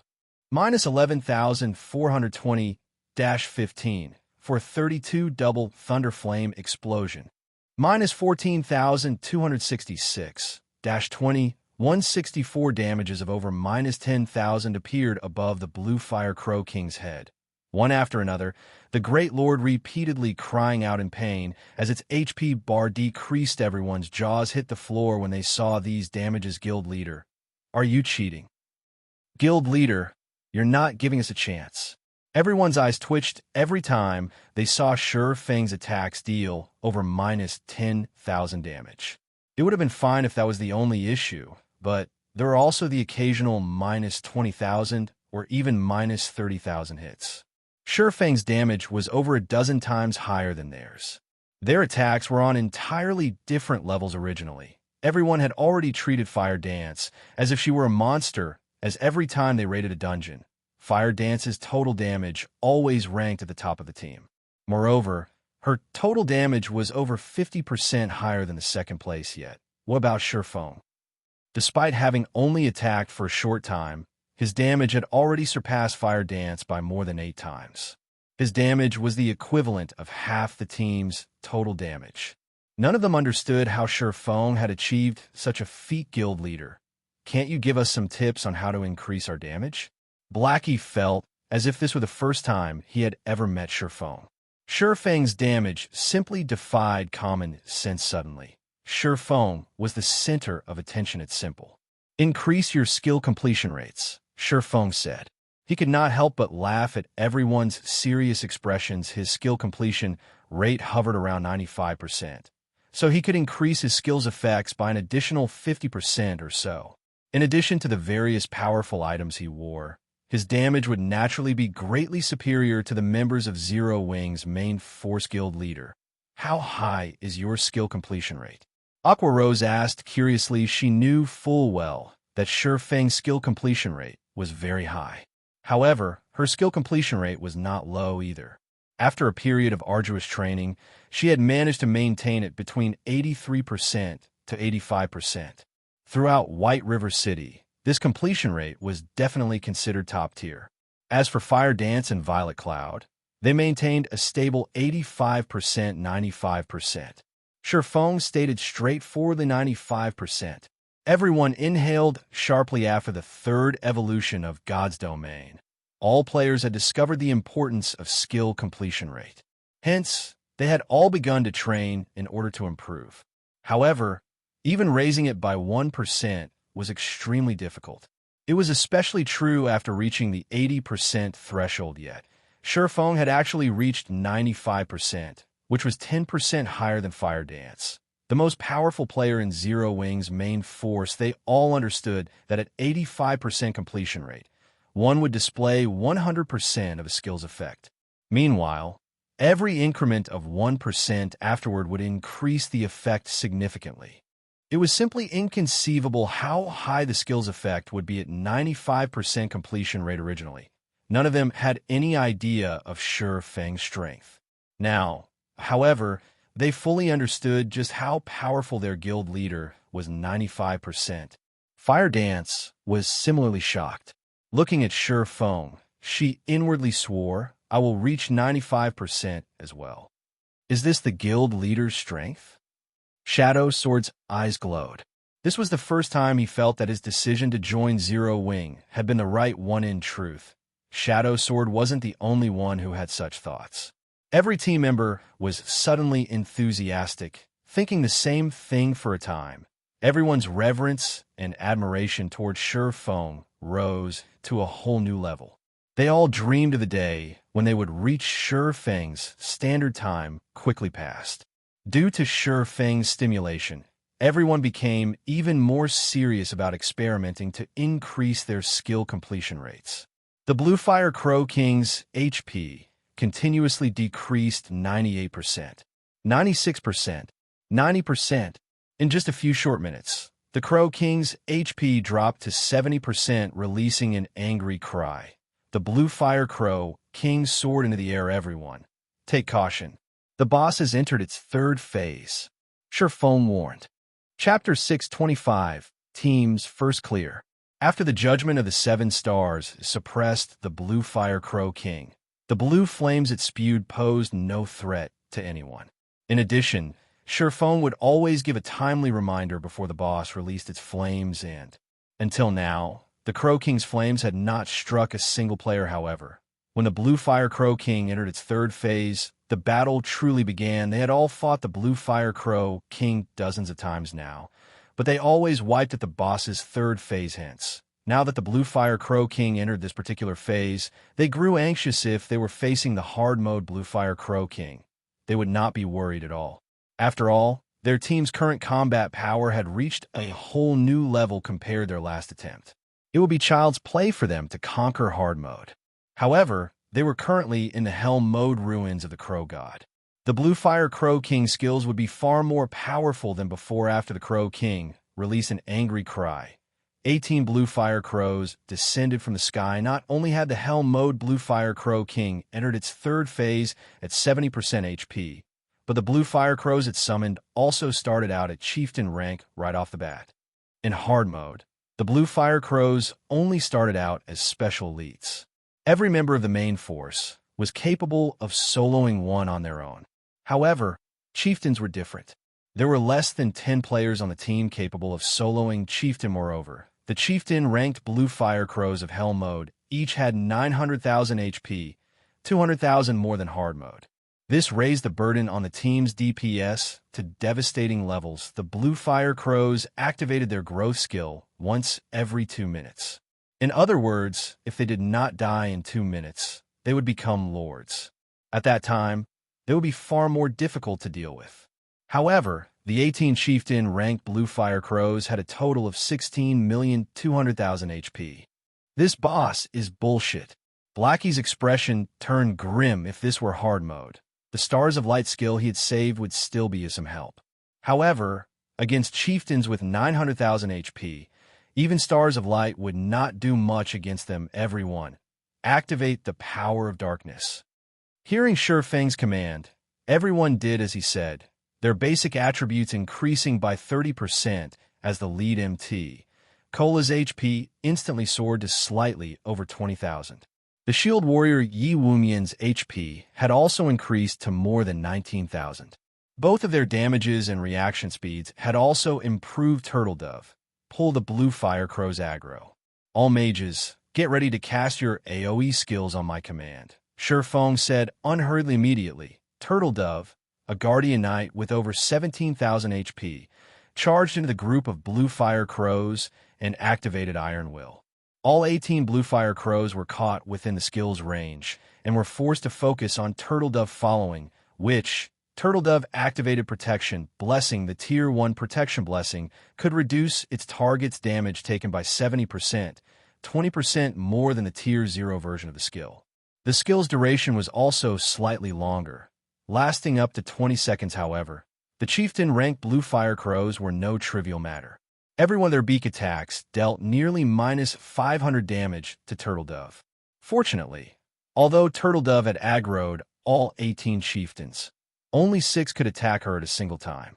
In other words, the Guardian Knight took nearly minus 3,000 damage with each wave of attacks. To Turtle Dove, who had over 17,000 HP, this damage was no threat, following which Turtle Dove received one heal after another, each heal recovering 1 or 2,000 HP for the Guardian Knight. The healers could easily stabilize Turtle Dove's HP. However, Protection Blessing only lasted for 20 seconds. Once the buff expired, she could not endure the simultaneous attack of 6 Bluefire Crows. Good. Shifeng smiled. After finding a good location, he activated Skywheel Sword. As golden divine swords rained down from the sky, the 18 Bluefire Crows were immediately trapped within the skill's effective area. Immediately, damages of over minus 4,000 points appeared above the crows' heads. Of course, Turtle Dove, who stood in the center of this onslaught, received damage from Skywheel Sword as well. This was why AoE skills were not suited for dungeons. However, thanks to Protection Blessing and Iron Will, the Guardian Knight only received slightly more than minus 700 damage from Shifeng's attack. However, Shifeng was far from satisfied. Blackie cast Guardian of Light on Turtle Dove. Shifeng said Guardian of Light was one of Mavis's guard's additional skills. When cast, the target of the skill would become immune to all magic damage. The physical damage they received would also reduce by 80%, and they would recover 5% HP every second for 20 seconds. It was definitely a super life-saving skill. When Blackie waved his staff, a golden glow wrapped around Turtle Dove's body. Once she received the proper buffs, Shifeng no longer held back as he activated Heavenly Dragon's power. After his strength increased by 100%, he activated the Aura of Fire skill, Firestorm. Just before the roaring flames devoured Turtle Dove, Shifeng switched the Aura of Fire to the Aura of Water, casting Life Bloom on her. Due to the Aura of Water increasing healing effects by 100%, Turtle Dove could recover up to 60% of her HP every second for 40 seconds. With Turtle Dove's HP, she was practically immortal for the moment. Although Firestorm dealt over minus 40,000 damage to the Bluefire Crows every second, the spell was ineffective against Turtle Dove as she was immune to all magic damage. Moreover, she had Life Bloom, which recovered over 10,000 HP for her every second, the healer's attention, and the cleric's truth shield. As a result, the damage the Bluefire Crows dealt was not even a scratch to her. Even if she stood still and did nothing, her life would not be in any danger. Everyone was immediately stupefied watching the female Guardian Knight, Turtle Dove, fight the many Bluefire Crows amidst the raging inferno. It seemed as if these destructive flames were no different than a breeze, safe and harmless. The more Turtle Dove fought, the more valiant she became. At this moment, she seemed like a goddess of war and fire, demanding reverence. Everyone, use your AoE skills. Shifeng commanded. A moment later, the team's mages cast their AoE skills. Although they were not as powerful as large-scale destruction spells, these AoE skills still dealt several thousand damage to the Bluefire crows among them. Blacky stars of light caused massive amounts of damage to the chieftains. The first wave alone dealt over -4,000 damage to each crow. The damage of every subsequent wave increased by 10%, lasting for a total of 15 seconds. Sherfong also looked for opportunities to use Dragon Breath, Thundering Flame, Flame God's Fury, Earth Splitter, Thunder Flame Explosion, and other AoE skills. 15 seconds later, the Bluefire crows were in a half-crippled state, possessing less than 5% of their total HPs. A few unlucky Bluefire crows that had received one too many critical hits had even died during these past 15 seconds of the 18 Bluefire crows that had been summoned. Only 11 remained. Sherfang's figure then swayed slightly as he sent several more strikes at these Bluefire crows. Adding in the team's damage, they dealt with the remaining 11 Bluefire crows in less than 10 seconds. Once the Bluefire crows had been annihilated, it became much easier to deal with the Bluefire Crow King. Moreover, now that Sherfong had activated Heavenly Dragon's power, his damage against the Great Lord doubled within 3 minutes. The Bluefire Crow King only had slightly more than 1 million HP remaining. It's finally here. Sherfong smiled calmly. The Bluefire Crow King had a total of 4 phases. Everyone had thought that the most difficult phase was the 3rd phase. However, what everyone did not know was that the Crow King used its true trump card during its 4th phase. The Bluefire Crow King would only enter its 4th phase when its HP fell below 1 million. That was also when the entire raiding team would be the most tired and relaxed. It would be at this moment that the Crow King would transform into a living inferno and become a fire crow. During this phase, any enemies within 50 yards would receive -1,000 damage every second. However, that was only in the case of hard mode. In hell mode, players received -1,600 damage every second. If the raiding team could not deal 1 million damage to the Bluefire Crow King before every member died, they would team wipe. In the past, countless teams had repeatedly died at the 4th phase and had been unable to clear the dungeon all because they had lacked a true ultimate skill just as the Bluefire Crow King's HP was about to fall below the 1 million threshold. Sherfong activated Blade Liberation, increasing both his strength and agility by 90%. He then activated Silent Steps and appeared behind the Bluefire Crow King, and both his body and the Abyssal Blade began to release a brilliant glow-divine providence. Flame Burst, slash after slash, struck the Bluefire Crow King's back. 122, 154. -61,846. -122,454. After 15 consecutive strikes, the Bluefire Crow King's HP, which had been slightly over 1 million a moment ago, bottomed out.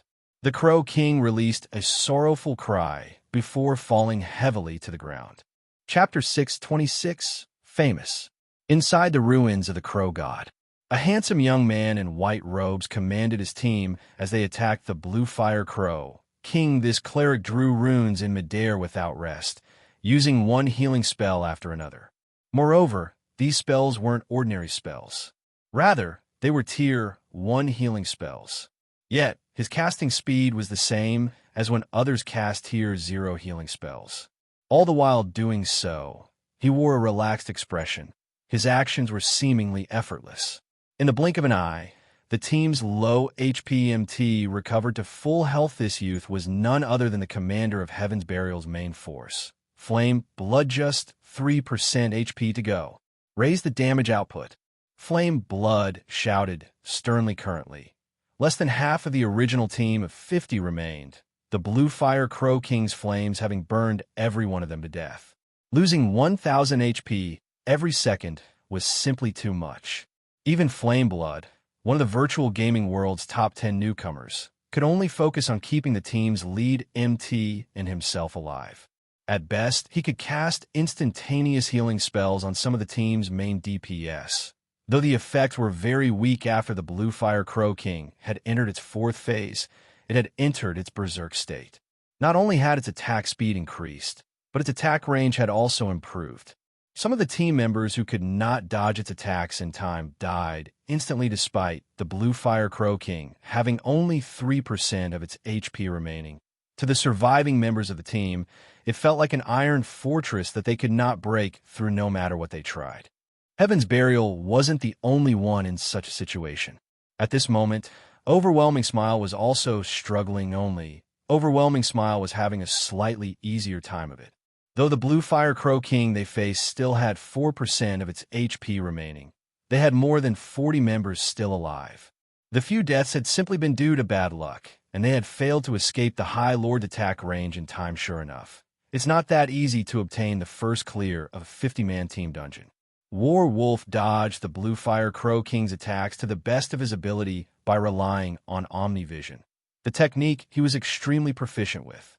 Although he could not dodge all of the High Lord's attacks, he was still capable of evading 1/3 of them. This greatly reduced the burden on the healers, leaving them with plenty of excess power to heal the other members of the team, keeping as many as possible alive if not for a powerful lead MT like Warwolf masterfully redirecting the Crow King's attacks. It would have been impossible for so many members of the team to have survived until now, however. Even so, this was the third time Overwhelming Smile had challenged the hard mode Bluefire Crow King's fourth phase. The Bluefire Crow King's HP gradually decreased 3%, 2%, 1%. White River City Region System Announcement. Congratulations to Zero Wing for becoming the first team to conquer the Hell Mode of Ruins of the Crow God. All players on the team will be rewarded with 2 million EXP, 50 silver, 80 White River City Reputation Points, and 20 Star Moon Kingdom Reputation Points. Star Moon Kingdom Region System Announcement. Congratulations to Zero Wing for becoming the first team to conquer the Hell Mode of Ruins of the Crow God. All players on the team will be rewarded with 3 million EXP, 3 Tier 2 Gemstones of Random Attributes, 100 White River City Reputation Points, and 50 Star Moon Kingdom Reputation Points. God's Domain Southern Continent System Announcement. Congratulations to Zero Wing for becoming the first team to conquer the Hell Mode of Ruins of the Crow God.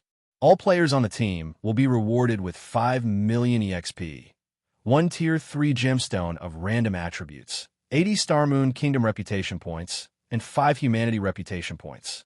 The system announcement echoed in everyone's ears 3 times. How is this possible? Both Overwhelming Smiles and Heaven's Burial's teams were shocked, speechless. The hard mode Ruins of the Crow God had already caused them brutal headaches. Yet, just as they were a threat away from success, Zero Wing snatched the lead and cleared the Hell Mode Ruins of the Crow God. However, although they were shocked, none of them stopped what they were doing. Only they were no longer as motivated as they attacked the Bluefire Crow King. A moment later, the High Lord ranked Bluefire Crow King fell at Warwolf's feet at that moment. The system announcement rang out once more. White River City Region System Announcement. Congratulations to Overwhelming Smile for becoming the first team to conquer the hard mode of Ruins of the Crow God. All players on the team will be rewarded with 1 million EXP, 20 silver, 30 White River City Reputation Points, and 10 Star Moon Kingdom Reputation Points. Star Moon Kingdom Region System Announcement. Congratulations to Overwhelming Smile for becoming the first team to conquer the hard mode of Ruins of the Crow God. All players on the team will be rewarded with 2 million EXP, 1 Tier 2 Gemstones of Random Attributes, 50 White River City Reputation Points, and 20 Star Moon Kingdom Reputation Points. Compared to the previous system announcement, however, this announcement was meaningless. Zero Wing had already cleared Hell Mode. On the other hand, Overwhelming Smile had only managed to clear hard mode. Rather than gaining glory, Overwhelming Smile had become a laughingstock. One could clearly see the gap between the two guilds. However, this gap was not due to Overwhelming Smile's weakness. Zero Wing was just too powerful. In the end, we still lost.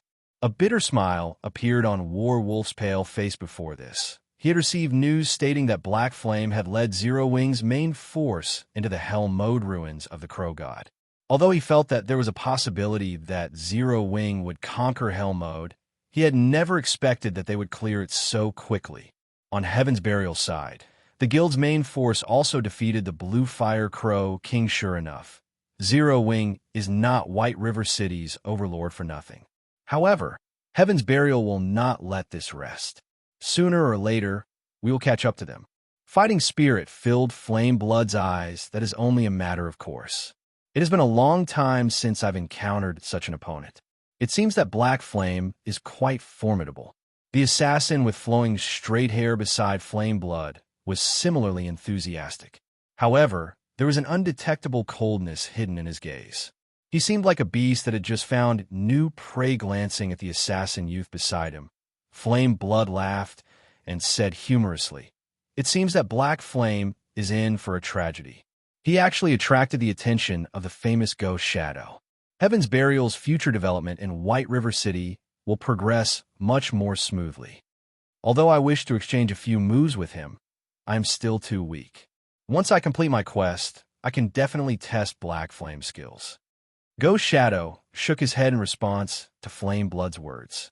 He then sheathed his pair of pitch-black short swords and took out a return scroll. He was not the slightest bit interested in the Bluefire Flame King's loot.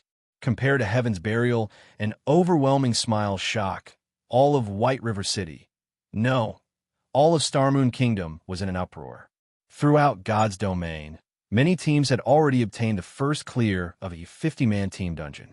However, that was only limited to 50-man hard mode team dungeons. No one in the surrounding dozen or so kingdoms or several empires had managed to clear Hell mode. A newly established guild like Zero Wing stole this glory. It was simply inconceivable. For a time, Zero Wing's reputation soared to new heights. Previously, Zero Wing's success in fending off the Dragon Phoenix Pavilion's assault had attracted the attention of over a dozen kingdoms and empires. However, Zero Wing had only been protecting themselves. Moreover, they had relied on the strength of NPC guards rather than their own members. There was no need to grow wary of Zero Wing. Now, however, things had changed completely. Claiming that the first clear of a 50-man Hell mode team dungeon showed that the guild's overall strength should not be underestimated. Zero Wing. Phoenix Rain could not help but smile upon hearing the system notification. It seems that I have underestimated Black Flame's abilities. Fragrance, prepare to head to White River City. Miss, why are we going to White River City? Pantheon's guild leader will arrive shortly. The pretty woman named Pure Fragrance asked, confused. We are going to meet that mysterious Black Flame, of course. Phoenix Rain laughed. Black Flame? Pure Fragrance could not help her curiosity. Who was Black Flame? Could he possibly compare to the guild leader of the Super Guild Pantheon? Chapter 627, Divine Bluefire Shield. As the outside world reacted to Zero Wing's achievement, Sherfone busied himself with arranging the Bluefire Crow King's loot system. Hellmode Ruins of the Crow God has been cleared for the first time. Loot increased by 100%. Divine Providence would already increase the loot from the Bluefire Crow King. Now that the loot had doubled, items covered the ground. With a single glance, one could count more than 30 items. Though the majority consisted of various rare materials, is this the loot of a large-scale Hell mode team dungeon? Blackie's eyes shone with wonder as his jaw hit the ground, although Sherfone had yet to appraise the dropped items. Based on their majestic appearances and magical rune engravings, it was obvious that the weapons and equipment that had dropped were anything but ordinary. Secret silver items couldn't even compare to these. Moreover, the Bluefire Crow King was a level 30 Great Lord, so everything it dropped would be level 30. To the team members who still wore level 25 equipment, this was a massive haul. Zero Wing had quite a few level 30 items now. After all, as the members of the guild's main force were mostly level 29 or level 30, they could raid level 30, 6-man party dungeons, 10-man team dungeons, and even 20-man team dungeons. Only the quality and attributes of the equipment they obtained was not particularly good. Most were bronze or mysterious iron rank, and very little of their loot was secret silver rank or above. Every increase in 5 levels for equipment was the equivalent of a single increase in quality rank. If one could equip a piece of level 30 fine gold equipment, it would be the equivalent of equipping a piece of level 25 dark gold equipment. If they equipped a piece of level 30 dark gold equipment, that was the equivalent of wearing a level 25 item with attributes that were extremely close to epic rank currently. Most of the top-tier weapons and equipment the various large guilds possessed was level 25 fine gold rank. Very few had any dark gold items. In addition, there were also level 30 secret silver rank and extremely few fine gold items. If Zero Wing had level 30 dark gold equipment, it would be considered the best equipment beneath epic equipment and tier 1 set equipment. Although combat techniques were important, a player's basic attributes were equally so. Meanwhile, not only had their team just defeated a level 30 Great Lord, but its drop rate had also increased by 100%. It was natural for the boss to drop a few level 30 dark gold equipment after picking up all of the loot.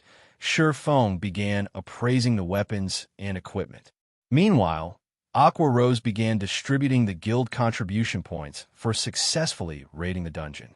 All raid members would get priority to purchase the weapons and equipment from their dungeon raids with guild contribution points. If nobody wanted the items, only then would they occupy the guild warehouse with a reasonably high price tag, allowing other guild members to purchase them after successfully raiding a Great Lord ranked boss. Everyone received a bounty of guild contribution points. However, no one paid attention to the points they had just earned. Instead, their attention was focused on Feng. Every one of them prepared to go for broke today within Zero Wing's main force, aside from players such as Fire Dance, Aqua Rose, Violet Cloud, Cola, Yuwumian, Blackie, Minor Wind, and a few others. None of their items could compare to the dropped equipment from a large-scale Hell Mode team dungeon. This was because Feng had given Fire Dance and the others a complete Tier 1 set equipment. The best equipment available for Tier 1 classes that was only inferior to Epic set equipment. Hence, until they became a Tier 2 class, they would not need to replace their equipment unless they procured a set of Epic set equipment for themselves. A short moment later, Feng finished appraising the loot. A total of 33 items had dropped, and among them, 19 were materials such as magic crystals, 100 beast wood, which was required to construct stables, essence of mana, which was required to construct teleportation magic arrays, and several other super rare materials. Normally, one would not obtain these materials even if they defeated Great Lord ranked bosses. Now, however, they had actually gained 2 or 3 of each. The benefits of obtaining the first clear of Hell Mode are impressive, Feng stated. He could not help but smile as he gazed at the weapons and equipment inside his bag. Guild leader, what items dropped to make you this happy? Aqua Rose knew of Feng's tastes. Items that could excite Feng would definitely be something extraordinarily good. That's right. Guild leader, share the stats. Although Blackie wielded an epic staff, he still likes seeing the attributes of excellent weapons and equipment. I won't waste your time. Here, look at this item first, then. Feng took out a deep red two-handed sword that emitted pale blue flames. Not only was the weapon extremely attractive, but it also felt as if it possessed extraordinary power. Bluefire double-edged sword, two-handed sword, dark gold rank. Level 30, level 35. Attack power plus 702, currently level 30. Strength plus 54, agility plus 41, endurance plus 44. Attack speed plus 2. Ignore levels plus 10. Attacks half. 30% chance to trigger Bluefire attack, causing an additional 120% flame damage to the target and reducing the target's defense by 30% for 7 seconds. 20% chance to cause 200% damage. 10% chance to trigger Bluefire dance, causing 300% flame damage in a cone. Although the Bluefire double-edged sword did not have any active skills, it had plenty of passive skills. Its attack power alone was more impressive than the level 30 Abyssal Blade. It was a weapon made for violence. Everyone sucked in a breath of cold air upon seeing the Bluefire double-edged sword's attributes. Crap. Even epic weapons aren't any better than this. Blackie was stunned. He possessed an epic weapon himself, so he could tell just how excellent of a weapon the Bluefire double-edged sword was. It was of the same caliber as the true Fire Blade's Fire Dance wielded. If one of the team's berserkers equipped this two-handed sword, their DPS would soar by several levels. Their damage would be close to Fire Dance's. Moreover, the Bluefire double-edged sword could be upgraded to level 35. It could rank at the top even amongst level 40 weapons. In other words, if one equipped the two-handed sword, they would not have to worry about replacing their weapon, even when they reached level 40 immediately. The berserkers within the team started drooling, staring at the Bluefire double-edged sword with burning gazes, such powerful attributes. This sword alone could push a berserker's damage to the top of the team. Fire Dance said, and I'd be so shocked by this item. The Bluefire double-edged sword only ranks 3rd out of the weapons and equipment we obtained. Feng shook his head as he chuckled. He then revealed a red and black buckler, saying, "This is the 2nd best item." Hearing Feng's claim, everyone was surprised such an excellent weapon was not the best piece of equipment that dropped. The red and black buckler was only 1/3 the size of an ordinary shield. However, the image of the Bluefire Crow King had been engraved onto the shield, surrounded by many runes. With a single glance, one could tell that this buckler was Extraordinary Divine Bluefire Shield, Dark Gold rank. Level 30, Level 35. Defense plus 1,950, currently level 30. Equipment requirement, Strength 220. Defense plus 550. Block rate, 42%. Strength plus 31. Endurance plus 47. Evasion plus 15. Attack speed plus 2. Additional passive skill dash. Bluefire Shield. Absorbs 30% of the damage taken and converts it into blue fire. When accumulated damage reaches 5,000 points, causes 150% damage to an area of 3 by 10 yards in front of user additional active skill dash. Rising Fire. When activated, sacrifice 20% HP to transform blue fire into the Armor of Flames, increasing defense by 150% and strength by 40% for 30 seconds cooldown, 30 minutes. Chapter 628, Guild Mount. The moment the Divine Bluefire Shield appeared, hunger burned in the eyes of every MT on the team. Even Cola drooled the shield was crucial to any MT. It was the equivalent of half of an MT's life. Not a single MT would pass up an excellent shield. The best shield Zero Wing currently had was a level 25 Dark Gold shield, however. Compared to the Divine Bluefire Shield, it was no more than scrap metal. Not only did the Divine Bluefire Shield possess extremely high defense, but it also had a powerful attack skill and berserk skill. If an MT equipped it, they would no longer be just a meat shield. The damage they could deal would be no less than what a normal DPS classes could do. This Divine Bluefire Shield's attributes are better than even a current first-ranking shield, the Blue Dawn. Aqua Rose was greatly shocked when she examined the red-black buckler. Most likely, this is the best shield currently available throughout God's domain. As the manager of a guild, Aqua Rose normally collected information on the various large guilds throughout God's domain. For example, she knew which guilds had been active recently, members of the main force of various large guilds, experts, and the latest powerful equipment. Blue Dawn was a level 30 Dark Gold shield. However, a super guild had obtained this shield through a quest, and it had made many other super guilds jealous. Many corporations had even offered an astronomical price of 1,000 gold for it. On the other hand, the Divine Bluefire Shield was a Dark Gold shield that would improve to level 35. Setting aside its basic attributes, just the passive skill Bluefire Shield and active skill Rising Fire were excellent skills. The Bluefire Shield was clearly more valuable than the Blue Dawn. Not including epic shields, it would not be an exaggeration to call it the most powerful shield currently available in God's domain. However, Aqua Rose very quickly realized something. If the Divine Bluefire Shield, something that was so important to a guild, only ranked 2nd among the loot they had obtained, what kind of item ranked first? Very quickly, the rest of the team reached the same conclusion. Their gazes darted back to Feng, expectation written all over their faces. Right then, I'll unveil the first ranking item. Feng laughed. He then took out a purple-blue crystal necklace. Chances are that every magical class will go crazy over this. Bluefire Heart, necklace, Dark Gold rank.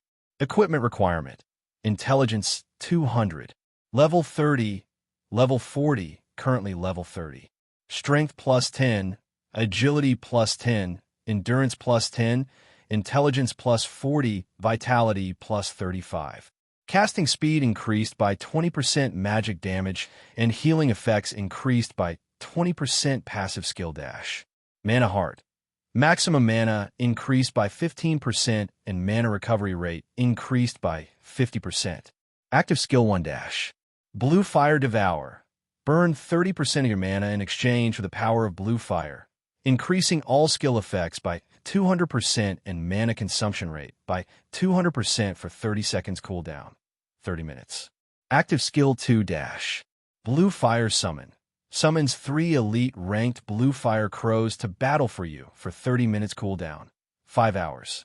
The Bluefire Heart's basic attributes were average at best. However, the necklace's skills increased its value tremendously. The skills almost made up for all of the weaknesses a magical class possessed and enhanced their firepower. Most importantly, the Bluefire Heart was a necklace. Ornament-type items were extremely rare in God's domain. The value of one was multiple times that of a weapon or other equipment of the same quality and level. In the case of the Bluefire Heart, even a Tier 3 class would continue to use it. Hence, it was significantly more valuable than the Divine Bluefire Shield. Since you have seen the items for yourselves, you can start bidding for them, Shifeng said, grinning at everyone's dumbfounded expressions. First up is the Bluefire Double-Edged Sword. The starting price is 20,000 GCP. Currently, Zero Wings contribution points were worth roughly 30 copper per point. In other words, 20,000 contribution points was around 60 gold. However, this price didn't surprise any of them for a weapon of the Bluefire Double-Edged Sword's caliber. This was considerably cheap. If it were on the auction house, it would sell for at least 200 or 300 gold. 21,000, 24,000, 26,000. For a time, the berserkers and swordsmen began fervently outbidding each other. As the members of the guild's main force, they frequently raided dungeons, especially small-scale team dungeons. Furthermore, they were the guild's frontline when it came to pioneering team dungeons. They would exchange most of their unwanted equipment for guild contribution points. In addition, they also completed the various high-level guild quests. Hence, they had accumulated quite a lot of guild contribution points in the end. However, the guild's current number 1 berserker, Rampant Blade, won the weapon for 40,000 contribution points. Kola won the second item, the Divine Bluefire Shield, for 90,000 contribution points. However, this was practically Kola's entire fortune. It would be some time before he could compete with others for equipment. Aqua Rose bought the third item, the Bluefire Heart, using 150,000 contribution points. As the guild's vice leader, Aqua Rose enjoyed certain benefits. In addition, she also frequently participated in dungeon raids and guild quests, so she had accumulated an extraordinarily high number of guild contribution points. Not even the commander of Zero Wing's main force, Fire Dance, could hold a candle to Aqua Rose. In Zero Wing, only Shifeng was a match for the woman. Everyone on the team envied these 3 players. These 3 pieces of equipment were definitely among the best currently available in God's domain. Equipping them would significantly boost their combat power. After all, no other guild in God's domain had managed to clear the hell mode of a 50-man team dungeon, following which various members of the team purchased other dark gold and fine gold equipment, increasing the overall strength of the entire team significantly. As for the other materials, he stored them in the guild warehouse. Everyone, head back to the city and get some rest. Our next goal is to challenge a 100-man team dungeon, Shifeng said slowly. Blackie, Fire Dance, Cola, Violet, and Aqua stay behind. I'll need you guys to accompany me on a quest. Quest? Everyone could not help but grow interested. Shifeng was the publicly acknowledged number 1 expert in Star Moon Kingdom. Just what kind of quest would he need help with? However, everyone only wondered about it. None of them volunteered to assist. After all, weaklings like them would never survive a quest that even Shifeng would need help to complete. They needed a certain amount of strength before they could embark on such a quest. Otherwise, Shifeng would not have called the top-ranking experts of the guild to join him after everyone else returned to the city. Blackie, who could no longer hold back his curiosity, asked, "Guild leader, what kind of quest are we doing? Why the need for such secrecy?" Guild leader, is it an epic quest? I've been wanting to give an epic quest a try. Cola's eyes glowed epic quests. No one, other than Feng, in the guild had taken on an epic quest yet.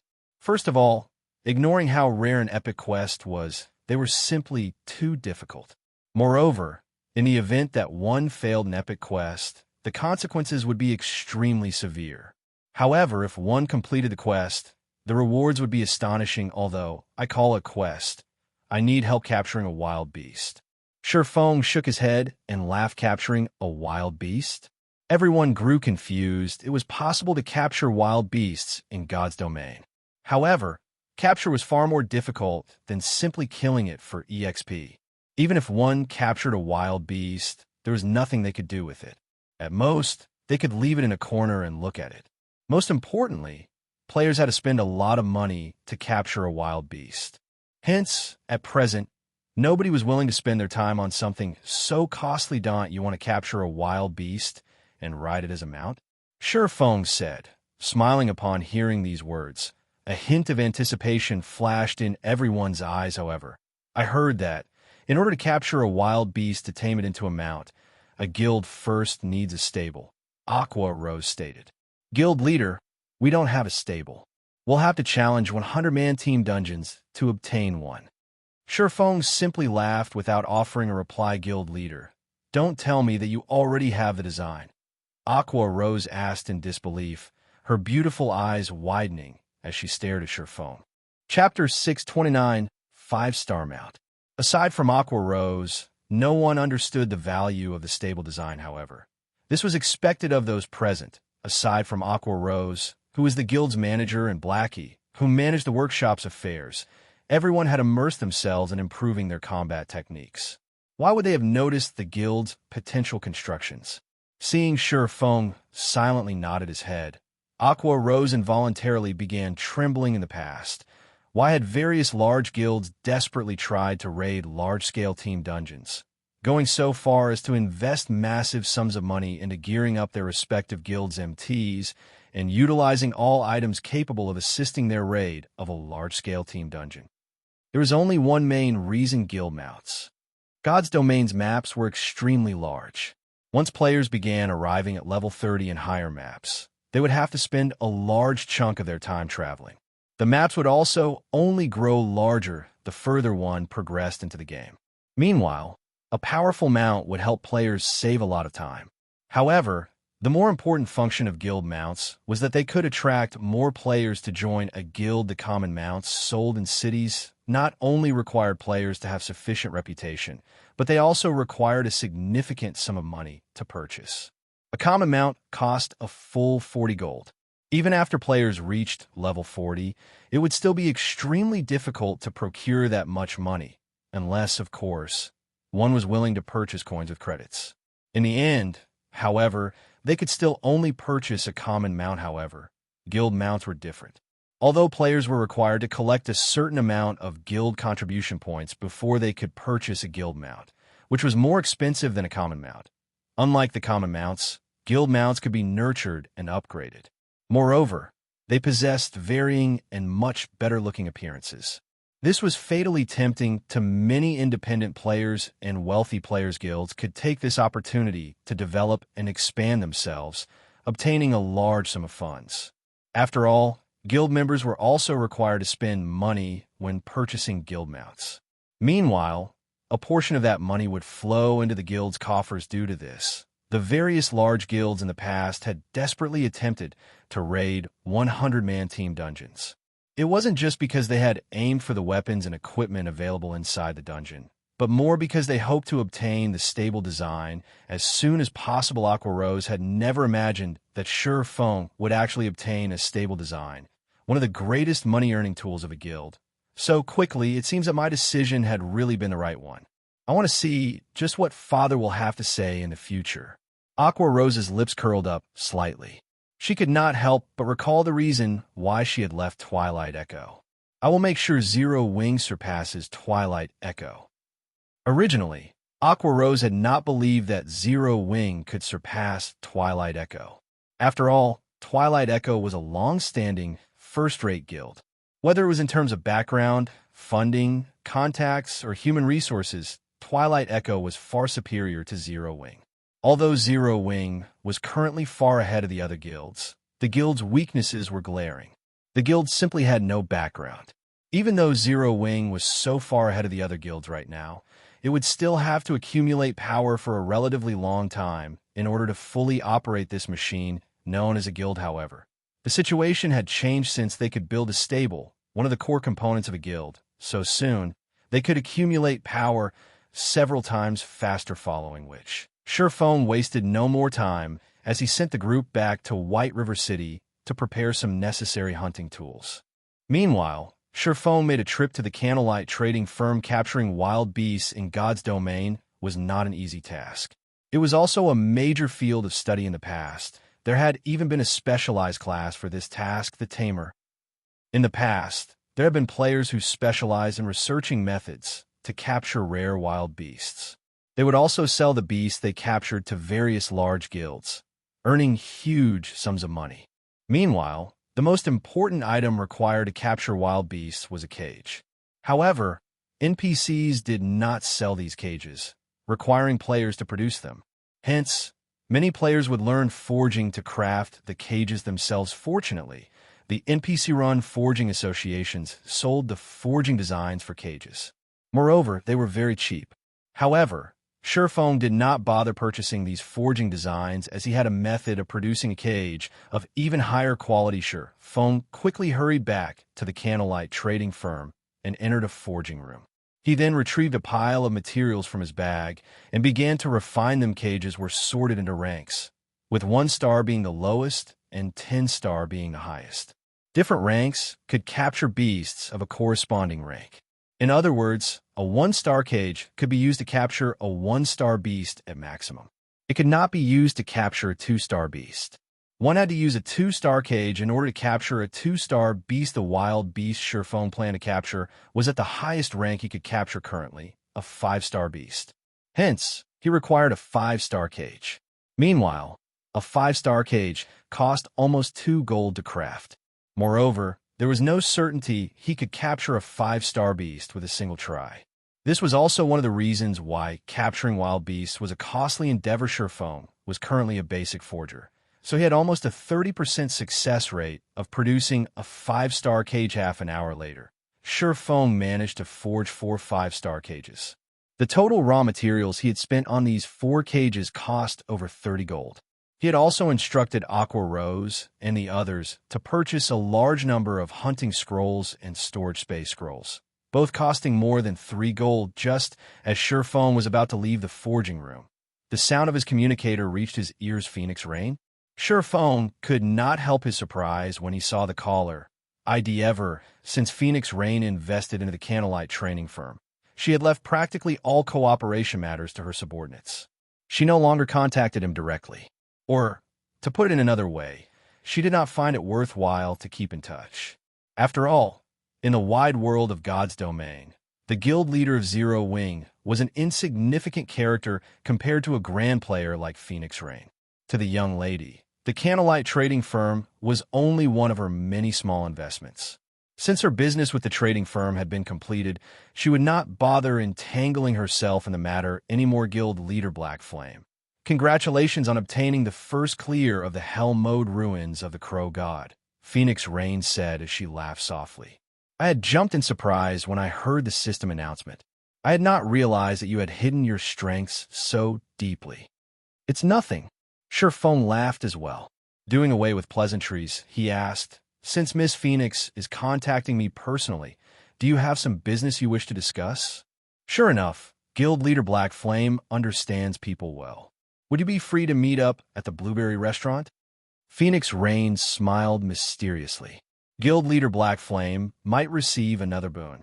Sherfone was surprised when he heard her mention the Blueberry restaurant. Blueberry restaurant was one of White River City's ordinary restaurants. This meant that Phoenix Rain had personally made a trip to White River City. It was clear that she wished to discuss something quite important. Okay, I'll head over there now. Sherfone agreed. During his previous meeting with Phoenix Rain, the latter had brought him an epic chest and allowed him to earn a hefty profit. Since Phoenix Rain offered another business opportunity, he had no choice but to meet with her again. In truth, Shurfeng could more or less guess why Phoenix Rain wanted to meet him as soon as he cleared a 50-man Helm Mode team dungeon. She had come knocking on his door. This showed that it must be something related to the strength of the guild's team. She might very well be looking for Zero Wing to help her complete some sort of quest. He might even be able to take the opportunity to earn a large sum of credits from her before, in order to purchase the necessary training facilities. He had spent most of the credits in his account. He could lure Phoenix Rain into an alliance with Zero Wing. It could save Zero Wing many years of work. Chapter 630, Proof of Strength. White River City, Blueberry Restaurant. The moment Shurfeng entered the restaurant, he immediately felt several gazes land on him. Phoenix Rain sure knows how to put on a display. Shurfeng looked around the restaurant, noticing that the establishment's customers were not simple at all. The players sitting around were unanimously level 30. In the current God's domain, they ranked at the very top. Moreover, judging by the feeling these people gave off, it was obvious that they were not virtual gaming experts. Rather, they felt like experts who were proficient in martial arts. Among these people, some had cold and sinister auras, while others had a violent auras. However, they all shared a common aspect. They were all independent players.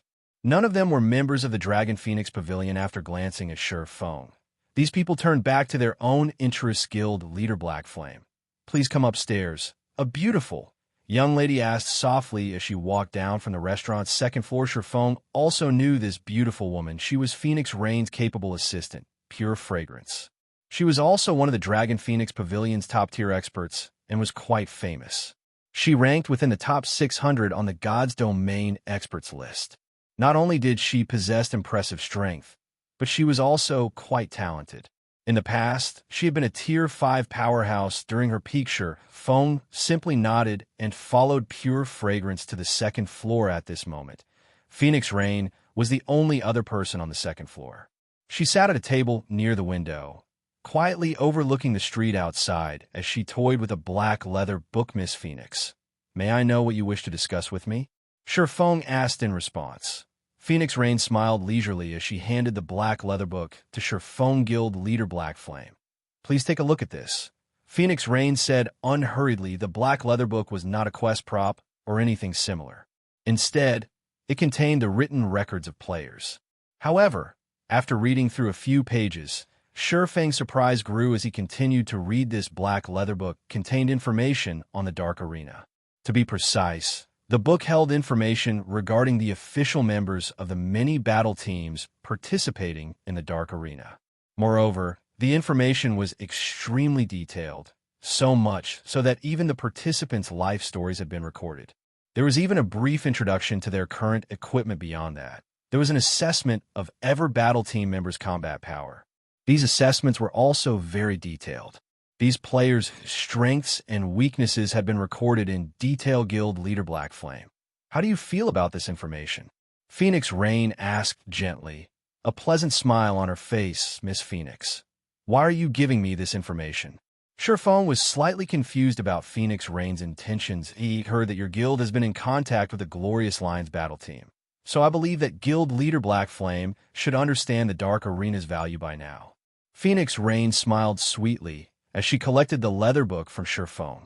Unfortunately, ordinary players do not qualify to participate in this game. However, I am, so I hope to establish a battle team myself to have some fun in the Dark Arena. Initially, I intended to seek cooperation with Pantheon's guild leader, but I suddenly changed my mind. Now, I wish to cooperate with Guild leader Black Flame instead. May I know if you're interested in cooperating with this young lady? Miss Phoenix must be joking. How could Zero Wing possibly hope to compare with a super guild? Wouldn't working with Pantheon be a better choice? Although Shurfeng was so calm on the surface, inwardly, he was stunned. He had not expected Phoenix Rain to be capable of obtaining the participation rights to the Dark Arena. However, Shurfeng did not believe that Phoenix Rain would hand over such an opportunity so easily. After all, the Dragon Phoenix Pavilion had countless experts, not to mention a super guild like Pantheon. It would be child's play for Phoenix Rain to gather 10 Apex experts. Why would she need Zero Wing? I sought you out precisely because Zero Wing is not very famous. That way, the opposing team will not bother to investigate you in detail. With Guild leader Black Flame's power, It should not be hard to earn some achievements in the Dark Arena, Phoenix Rain said, smiling. After all, it should not be that easy to obtain the first clear of the Hell Mode ruins of the Crow God. Phoenix Rain had personally entered a 50-man Hell Mode team dungeon before, so she understood just how difficult raiding one was. Even a Super Guild's main force had zero chance of raiding a 50-man Hell Mode team dungeon successfully, much less the Dragon Phoenix Pavilion. Raiding a dungeon was different from PvP. Successfully raiding a 50-man Hell Mode team dungeon was proof of one's strength. Moreover, she had conducted an investigation of Zero Wing's experts. Not to mention Hell Mode, even clearing Hard Mode would be a challenging endeavor. Yet, Zero Wing had done just that. What did this mean? Black Flame was not as simple as he appeared, hence. She had abruptly changed her plans and immediately made her way to White River City. I presume that guild leader Black Flame has already seen the experts downstairs. None of them were professional gamers before God's Domain launched. They are experts that I have nurtured secretly, and none of the other battle teams have any information on these people. With the element of surprise, we might be able to compete for the top 100 rankings. As for the remuneration, guild leader Black Flame will earn 10% of all of our winnings. If you lead the team into the top 100 spots, I'll give you 20% of the winnings. What do you think? Phoenix Rain's offer was extremely generous. It was much better than Everlasting Wars. Most importantly, there were no restrictions on his freedom. He would only partner with Phoenix Rain. Phoenix Rain would provide the participation qualifications, while he would fight the Dark Arena's battles with the fastest method to earn credits. Moreover, after he gained fame in the Dark Arena, he could form plenty of influential connections.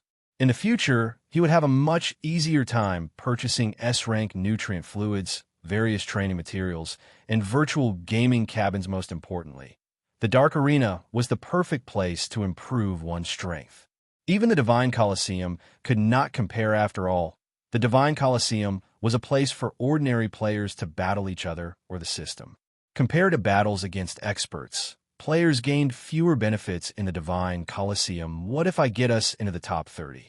Although Sherfone was already satisfied with the 10% and 20% remuneration Phoenix Rain offered, he instinctively tried to strive for more. Top 30? Phoenix Rain could not help but chuckle. If guild leader Black Flame really manages to get the battle team into the Dark Arena's top 30, then I'll increase the remuneration to 40%. In Phoenix Rain's opinion, entering the top 100 would be extremely difficult, not to mention the top 30. After all, this was a competition between the battle teams that various major international corporations had formed. None of those teams could be underestimated. Let's see a contract then. Sherfone grinned. Although he, too, doubted that they could achieve such a feat, he had not accepted the epic guild quest, Ancient Battlefield. If he could allow the guild's few top experts to train there for a time, they might have a chance of getting into the top 30. A moment later, Phoenix Rain and Sherfone established a contract. Let's go, then. I'll introduce you to your team members. Phoenix Rain stored the contract and walked downstairs. A moment Phoenix Rain arrived downstairs, the tens of people sitting seated on the first floor of Blueberry Restaurant stood and greeted her respectfully. None of them displayed the temperament of an expert, as they had with Sherfone. Even those several experts that had exuded violence had sheathed their auras as expected of the woman known as the Demon Queen. She sure knows how to put on a powerful display. Sherfone was inwardly astonished. Chapter 631, Trial of Strength. Every player here was an expert in. As experts, they all had their own pride and principles they abided to. It would not be easy to get these experts to submit. Yet, looking into these experts' eyes, Sherfone could see the reverence that filled their hearts, proving that their actions were not due to Phoenix Rain's demands. Miss. All 20 members are present. Pure fragrance said in a low, but respectful tone. Phoenix Rain nodded in response. Turning to Sherfone, Phoenix Rain asked, Guild leader Black Flame, how do you feel about these experts? Of the 20 players present, all were level 30. Their equipment also consisted of level 25 to level 30 top-tier equipment. In White River City, these players would rank at the very top. Clearly, their skill spoke for itself. Every one of them was an expert who had experienced the baptism of live combat many times. Noobs like Fire Dance and Zero Wing's other core members, who had only gained their strength through arduous training, could not compare to these experts. One could feel the hostility they radiated from far away amazing. You will not find many in Starmoon Kingdom who can match them. Shifeng replied truthfully, however. Shifeng's words instantly earned the ire of these 20 people. They glared at Shifeng, killing intent filling their eyes. They were all experts who Phoenix Rain had carefully nurtured. How could the lowly experts of Starmoon Kingdom possibly hope to be their equals? Guild leader Blackflame, you may not realize this, but despite none of these people having any fame, they are not much weaker than the experts on the God's Domain experts list. They're even stronger than some of those experts. Pure Fragrance said contemptuously just how many people in Starmoon Kingdom ranked on the God's Domain experts list. On the other hand, if the 20 people present displayed their strength, every one of them could definitely rank on the experts list. One could just imagine how immense their strengths were. They were far beyond Starmoon Kingdom's top-tier expert. Shifeng did not refute Pure Fragrance's words. The God's Domain experts list had initially served as an analysis of experts who had publicly displayed their strengths. It did not record every expert within the game. At most, the list could be used as a reference. However, he also wasn't wrong. Although these people were strong, in White River City alone, there were plenty of experts who were much stronger. For example, there was War Wolf and Ghost Shadow. There is also no need to mention those unknown experts hidden throughout Starmoon Kingdom. While God's Domain was very large, Starmoon Kingdom was not small. How could it possibly be that easy to become one of the top experts in a kingdom? Fragrance, enough. Have everyone introduce themselves so that Guild Leader Blackflame can establish the battle team more easily. Phoenix Raid softly instructed. There is no need for all of that. Anyone who can block my sword without using any skills will be admitted into the battle team. Of course, I won't use any skills either, Shifeng declared. Not wanting to waste too much time, it seems that we are all going to become official members of the battle team today. A thin assassin in black snorted. The others similarly revealed annoyed sneers. Shifeng actually dared to underestimate them to such a degree initially. Shifeng had similarly surprised Phoenix Rain. However, she smiled and said, Guild Leader Blackflame's suggestion will also work. Let's do as he asks, then. Following which, everyone left the Blueberry Restaurant and headed towards the Divine Coliseum. The Divine Coliseum was situated in White River City Central District. The Divine Coliseum was a massive tower that stood in the city's center. Although the Divine Coliseum had only recently been constructed, a sea of players flowed to and from the building. I passed the second floor today. I can finally take part in Zero Wings entrance exam. Recruiting members for a level 25 team dungeon must have skill completion rate of 70% and above. Equipment must be at least Mysterious Iron rank. Heaven's Burial is recruiting guild members. Our guild has already cleared the hard mode ruins of the Crow God. If you wish to join, you must be able to clear the Divine Coliseum's first floor before you can take the entrance exam. In the Divine Coliseum's first floor hall, many independent teams shouted, recruiting members in the past. These players usually recruited at the teleportation hall. Now, however, they had all come to the Divine Coliseum because they could determine a player's strength here. That way, they could be more at ease when they raided dungeons similarly. Ever since the Divine Coliseum had emerged, guilds no longer looked at a player's level and equipment when allowing players to take part in their entrance exams. Instead, they determined the player's qualifications through their progress in the Divine Coliseum, and ordinary players' techniques would not even be enough to pass the first floor of the Divine Coliseum. If one passed the second floor, they would be roughly as strong as an elite player. Meanwhile, one was definitely considered an expert if they could clear the third floor. Hence, it was very easy to determine the exact standard of a player upon arriving at the Divine Coliseum. Pure Fragrance spent 5 magic crystals to rent an amphitheater. In the amphitheater, players could fight however they wanted. The combat inside an amphitheater and the combat in the underground arena were different. In an amphitheater, players could set the rules of combat to their liking. For example, they could allow only melee combat, prohibiting the use of skills or tools. This would make fights much more realistic. On the other hand, such privileges were not available in the underground arena. After setting the rules, Sure Feng and the 20 reserve members entered the amphitheater. Miss Black Flame is simply too arrogant. I'm going to enjoy watching him embarrass himself. Pure Fragrance gloated as she smirked at Sure Feng. Fragrance, you're underestimating Black Flame. The fact that he could become the #1 expert of Star Moon Kingdom and remain undefeated is already enough proof of his strength. Don't forget, even Martial Dragon was helpless against him. You will see just how skilled he is, Phoenix Raid said, smiling when Pure Fragrance thought about the monster known as Martial Dragon. She could not help but tremble. An expert who had mastered domain was an inhuman existence in the entire Dragon Phoenix Pavilion. Very few were capable of blocking Martial Dragon's attacks after the last war between the Dragon Phoenix Pavilion and Zero Wing. The various large guilds at the time had investigated Black Flame in detail. After all, a person capable of lasting against Martial Dragon in battle was extremely rare, not to mention someone capable of killing the Berserker. Although Black Flame was not responsible for killing Martial Dragon in the end, the fact that he fought Martial Dragon as an equal was an astounding feat. However, the investigation's results shocked everyone. Black Flame's basic attributes were simply tyrannical. He had relied on pure destructive power to survive against Martial Dragon. To put it simply, Black Flame's equipment was excellent now. However, things were different. Since that battle, the various large guilds had improved their equipment constantly, strengthening their top-tier experts' basic attributes. Martial Dragon's basic attributes had grown significantly. If he faced Black Flame now, most likely, Black Flame would last only a few exchanges before dying. Meanwhile, the 20 reserve members present wore top-tier equipment.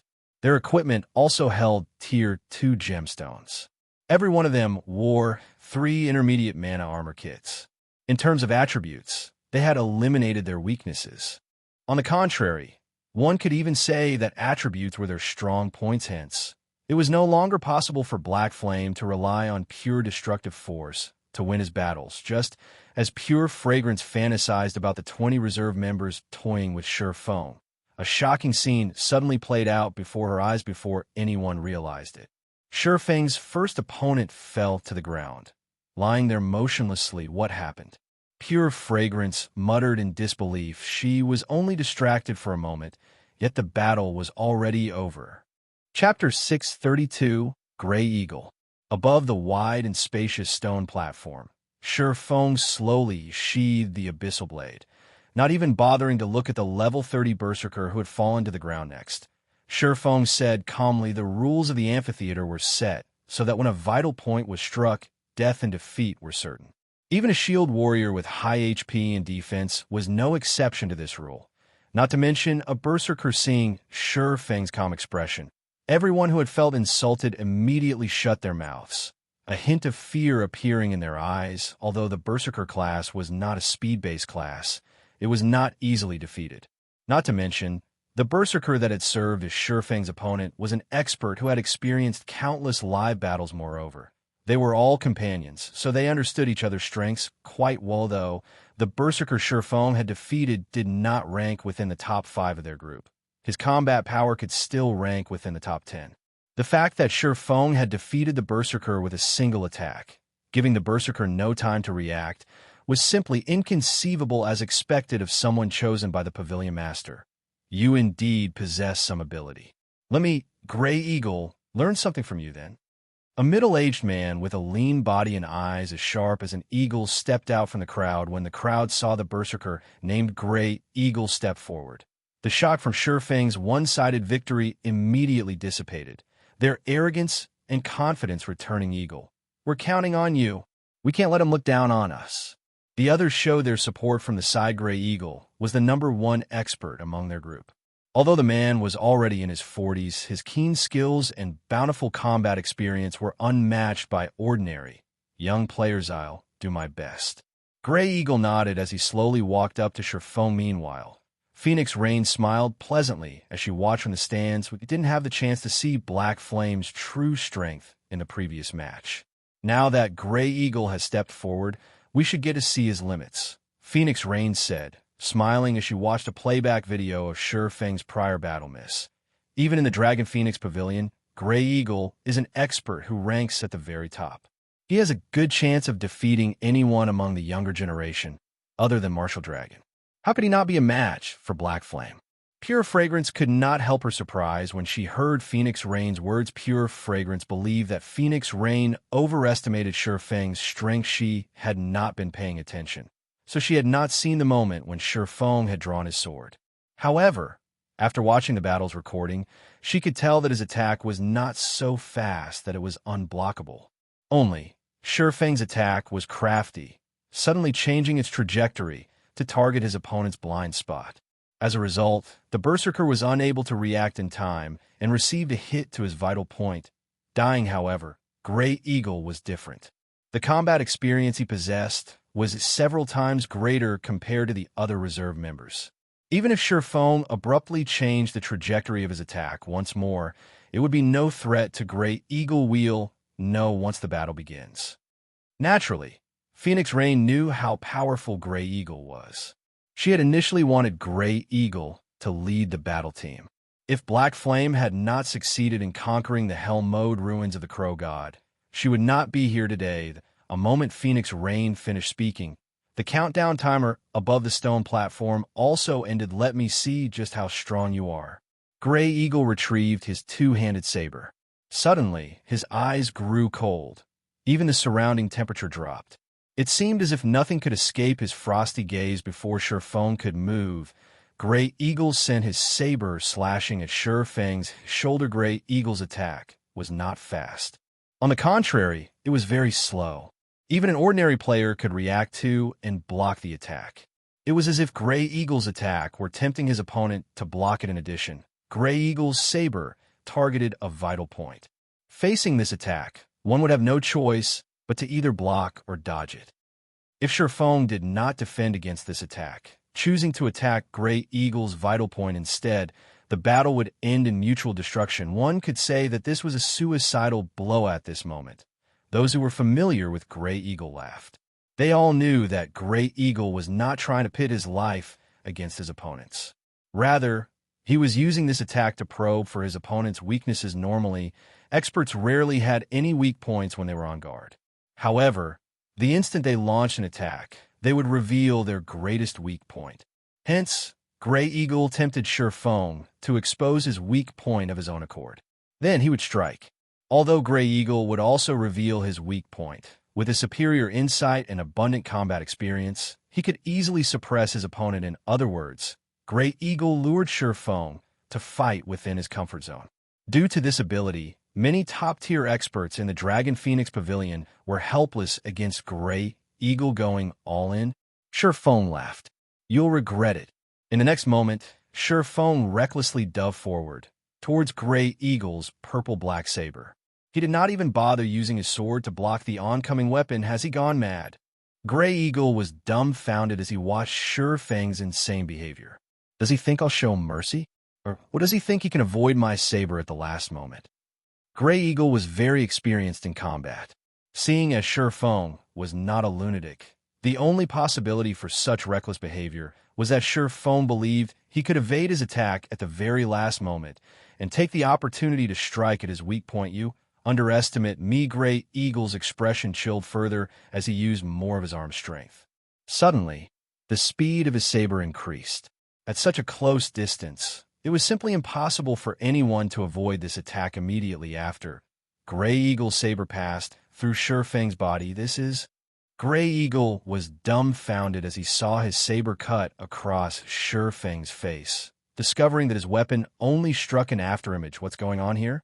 Pure Fragrance gaped at this scene. No matter how she looked at it, Grey Eagle's saber should have struck Shi Feng. Yet, for some unknown reason, despite a short distance of 1 meter between the Berserker and Swordsman, the 3-meter-long two-handed saber had failed to reach its target. Sitting beside Pure Fragrance, Phoenix Rain squinted her eyes at this scene. With a heavy expression, she said, treating retreat as advance. I didn't imagine that Black Flame had already reached such a realm. Treating retreat as an advance? How does he know that? Pure Fragrance was shocked when she heard her superior's comment. Treating retreat as an advance was an attack technique. Against this technique, one would notice their opponent rush towards them, while in reality, their opponent was retreating. In actual combat, one would discover that they could not make contact with their opponent's body despite their opponent remaining right in front of them. It was as if they were haunted by a ghost, and they could not get rid of this ghost no matter what they did. This was a technique that could mentally exhaust the other party. Treating retreat as an advance was Martial Dragon's specialty. However, the reason Martial Dragon could use such a technique was his domain. He was only capable of using such a combat technique due to his absolute control over his surroundings. Could he have learned it after his fight with Martial Dragon? How can that be? Thinking up to this point, Pure Fragrance felt a chill crawl down her spine, following which Great Eagle brandished his sword over a dozen times at Surephone. Every attack was swift and precise. Ordinary players could not defend against these attacks at all. Yet, no matter how hard the Berserker swung his saber, his weapon never struck the swordsman before him. His attacks would always be off by a small thread. However, he could not stop his desperate and suicidal attacks. With such a short distance between them, if Surephone attacked, he would not have enough time to react. No wonder the Dragon Phoenix Pavilion's men were so confident when Great Eagle stepped up. He's an expert who has entered the refinement realm. If I had not gained some enlightenment from the Darkness Shrine, fighting him would have really been troublesome. At this moment, Surephone already had a general grasp of Great Eagle's standard. Time to end things. Chapter 633, Capturing a Demonic Beast. Surephone suddenly disappeared. Is this the rumored Void Steps? Grey Eagle was surprised. He had, more or less, watched the videos of Surephone using his specialty move, Void Steps. Only, he had not imagined that a live human being could actually disappear right before his eyes.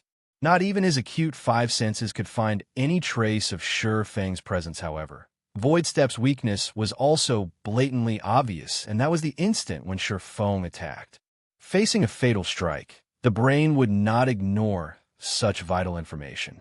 However, it was also very difficult to block such an attack, as the distance between them was simply too short. The most common method to counter Void Steps was to adapt to it gradually, allowing one's brain to stop ignoring the transmission of information. That way, Surefang's Void Steps will be rendered useless. However, it was extremely difficult to achieve this.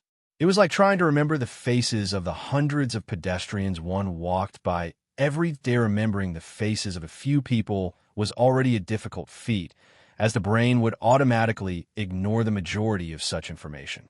Hence, it was extremely difficult to unravel Surefang's Void Steps. However, you still underestimate me. Great Eagle grinned as he shifted the trajectory of his saber, swinging the weapon towards a vacant location. Dang. Sparks scattered as the sound of clashing metal echoed throughout the amphitheater. Suddenly, Surephone appeared above the stone platform. Sure enough, he can grasp my general location. Surephone was not at all surprised by Grey Eagle's performance. After all, the Berserker had already entered the refinement realm. Grey Eagle's observational skills should be exceptional. Even with a lack of information, Grey Eagle should be able to grasp his general location. It was like his fight with Martial Dragon. With his domain, Martial Dragon was capable of processing all information within his domain without missing even the tiniest of detail. If Martial Dragon concentrated on observing his surroundings, he could render Void Steps utterly useless. Unfortunately, you only have a single weapon, whereas I have two. Surephone increased the force he exerted with the Abyssal Blade, pinning down Grey Eagle's two-handed saber. Meanwhile, Purgatory Shadow, which he wielded with his other hand, completed a perfect arc as it slid through Grey Eagle's heart, leaving behind small and unnoticeable seam. Damn it. Grey Eagle clutched at his heart as he fell to the stone floor of the platform, reluctance filling his eyes as he died. Grey Eagle's defeat stunned the venue into silence, although this match had appeared uneventful. Most battles between experts were like this. Tiny differences usually decided the outcome of these battles. What a pity. If Grey Eagle could use two weapons as well, Black Flame would not have one so easily. Pure Fragrance sighed. No matter what anyone said or did, Grey Eagle was a part of the Dragon Phoenix Pavilion. The fact that Grey Eagle was defeated so easily was not a good thing for the pavilion's reputation. Would two weapons really solve the problem? Phoenix Rain wore a complex expression as she watched Surephone. He really is a hateful person. Grey Eagle was a berserker, a class that was known for its strength. The class's strength growth was the highest of any class. Yet Shifeng had suppressed Grey Eagle with a single hand. This was enough to show just how high Shifeng's strength attribute was. With such an advantage, Shifeng could easily decide the outcome the moment the battle began. Still, Shifeng had chosen to waste so much time with Grey Eagle. Why? There could only be one explanation. He wanted to determine Grey Eagle's strength originally. Phoenix Rain had thought to use Grey Eagle to uncover the depths of Shifeng's strength. However, not only had they failed to do so, but they had also allowed Shifeng to study them in turn, following which Shifeng proceeded with testing the remaining 18 reserve members, and sure enough, not a single one passed. Shifeng finished off everyone with a single hit. Miss Phoenix, I'm sorry to say this, but none of these people passed. It seems that I can only recruit members on my own, Shifeng said, smiling at Phoenix Rain. Hearing Shifeng's declaration, the reserve members instantly paled. Shifeng had extinguished their previous arrogance and confidence. They could not even bring themselves to muster a retort if none of them passed. It can't be helped. I still have to deal with some procedures regarding the participation rights. As for the battle team members, I'll leave it to Guild Leader Black Flame. Phoenix Rain inwardly rolled her eyes at Shifeng. It was obvious that Shifeng had no intentions of letting her subordinates join the battle team. Finished speaking, Phoenix Rain left the Divine Coliseum with her group. Meanwhile, Shifeng hailed a horse carriage and hurried towards White River City's teleportation hall. Phoenix Rain can't be underestimated. She was actually able to recruit 3 refinement realm experts. It seems that I'll have to hasten Fire Dance and the others' training.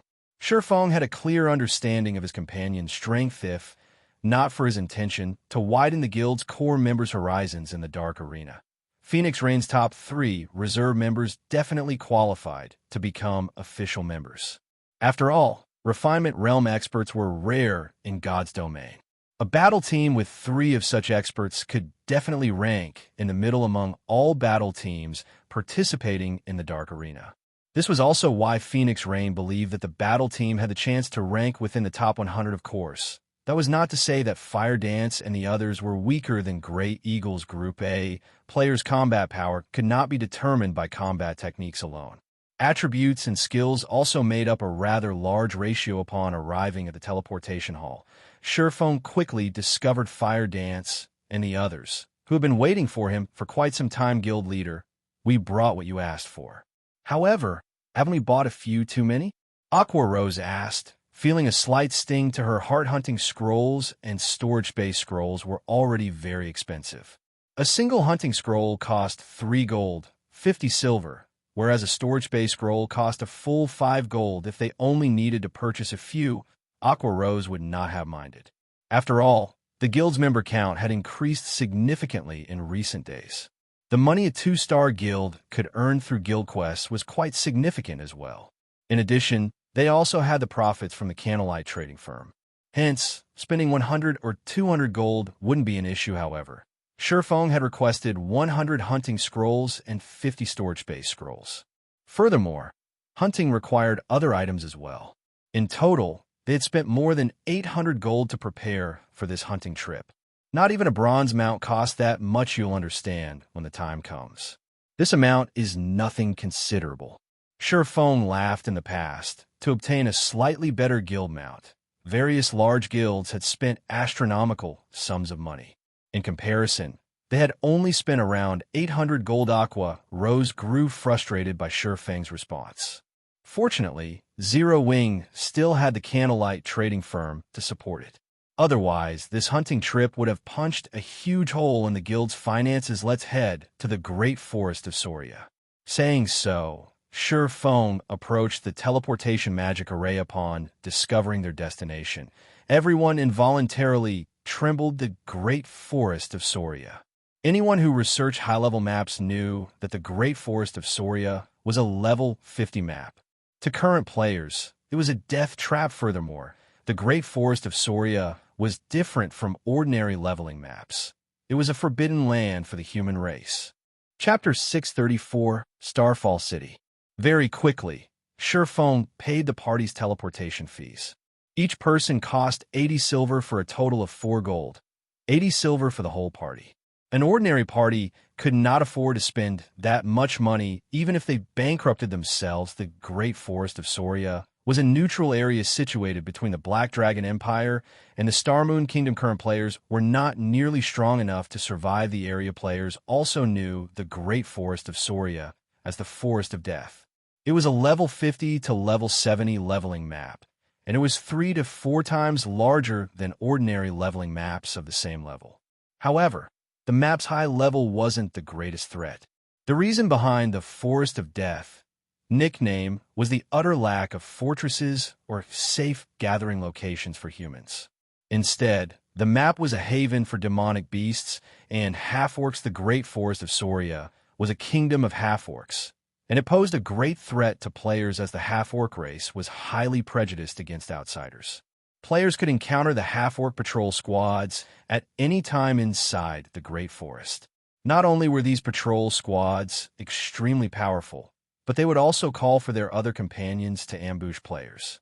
Hence, survival within the Great Forest was, to say the least, challenging. Through the teleportation array, Feng's party quickly arrived at Starfall City, a city near Starmoon Kingdom's border. Starfall City was the second largest city in Starmoon Kingdom's northern region. Although the city was near the kingdom's border, it was the most prosperous of all the cities in the northern region.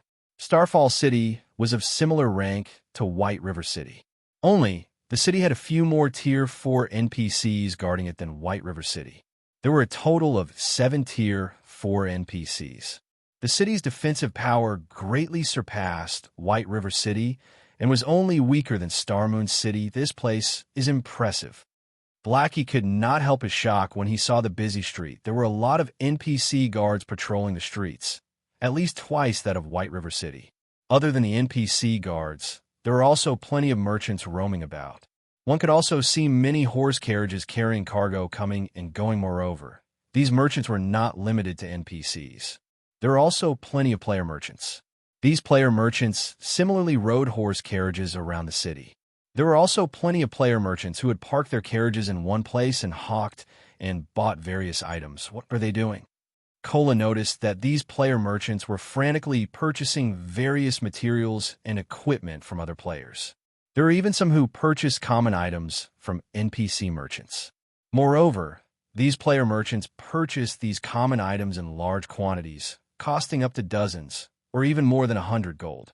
Such an amount would be enough to fund a small guild for a relatively long time. None of White River City's players would be so insane as to purchase so many common items from NPC merchants. Those people are reselling goods and making a profit through the price differences. Feng explained making a profit through the price differences. Blackie was confused, but the NPC's prices are the same throughout Starmoon Kingdom. Only some unique items can be resold for a profit. Even so, there aren't usually many of those items available for sale, and normally, when the NPCs restock, large guilds usually buy everything, keeping them for their own use. Who are they planning to sell these common items to? To players, of course, Feng said, laughing. Although NPCs' common items in Starmoon Kingdom have uniform prices, the prices may be different in other kingdoms and empires. Some items sold in Starmoon Kingdom might be more expensive in the Black Dragon Empire, while some items might be cheaper. Meanwhile, these people are trying to make a profit through the difference in prices. Then, aren't there teleportation arrays? Wouldn't it be easier just to deliver their products using teleportation arrays? Blackie asked curiously. Why must they use horse carriages? Very simple.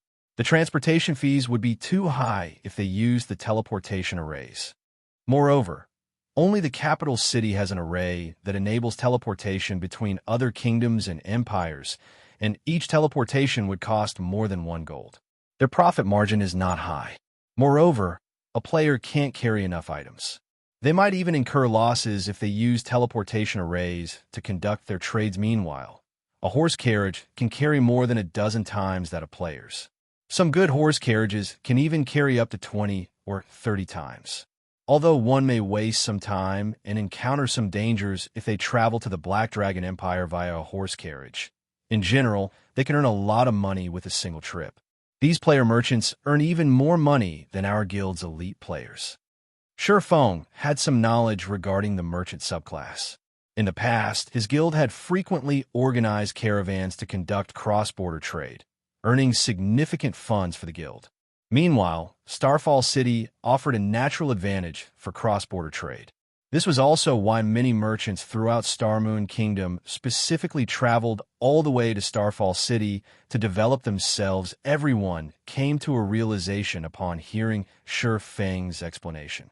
They had never imagined that the cross-border trade was such a profitable business. The wages Zero Wing offered were among the highest of all guilds in Starmoon Kingdom. The money its elite members earned each day was several times more than the elite members of other guilds. The money they earned could even rival that of ordinary experts, yet these merchant players actually made more money than Zero Wing's elite members. In other words, these merchant players made more money than even the ordinary experts in God's domain. Split up and look for any caravans that are about to depart. Feng ordered. There was a great distance between Starfall City and the Great Forest of Soria. If a player relied on their own 2 feet to travel, it would take over 10 hours to reach the Great Forest. If Feng were traveling alone, he could simply teleport to the Great Forest with the aid of the 7 Luminaries ring, saving him a lot of hassle. Unfortunately, none of his other party members possessed the 7 Luminaries ring. Hence, they would have no choice but to travel to the Great Forest on foot. Meanwhile, if a caravan were about to embark from Starfall City to the Black Dragon Empire, they would have to pass through the outermost region of the Great Forest of Soria if one traveled via horse carriage. The journey to the Great Forest would only take 3 or 4 hours. It was much faster than even common mounts. However, the road to the Black Dragon Empire was not easy for a caravan. A caravan normally required an escort guards. Meanwhile, powerful players would often accept such escort quests, as they were extremely profitable. The money one could earn from these quests was several times higher than ordinary high-level quests. Only, one would have to invest a lot of time to complete the quest. A dozen minutes or so later, Aqua Rose located a caravan that was about to depart for the Black Dragon Empire. This caravan was not particularly large. In total, there were only a dozen or so horse carriages. Moreover, it was a caravan that consisted entirely of players. It was far less safe than NPC caravans. After leaving the city, caravans could encounter all sorts of trouble, such as monster attacks and player robberies. In the past, Feng had even tragically been mugged by a Tier 4 Sword Emperor NPC. Meanwhile, in an NPC-organized caravan, there would usually be some NPC guards escorting the caravan. Ordinary players would not dare consider robbing such caravans. Monsters offered the greatest danger to these caravans. Player-organized caravans, on the other hand, were often the targets of players who had joined the Dark Forces. Of course, with risk comes opportunity. If player merchants joined an NPC-organized caravan, their profits would decrease sharply. The maximum amount of money they could earn from single trade was only 1/3 of the money they could make if they joined a player-organized caravan. Of course, even this was still a significant amount of money to an ordinary player. In other words, a player-organized caravan's profits were 3 times that of an NPC-organized caravan. Naturally, courageous or strong players would take this risk. Our Red Rain caravan is not some weak caravan. We don't welcome weaklings here.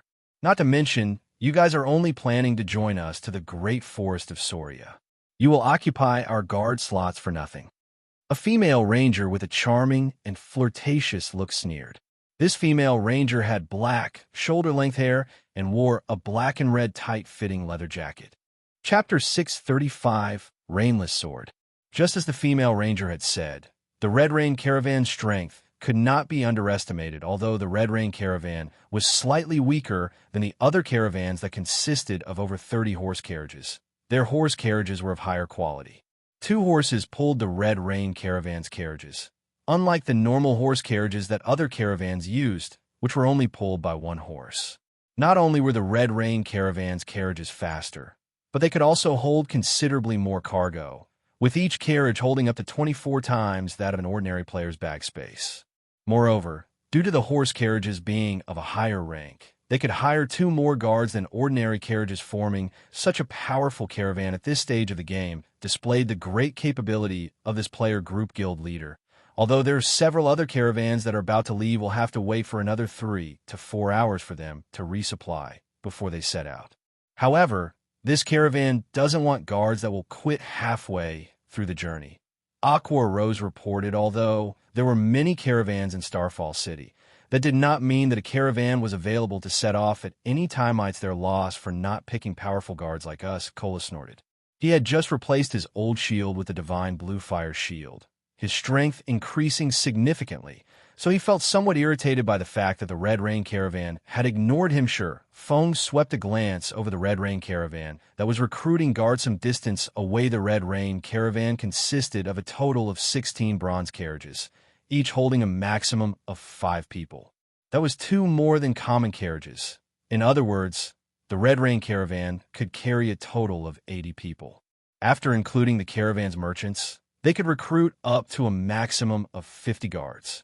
If the caravan allowed Shi Feng's party of 6 to take up 1/8 of the remaining slots, it would greatly strengthen the caravan. Currently, Shi Feng's group wore black cloaks to hide their identities. Outsiders could not discern their appearances at all, not to mention their guild with Zero Wing's influence in Star Moon Kingdom. The Red Rain caravan would definitely show some deference and allow their party to join. However, Shi Feng did not wish to expose their tracks. Every large guild had their own investigation team that was responsible for collecting information on and tracking the important members of other large guilds, taking the opportunity to investigate their movements or seek opportunities to assassinate these members. Everyone in Star Moon Kingdom knew of Zero Wing. Naturally, their actions would attract the attention of many parties. Not to mention, Zero Wing had plenty of enemies. If someone discovered their tracks, some of these enemies might go out of their way to deal with them. Although Shi Feng was not afraid of his enemies, he did not wish to risk exposing the location of a rare guild mount and the method of capturing it. That would be a huge loss for him. Therefore, Shi Feng had everyone in his party hide their identities. I'll negotiate with them. Shi Feng shook his head and smiled. He then walked towards the lead female. Ranger, why are you here again? Haven't I said that our guard slots are precious and that we can't afford to hire people that will quit halfway through the trip? The female ranger named Red Rain said, we don't want any remunerations. I'll even give you 1 gold as a traveling expense. How about it? Shi Feng took out a shining gold coin from his bag. Although the Red Rain caravan transported a lot of goods, they could not earn much. To the caravan, 1 gold was a significant amount of money. Hearing Shi Feng's offer, Red Rain hesitated. Although the great forest of Soria is only halfway, most of the dangers on the way to the Empire come from the great forest itself. As long as you get through the great forest, you shouldn't encounter any problems on the remaining journey. We'll part ways only after we exit the great forest. How about that? Shi Feng offered another suggestion. This Red Rain was clearly tempted indeed. Just as Shi Feng had stated, the truly dangerous area from Starfall City to the Black Dragon Empire was the Great Forest of Soria. The Great Forest was the best place for players to set up an ambush. At the same time, the Great Forest was also where caravans would most likely encounter monster attacks. As long as they passed through the Great Forest, their trip to the Black Dragon Empire could basically be considered a success. Just agree to their offer. Our Red Rain caravan is famous in Starfall City. Those bandit players normally take the long way around to avoid us. What's wrong with earning a little more money? A level 29 swordsman youth asked. Even if we encounter some trouble on the second half of the journey, doesn't the caravan still have me? While the swordsman youth was speaking, Shi Feng activated omniscient eyes to size up the young man. Swordsman's name was displayed as Rainless Path. The majority of his equipment was level 25 fine gold rank, with a few pieces of level 30 secret silver equipment. There was even a piece of level 25 dark gold equipment. Rainless Path. When Shi Feng saw this name, he suddenly recalled something about this swordsman in the past. Rainless Path had been a famous swordsman in Star Moon Kingdom. At his peak, he had ranked within the top 30 swordsmen in Star Moon Kingdom. Back then, he had also been known as Rainless Sword. His name had shaken the entire Star Moon Kingdom. Unfortunately, his growth had been limited by the fact that he was an independent player. For an independent player like Rainless Path to place within the top 30 of the Kingdom Swordsmen was an amazing feat, alright then. I accept your offer. However, we have to make a contract first.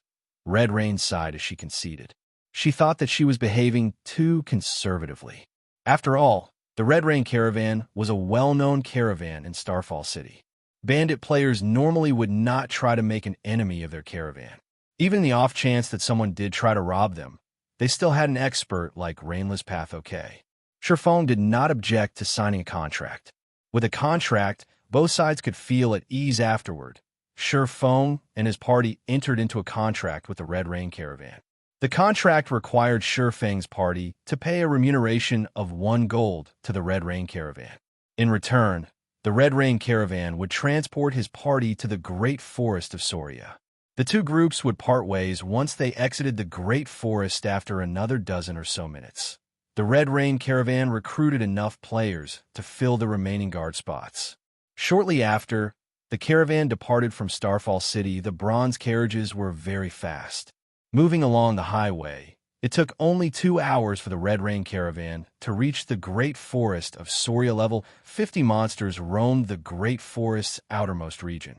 However, due to the Star Moon Kingdom and the Black Dragon Empire armies often clearing the monsters around the highway, the Great Forest monsters did not dare approach the highway casually.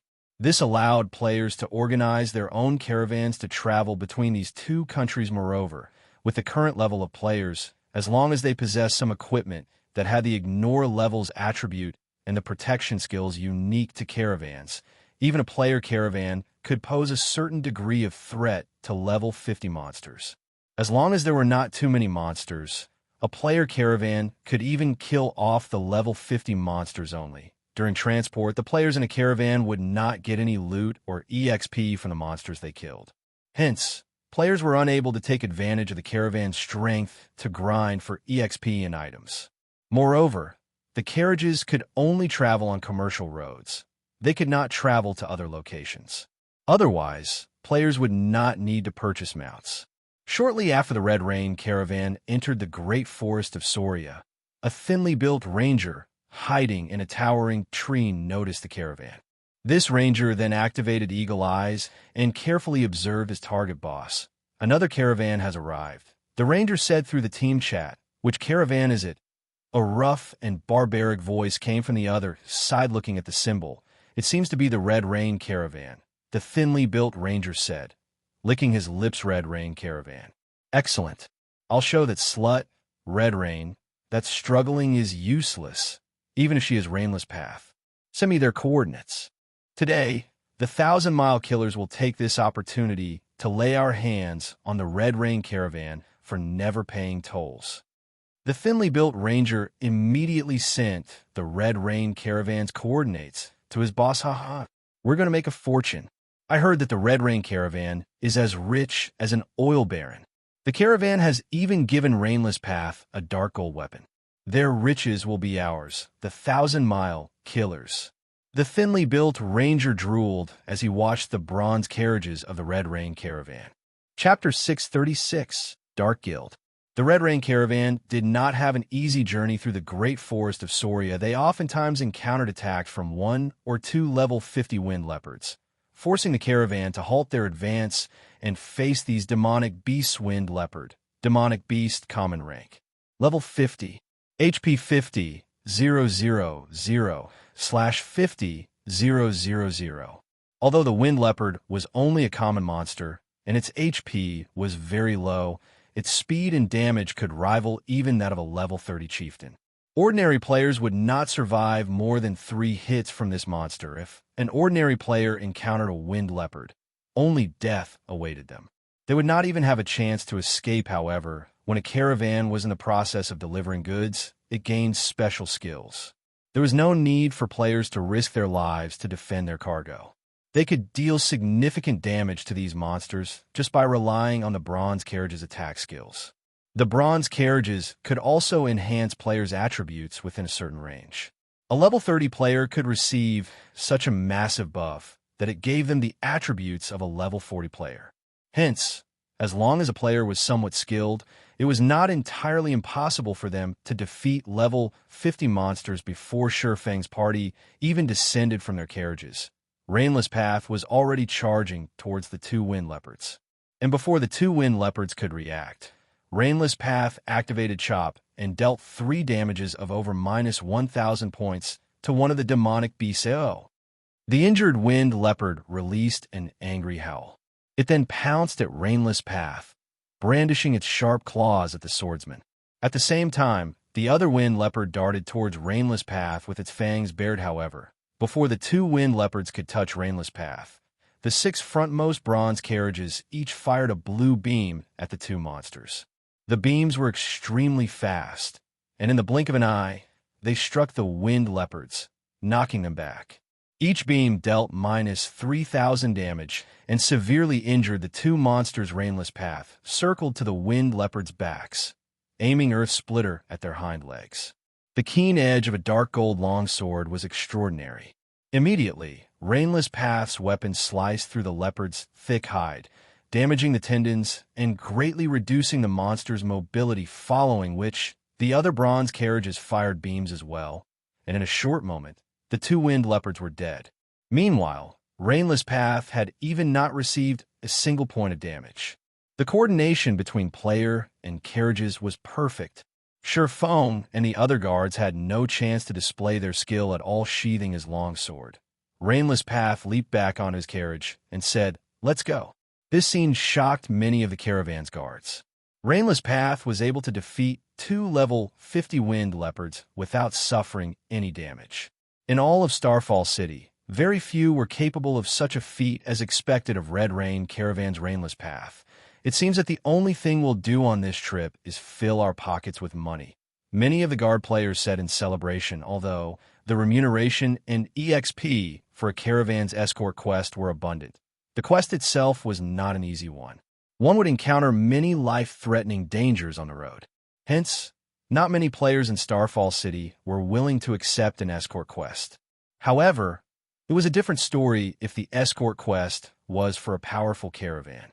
In such cases, taking on the quest would be the equivalent of free money and EXP. If he already has such precise physical control now, chances are that, among those in the guild, only Fire Dance and Violet Cloud can defeat him. It's no wonder why he was able to make a name for himself in Starmoon Kingdom despite being an independent player. Xianxia was able to gauge Rainless Path's combat standards during his previous battle. The current Rainless Path was many times stronger than Xianxia when he had first logged into God's domain in this life. At a stone bridge in the great forest of Soria's outer region, multiple level 27 and higher players hid in the surrounding forest at such a distance. Ordinary players traveling the road could easily discover these players. However, they had used isolation scrolls.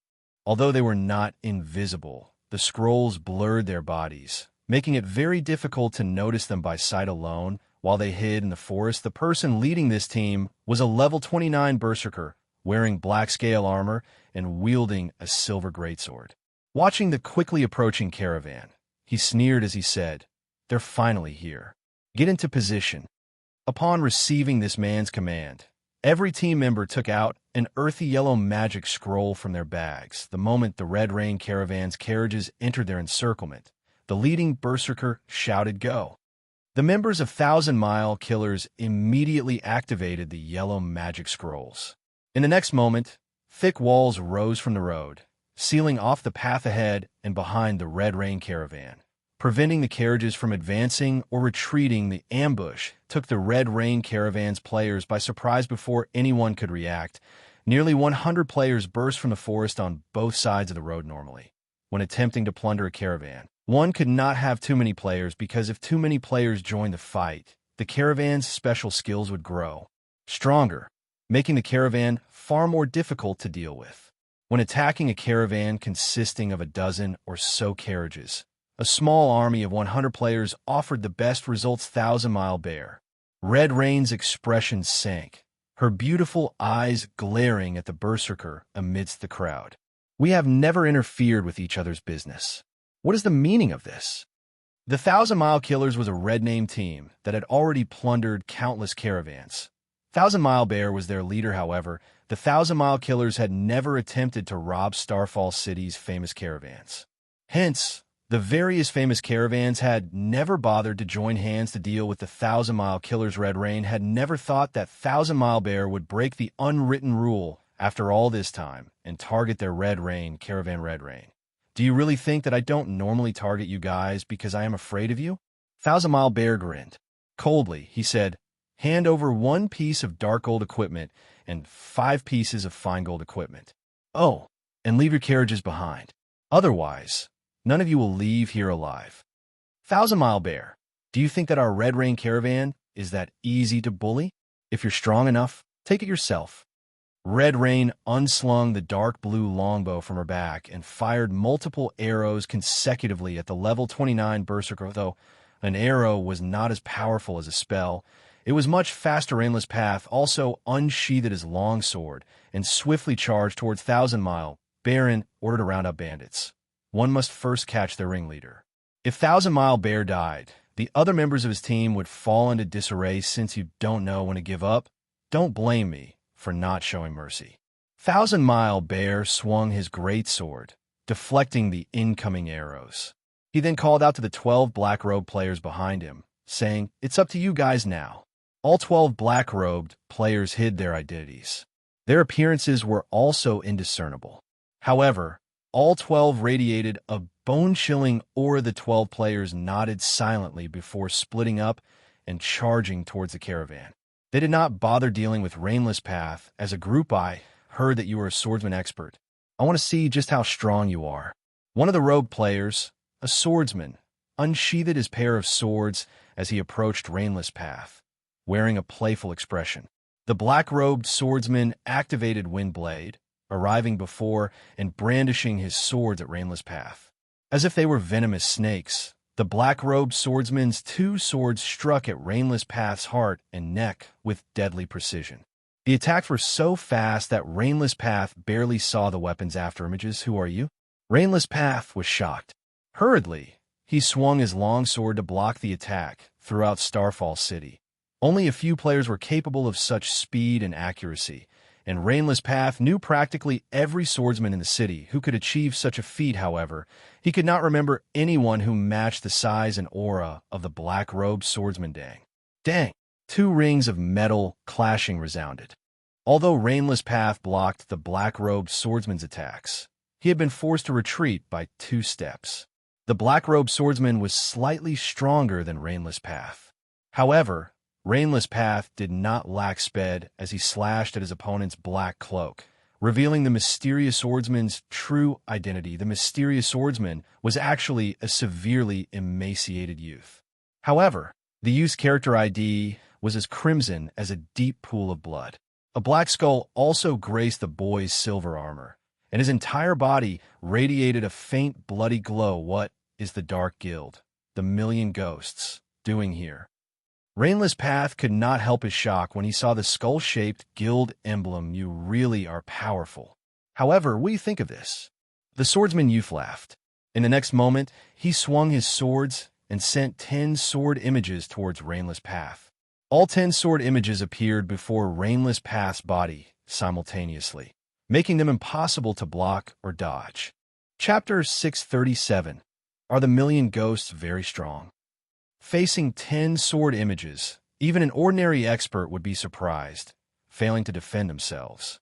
However, instead of moving to block the attacks, Rainless Path activated Defensive Blade and charged towards the sword images. Rainless Path then used the Tier 1 Swordsman skill, 5 consecutive slashes. On the Swordsman youth, 5 consecutive slashes was not a particularly powerful skill among Tier 1 Swordsman skills. However, this skill increased his attack speed more than any other in his arsenal.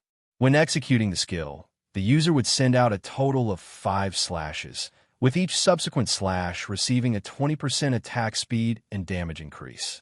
Hence, each subsequent slash was faster and more powerful than the prior one, making it extremely difficult to counter. Both Rainless Path and the mysterious youth were swordsmen, and both parties were level 29. Although they had extraordinary attack power, their defenses were average. However, in terms of attributes, the youth was stronger.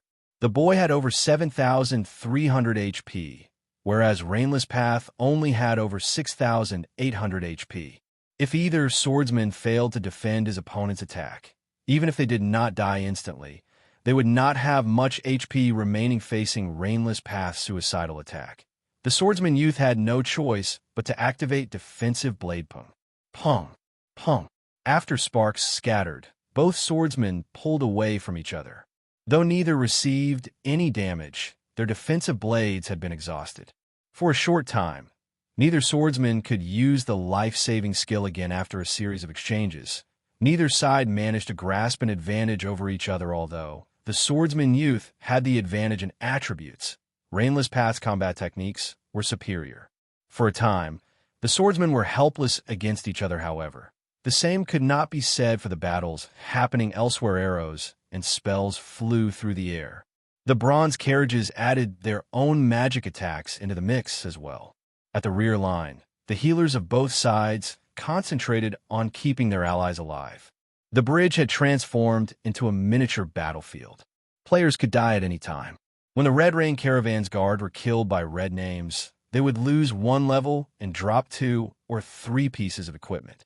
On the other hand, the ambushing red names suffered a more severe fate. When they died, not only did they lose 2 or 3 levels, but they also dropped the majority of their equipment. There were even some red names who dropped every single piece of equipment they had upon death. However, the Black Robe players who had emerged were frighteningly strong. Killing the Red Rain Caravan's guards was like child's play to these players. In a short moment, these Black Robe players had killed 8 guards. How could this be? Red Rain suddenly felt a wave of despair that they should not have had any problems dealing with the 1,000-mile killers. However, these 12 powerful experts had rendered even the Red Rain Caravan powerless. Moreover, these 12 experts were members of the Million Ghosts, a dark guild. Dark guilds were different from ordinary guilds in that they focused on slaughtering other players. The members of dark guilds were all red names. Meanwhile, the Million Ghosts was one of the famous dark guilds in the Black Dragon Empire. The dark guild's strength could rival even that of a first-rate guild.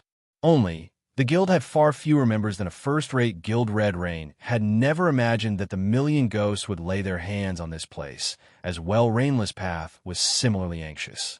After all, as his fight against the swordsman youth drug on, more people in the caravan would die. From today onwards, the trade route between Starmoon Kingdom and the Black Dragon Empire belongs to the Million Ghosts. You people from Red Rain Caravan, when you return to Starfall City, make sure to tell all the caravans in the city that anyone who crosses this bridge will have to pay a toll. Otherwise, they will share your fate. 1,000-Mile Bear arrogantly declared as he overlooked the battling crowd. The Red Rain Caravan's members could not help but despair at these words. The Million Ghosts intended to use them as an example for the people of Starfall City, so that's the case. However, are the Million Ghosts very strong? Feng asked, chuckling as he looked down on the level 29 Berserker. Dark guilds would normally occupy some high-traffic routes, making a fortune in tolls. However, Feng had never imagined that the Million Ghost Guild would discover the importance of trade routes and begin claiming them so quickly. It was just like how the Candlelight trading firm was charged an export fee when selling their products in other cities. If they exported products to other countries, however, the fees were much higher, charging 30% of the item's price. Hence, once players establish a shop in other countries, they normally form their own caravans to transport their goods, saving a lot on travel expenses. The Candlelight trading firm already possessed shops in a few cities within the Black Dragon Empire. The trading firm similarly had a shop in Starfall City. However, as the level of current players was still somewhat low, Feng had not planned to establish his own caravan just yet, since the Million Ghosts was already eyeing trade routes. Feng could not sit idle and do nothing. How dare you provoke the Million Ghosts? A level 29 Black Robe Berserker charged towards Feng, sending a heavy strike at Feng's head in response. Feng remained motionless as he allowed the Berserker's axe to descend on him. Before anyone knew it, Fire Dance appeared beside a Black Robe Berserker and used Sneak Attack, forcing the Berserker into a fainted state for 3 seconds. Immediately after, she used the most powerful burst skill an assassin had, Absolute Strike. When her dagger penetrated the berserker's back, the attack threw the latter forward by 10-yard system.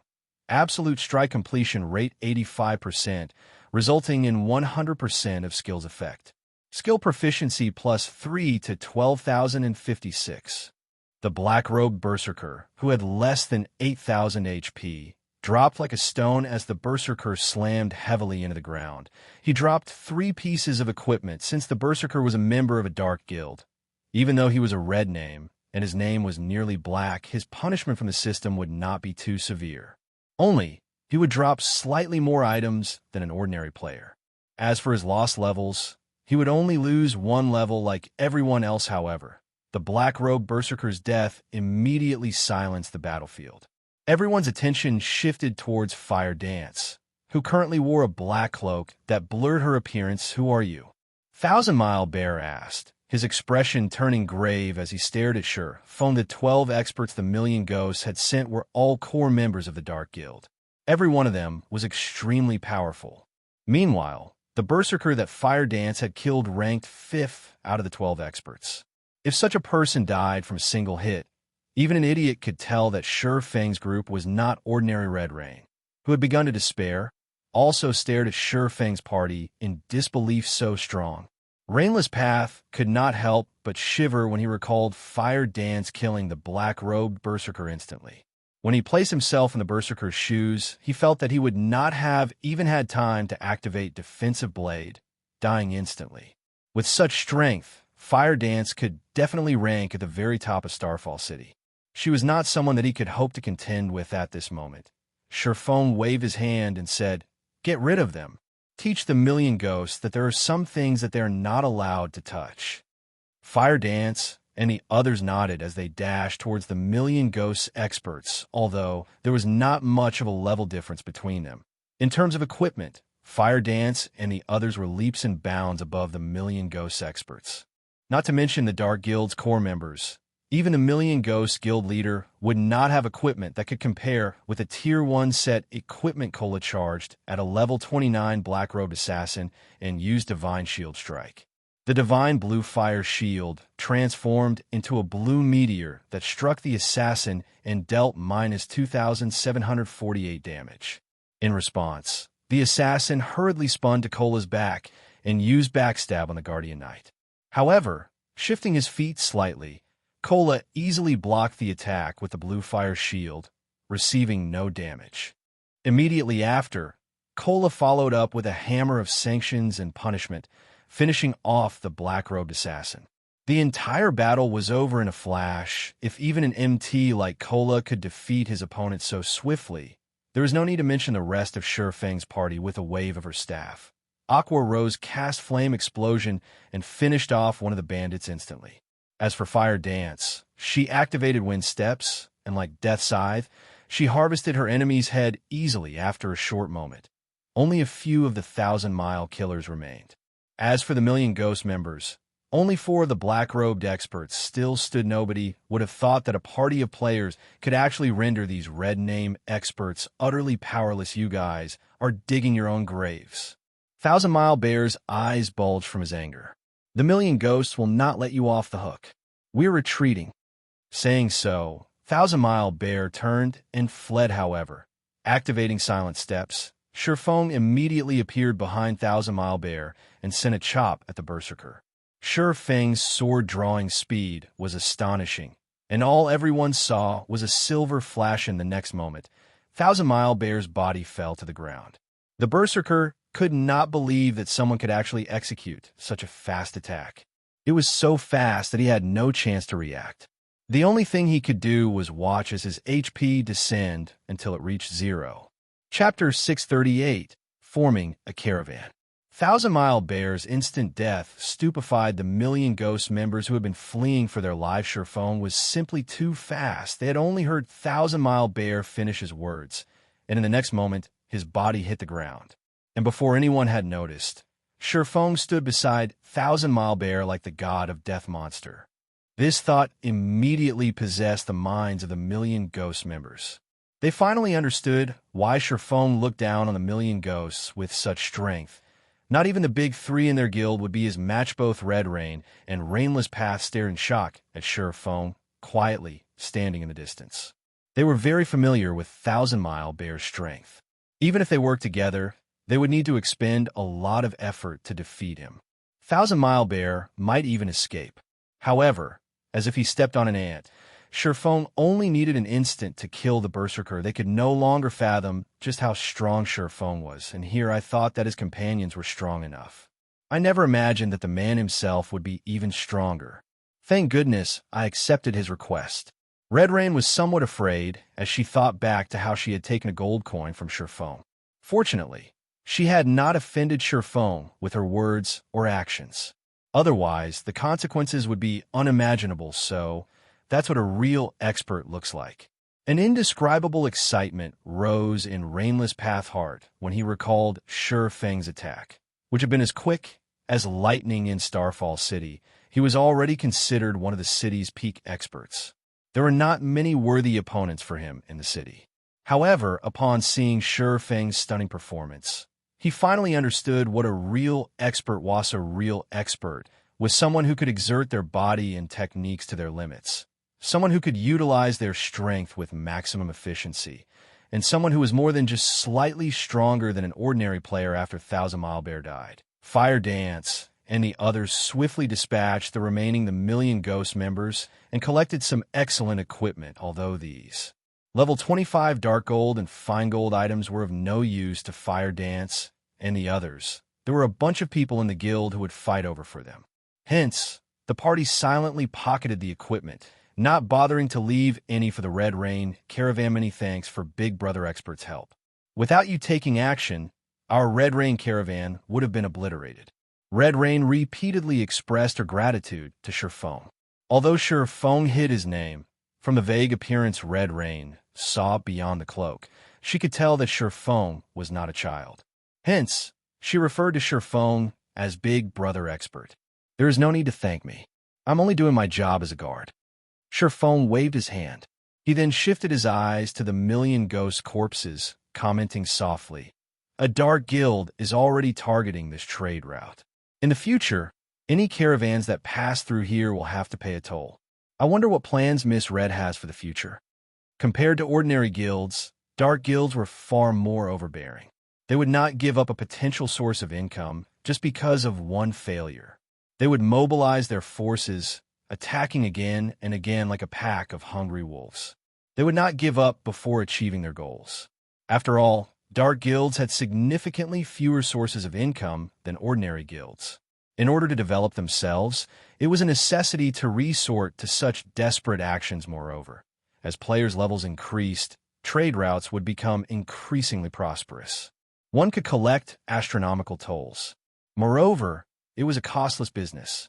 If a dark guild managed to take control of multiple important trade routes, its income would most likely exceed even the candlelight trading firms, which was why it was impossible for the million ghosts to give up on the trade routes. For a caravan of independent players like the Red Rain Caravan, there was no safety to speak of.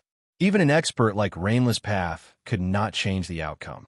After all, an independent expert's strength was limited. In the past, after Violet Cloud left Ouroboros, she had similarly established her own workshop to serve as her foundation. Otherwise, she would not have become a Tier 6 clerigod. Being questioned by Sherfone in such a way, Red Rain quickly realized the severity of the situation. Even if an independent caravan were powerful, it could not stand against a large guild. If this path is too risky, then our Red Rain Caravan can only move to other cities to develop ourselves. Red Rain could not help but sigh. She had never imagined that, shortly after the Red Rain Caravan improved and was about to follow a profitable path, an incident like this would happen. Move to other cities. Very quickly, Rainless Path noticed a crucial point. Shaking his head, he said, "Sis, I think the other cities will have the same issue. It's only a matter of how high the tolls they are." Red Rain's mood soured further upon hearing Rainless Path's logic. If that were the case, independent players could no longer survive. "Miss Red, if you still wish to continue transporting goods, I know of a good option. I'm just not sure if you will be interested, Feng said, smiling big brother expert. Please, tell us. Red Rain was definitely interested in what Feng had to say that a candlelight trading firm has recently begun to hire caravans to ship its goods to other kingdoms and empires. With the backing of the trading firm, you won't have to worry about large guilds robbing you when transporting goods in the future. Feng finally revealed his true goal. Red Rain and her group were experienced in the transportation of goods. As the candlelight trading firm continued to develop, sooner or later, it would require its own caravan.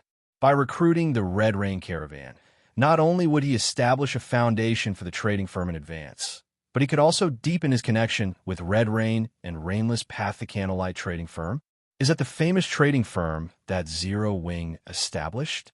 Red Rain's breathing grew a little rushed. If the candlelight trading firm were really hiring caravans to transport goods, this would be a heaven-sent opportunity for them. With the support of the trading firm, they would gain an additional layer of protection. The only issue was that they would have to prioritize the candlelight trading firm's goods. However, in the future, the Red Rain caravan would no longer have to worry about robbery. Zero Wing was currently like the midday sun throughout Starmoon Kingdom. It was a guild that even the super first-rate guild, the Dragon Phoenix Pavilion, was helpless against. There is no need to mention the other guilds in Starmoon Kingdom. Thank you for the advice. I'll begin preparing once we return to Starmoon Kingdom. Red Rain repeatedly thanked Feng, following which Red Rain and the others began to clear the battlefield. After completing the shipment, they intended to try their luck with the candlelight trading firm standing beside Feng. Aqua Rose asked curiously, Guild leader, since when did Candlelight begin recruiting caravans? Why didn't you tell me about this before? It was not an easy task for a caravan to transport goods. The previous battle made this obvious. There were many problems involved in such an operation, and they were extremely troublesome to deal with. I just decided it. Feng laughed. Aqua Rose was speechless. She could not help but shift her gaze towards Red Rain, before returning her gaze to Feng, a meaningful smile appearing on her face. She looked at Feng as if saying, I see. Half an hour later, the Red Rain caravan arrived at the exit of the Great Forest of Soria. Reaching this point, Feng and the others had fulfilled their agreement. After parting with Red Rain and the others, the party advanced into the inner regions of the Great Forest. Roughly 4 hours later, Feng's party arrived at a small lake in the Forest Guild leader. Are we trying to capture a guild mount? Why aren't there any monsters here? Blackie glanced at his surroundings, failing to find a single monster around the lake. No matter how he looked at it, this was not an area for capturing mounts. Shortly after Blackie finished speaking, the sound of wings reached his ears. Turning to the source of the sound, Blackie noticed a golden-winged lion that was over 20 meters long descending from the sky, landing beside the clear lake. A great lord. Blackie gaped as he saw this monster. Every member of the party was shocked. Chapter 639, Rare Mount. Guild leader, don't tell me we're going to capture that? Blackie inquired. He gulped audibly as he stared at the massive figure in the distance. The golden-winged Lion King before him was a bona fide Great Lord. Moreover, it was no ordinary Great Lord. It was a level 60 Great Lord. It was definitely part of the ruling class of monsters. It could obliterate them with a sneeze. Golden-winged Lion King. Demonic Beast, Great Lord. Level 60. HP 30, 000/30, 000/000. Capture it. Feng rolled his eyes at Blackie, saying, You must be crazy. Although the golden-winged Lion King could be captured, it was a level 60 Great Lord. He wasn't that good. Unless they had a 100-man team of level 70 Tier 2 players or above, they had absolutely no chance of capturing the Great Lord. Feng's reply left Blackie speechless. However, the other members of the party released a sigh of relief. Capturing a monster was several times more difficult than killing one wheel head over once it leaves. Feng said in the team chat this golden-winged Lion King was this area's overlord. Hence, no other monsters dared to approach the area around the lake. However, nobody would have thought that not only was the golden-winged Lion King a field boss, but it was also a guardian boss. It It was a boss specifically tasked with guarding a treasure in the past. After Fantasy Extinguisher led a team of players to exterminate this golden-winged Lion King, they discovered a secret. When that secret got out, it shocked the various large guilds throughout God's domain back then.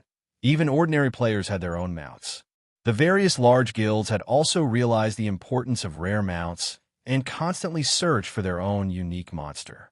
The commotion these guilds caused as a result had disrupted God's domain's peace and tranquility. However, nobody would have imagined that the Fantasy Shrine had actually managed to obtain a 5-star mount. The star ranking of a mount represented its growth potential. A guild mount's rank could be upgraded when properly nurtured. Furthermore, with a higher star rank, a mount had a higher promotion success rate. The majority of the guild mounts throughout God's domain were 1-star mounts. A 1-star mount started out as a common mount. It was a general mount, and most guilds would not capture a 1-star mount for a guild mount, as there was only a 10% chance for it to become a bronze mount. A 2-star mount started out slightly stronger than a 1-star mount, and there was a 20% chance that it could become a bronze mount. As long as guild members were willing to pay the price, they could nurture their 2-star mount into a bronze mount. It was much cheaper than just purchasing a bronze mount, as for 3-star mounts, they were rarely seen. Not only could the additional movement speed they provided initially reach 110%, but there was also a 30% chance that they could nurture them to become bronze mounts. However, few guilds were capable of obtaining 3-star mounts. A 4-star mount was a rare mount.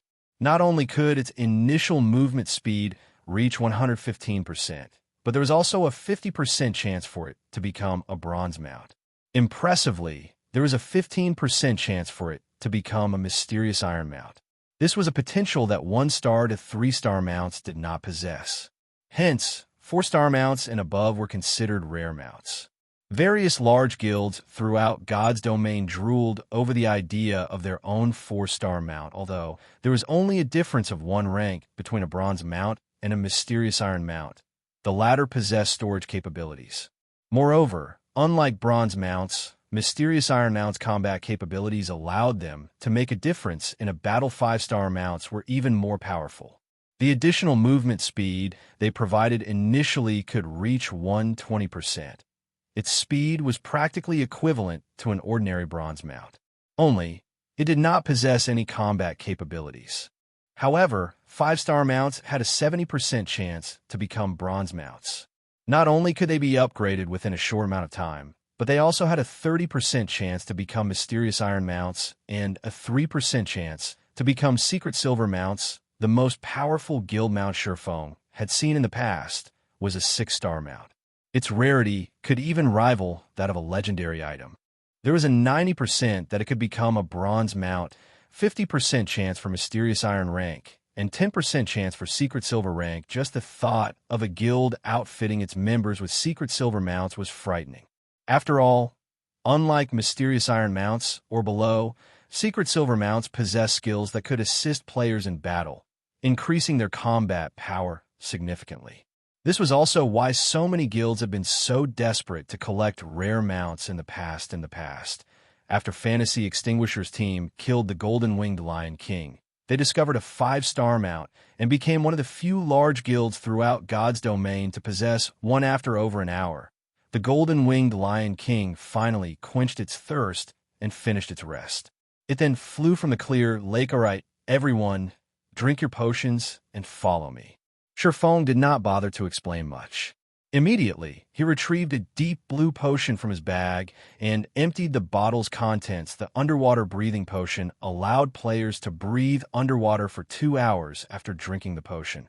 Xianxia led his team and dove into the lake. Although the golden-winged Lion King was a guardian monster, it did not guard this place constantly. It normally left the area for an hour or so, giving players a loophole to exploit. Otherwise, Xianxia would not have been confident of capturing 5-star mount that hid behind a great lord. After swimming for about a dozen minutes or so, the party discovered the ruins of a shrine. However, the shrine's thick stone doors were currently shut tight. Even after combining their strength, they could not open the doors. It was obvious that they needed some sort of item to gain passage, just as everyone was at a loss on what to do. Feng activated the 7 Luminaries rings, space movement, and entered the space beyond the stone doors. A minute later, the stone doors slowly opened. Everyone was amazed by this scene. They had not thought that the doors could be open like this. I wish I had an item with space movement. I could easily teleport into any shrine I find without wasting effort looking for a way to open the doors. Blackie said enviously, this method is only viable for shrines that are not magically sealed. You wouldn't be able to teleport into shrines with magic seals or their own spaces. Feng wished the same, but there were very few non-magically sealed shrines throughout God's domain. There were even fewer items with skills similar to space movement normally. In order to enter this shrine beneath the lake, players were required to obtain the key by killing the golden-winged Lion King. Right, we don't have much time left. We have around 40 minutes before the Lion King returns. We need to finish the job within these 40 minutes. Feng no longer bothered to explain. Immediately, he swam further into the shrine. The shrine was not large, being only 3 stories tall. The first floor was completely flooded. There is nothing special about the second floor beyond the various idols that cluttered the space. However, upon reaching the 3rd floor of the shrine, the party felt as if they had entered a different space entirely. The 3rd floor was actually a forest. Various wild beasts and demonic beasts lived here, and the monsters were all level 50. However, the beasts living here would not actively attack players. Meanwhile, slumbering in this forest heart was a blue wolf that stood over 3 meters tall. Despite being asleep, blue arcs of electricity flashed around the wolf's body, preventing others from approaching it. Thunder Wolf, Demonic Beast, Lord. Level 50. HP 9, 000/9, 000/000. Such a handsome wolf. Kola was immediately mesmerized by the Thunder Wolf. In comparison, the horses of the Red Rain Caravan's bronze carriages looked like ugly toads. The Thunder Wolf was twice as large as a horse. If he could ride the beast through the city, he would become the envy of all. We only have 30 minutes left. Get into position as I taught you. If we fail, we'll have to spend a long time running back to this place. Feng hurriedly commanded quickly. Everyone stealthily approached the Thunder Wolf under Feng's command. Chapter 640, Astonishing Attack Power. The Thunder Wolf cracked opened its eyes upon detecting Feng's party. It then emitted a low growl, warning the approaching humans. Although the demonic beasts on the 3rd floor would not actively attack players, they would give warnings when players got too close. If the players refused to heed their warning, they would attack Kola. Make sure you're ready to aggro the wolf. Blackie, focus on using Guardian of Light. Violet, focus on healing. Everyone else, use the hunting scroll when the time arrives. Feng hurriedly commanded his team when he noticed the Thunder Wolf beginning to stand normally. It was practically impossible for them to capture a level 50 lord. However, the Thunder Wolf was slightly special. One could use a special method to capture it. The first condition for capturing a wild beast or demonic beast was to lower the monster's HP to exactly 10%. If its HP were above or below 10%, one could not capture the monster. It was a stringent condition, and it was one of the reasons why killing a monster was much easier than capturing one. Kola was currently level 30 and wore complete Tier 1 set equipment. He also had the Divine Bluefire shield. Even so, he could not hope to tank a level 50 lord finished with his commands. Feng revealed the Bible of Darkness and began activating Demon, summoning Emerge, Demon. When Feng finished chanting the incantation's final verse, the demon gate slowly opened. From behind the gates, a human-shaped demon, an evil blade spirit, stepped out. Sharp spikes and black scales covered the demon's body. This demon was a pure attack type and would not possess any support spells like the Heart Devourer Evil Blade Spirit, Evil Spirit. Level 36. HP 3, 000/3, 000/000. Not bad. At least it's a Tier 2 demon. Feng smiled at the evil blade spirit in satisfaction. Although it was not as strong as the Thunderwolf, it would still be of significant help. It was fully capable of pinning down the Thunderwolf for a long period. Everyone, assist the evil blade spirit and attack the Thunderwolf. Make sure you dodge the wolf's lightning attacks. Feng then commanded the evil blade spirit to charge at the Thunder Wolf. The evil blade spirit fought like a berserker. Activating Shadow Charge, it appeared before the Thunder Wolf like a ghost. The blade spirit's sword-like arms then sliced fiercely at the Thunder Wolf's body. 17, 519-16, 749. 2 damages that were over minus 10,000 points appeared above the Lord's head, shocking the team such a high attack power. Feng was also surprised. We lucked out. This Tamiya, level 36 Lord, had no chance against a level 50 Lord. The latter's defense was many times higher. The Thunderwolf's defense was even greater than an ordinary level 35 Great Lord.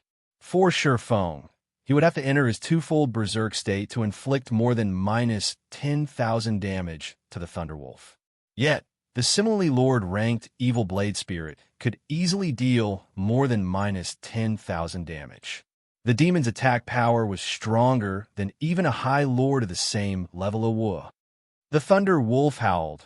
Countless blue arcs of electricity suddenly appeared and surrounded its body, significantly increasing its speed. It then swung its claws at the Evil Blade Spirit. The Tier 2 Evil Spirit had no opportunity to block or evade before the attack struck, and sent it flying backward by more than 10 yards. As it crashed to the ground, the resulting impact formed a large crater.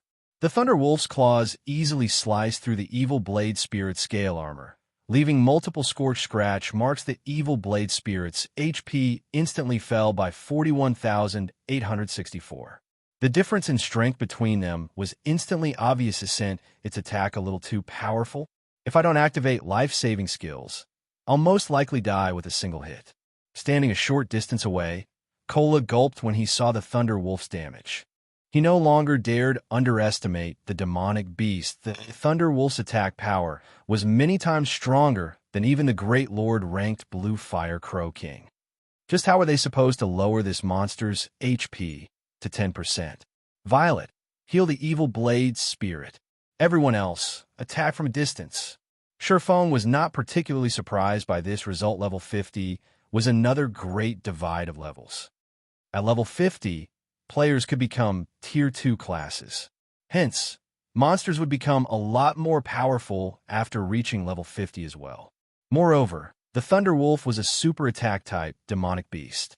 Naturally, its attack power was dismaying. However, this astonishing attack power was the key factor in capturing the Thunder Wolf, following which Feng controlled the Evil Blade Spirit and began to lure the Thunder Wolf elsewhere. At the same time, Violet Cloud continuously healed the Evil Blade Spirit. Although each of her heals could only recover several thousand HP for the Tier 2 Evil Spirit, they added up. As long as the Evil Blade Spirit fought while it fled, it will soon recover to full HP. Meanwhile, Blackie and Aqua Rose were the party's main damage dealers. Unfortunately, when Aqua Rose used the Tier 1 spell, Fire Dragon's Dance, she only caused a little over minus 1,500 damage. As for Blackie, who wielded an epic staff, he only dealt over minus 2,000 damage with the Tier 1 spell, Darkness Ball. Against the Thunder Wolf's 9 million HP, their attacks were practically negligible. Only after including the Evil Blade Spirit's attacks did their damage surpass the Lord's battle recovery. After Feng lured the Thunder Wolf to a low-lying area, he stopped actively controlling the Evil Blade Spirit and allowed it to attack on its own. This should be the place. Feng observed his surroundings. After confirming that there were no problems, he recovered a dark blue Tier 2 magic scroll from his bag. Everyone, distance yourselves 50 yards from the Thunder Wolf. Hearing Feng's command, although Blackie and Aqua Rose wondered why he wanted them to stop attacking, they had no choice but to back away from the Thunder Wolf. After seeing Blackie and Aqua Rose retreat, Feng unfurled the magic scroll and began chanting the incantation recorded within. At this moment, the Evil Blade Spirit, which confronted the Thunder Wolf head-on, lost HP rapidly. Each of the Thunder Wolf's attacks dealt over minus 40,000 HP, while its skills dealt over minus 70,000 damage. The Evil Blade Spirit only had 3 million HP. Very quickly, The demon's HP fell below 2 million. On the other hand, the Thunderwolf had only lost around 100,000 HP. Blackie, use Guardian of Light on the Blade Spirit. Feng said sternly through the party chat after completing his preparations immediately. Blackie cast Guardian of Light on the evil Blade Spirit. Guardian of Light was an additional skill of Mavis's guard. When activated, the skill granted immunity to all magic damage, reduced physical damage taken by 80%, and recovered 5% HP every second for 20 seconds. It was one of the most powerful life-saving skills at this stage of the game after receiving Guardian of Light. The damage the evil Blade Spirit received fell sharply from over minus 40,000 points to just over minus 2,000 points. Moreover, it also recovered 5% of its HP every second. For the evil Blade Spirit, that was 150,000 HP every second. Not only did the evil Blade Spirit stop losing HP, but its HP also recovered rapidly. What's going on? Aqua Rose was surprised the Thunder Wolf had initially dealt over minus 40,000 damage to the evil Blade Spirit. Even if its damage were reduced by 80%, it should still deal over minus 8,000 damage. Yet, now its attacks only inflicted over minus 2,000 damage. Before Aqua Rose could make sense of the situation, Feng activated the Tier 2 magic scroll, Waterfall, in his hand. Suddenly, a massive magic array appeared above the Thunderwolf. A torrent of water then gushed out of the magic array, pummeling the Thunderwolf and causing damages of over minus 4,000 points to appear above the Lord's head. The magic scroll's effect lasted for 4 seconds. Weary, finally done. All we need to do now is to watch the show. Feng smiled, faintly. Watch the show? Doubt flashed in Fire Dance's eyes. Everyone was clearly confused. They did not understand Feng's actions. It was merely a Tier 2 magic scroll. Moreover, it wasn't dealing much damage in the next moment. However, everyone's eyes nearly fell out of their sockets suddenly. Damages of more than minus 60,000 points started appearing above the Thunderwolf's head. This is when Fire Dance noticed the Thunderwolf's claws falling into the pooled water from the waterfall and it receiving massive amounts of damages as a result. She immediately came to a realization. That's right. The Thunder Beast attacks are mainly lightning-type magical attacks, using the electrical conductivity of water. Although the water will amplify the power of its attacks, it will also become a victim of its own power. Feng explained, grinning. If it were any other monster, he would have no method to capture it. Unfortunately for the Thunderwolf, its attacks were lightning-based, so its greatest weakness was water. Hence, when the Fantasy Shrine had faced enemies with water-type AoE spells, they would not utilize their Thunderwolf mounts to assist them in battle, as doing so would cause more harm than good for a time. The Thunderwolf's 9 million HP rapidly decreased. Everyone, get ready. Watching the Thunderwolf's HP about to reach 10%, Feng immediately ordered everyone to retrieve a hunting scroll and begin the capturing process. Chapter 641, Battle Demon. Black Dragon Empire, Sandstone Town.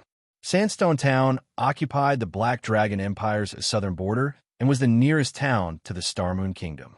Unfortunately, the forces of darkness occupied this town, so ordinary players could not venture here. Only players who had joined the forces of darkness could enter the town safely. The forces of darkness controlled very few towns, so many dark guilds were based in Sandstone Town. Among them, the most powerful dark guild was the Million Ghosts. One could say that the Million Ghosts was Sandstone Town's absolute Overlord 1,000 Miles team was defeated? Impossible. We sent 12 core members to assist them. With the strength of the independent caravans that travel between Starfall City and Copper Mountain City, how could they possibly lose? Inside the conference hall of the Million Ghosts, the Dark Guild's upper echelons were flabbergasted when they received news of Thundermile Bear's defeat. Dark Guilds were different from ordinary guilds. Their members relied on strength to raise their positions within the guild. Meanwhile, every person who became a core member was an expert who had fought hundreds and thousands of guild members to get to there. There were only slightly more than 100 core members in the Million Ghosts. If these core members were members of any of the ordinary large guilds, everyone would easily become one of the top few experts within the guild. Yet of the 12 core members they dispatched, not a single one managed to return alive. It was simply inconceivable. What did the 12 that died have to say? The middle-aged man, who occupied the guild leader's seat, asked. This middle-aged man had dark eyes, a stalwart body, bronze skin, and a chiseled face. When this man spoke, the conference hall immediately fell silent. Nobody dared to act presumptuously before this man. This man was the Million Ghosts guild leader, Lifestealer. He was also an intimidating character who the various large guilds and Black Dragon Emperor had nicknamed Battle Demon. In an ordinary guild, the position of guild leader was only a symbol of status, not a symbol of strength. This held true for most guilds in God's domain. However, for dark guilds, the position of guild leader was the symbol of both status and strength. The fact that Lifestealer had become the Million Ghosts guild leader proved that his strength ranked number 1 in the entire guild due to Lifestealer's presence in the Million Ghosts. The various large guilds in the several nearby cities avoided provoking the Million Ghosts at all.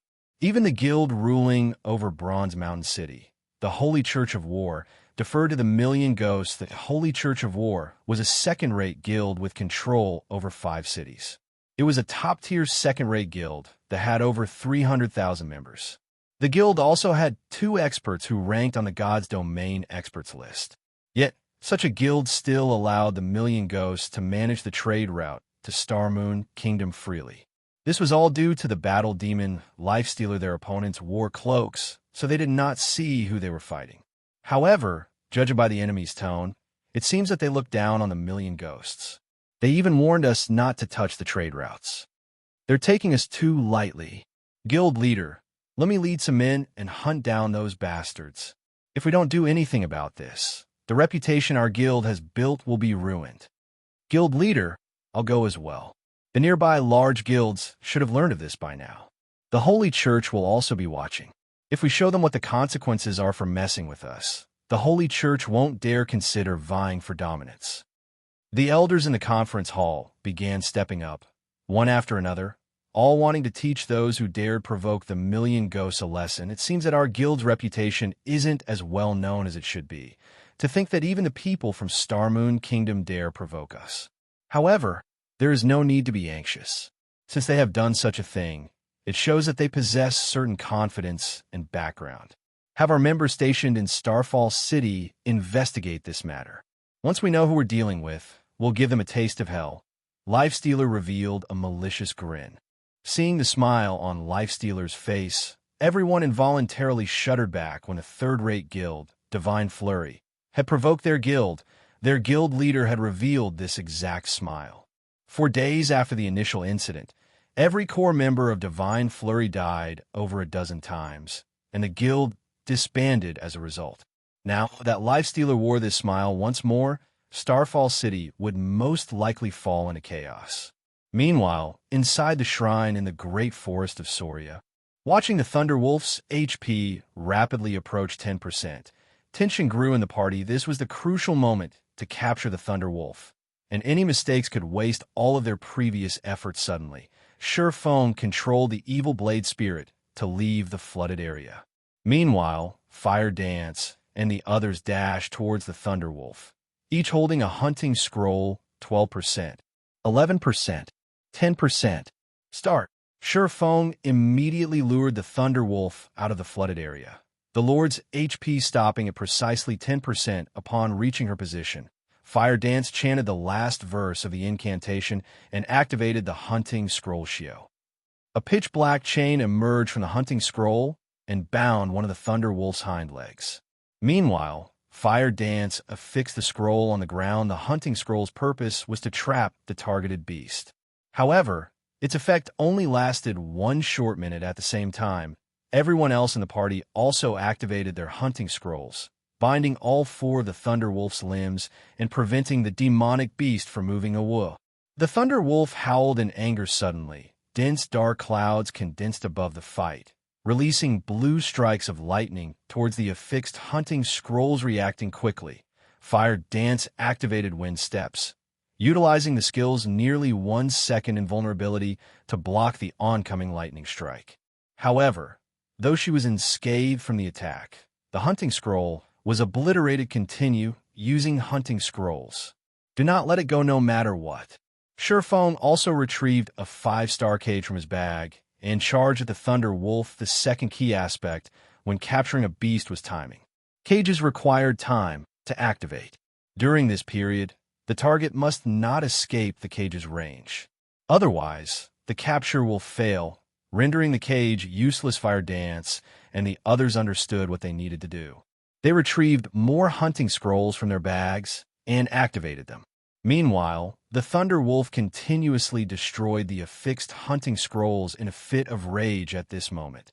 Shifeng found an opportunity as he abruptly leaped into the air, jumping above the Thunder Wolf and activating the cage. Fixing the cage to a specific location required approximately 2 full seconds. However, the 5-star cage's enclosure was not large enough. The Thunder Wolf released an angry howl. Suddenly, more dark clouds collected in the sky, the lightning strikes increasing in number as well. Immediately, 2 of the 5 affixed hunting scrolls were destroyed. The Thunder Wolf then made an angled jump, escaping the cage's enclosure in the nick of time. Capture failed. Following which, Fire Dance and the others hurriedly used more hunting scrolls to pin down the demonic beast. However, Shifeng's second capture attempt also failed. Meanwhile, Shifeng only had 2 5-star cages remaining. In other words, he only had 2 chances to capture the Thunder Wolf left as expected of a 5-star rare mount. It really is lively. This was the first time Shifeng had attempted to capture a 5-star mount in either life. The Thunder Wolf was far more difficult to capture than he had expected. However, Shifeng was not someone to be trifled with.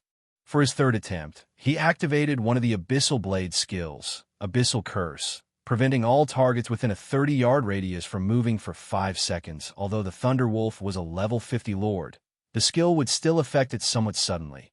The Thunder Wolf's movements visibly slowed Shifeng, then activated Heavenly Dragon's power and used Thunder Flame Explosion on the demonic beast. 679. Although his damage was negligible, Thunder Flame Explosion had a movement speed reduction effect.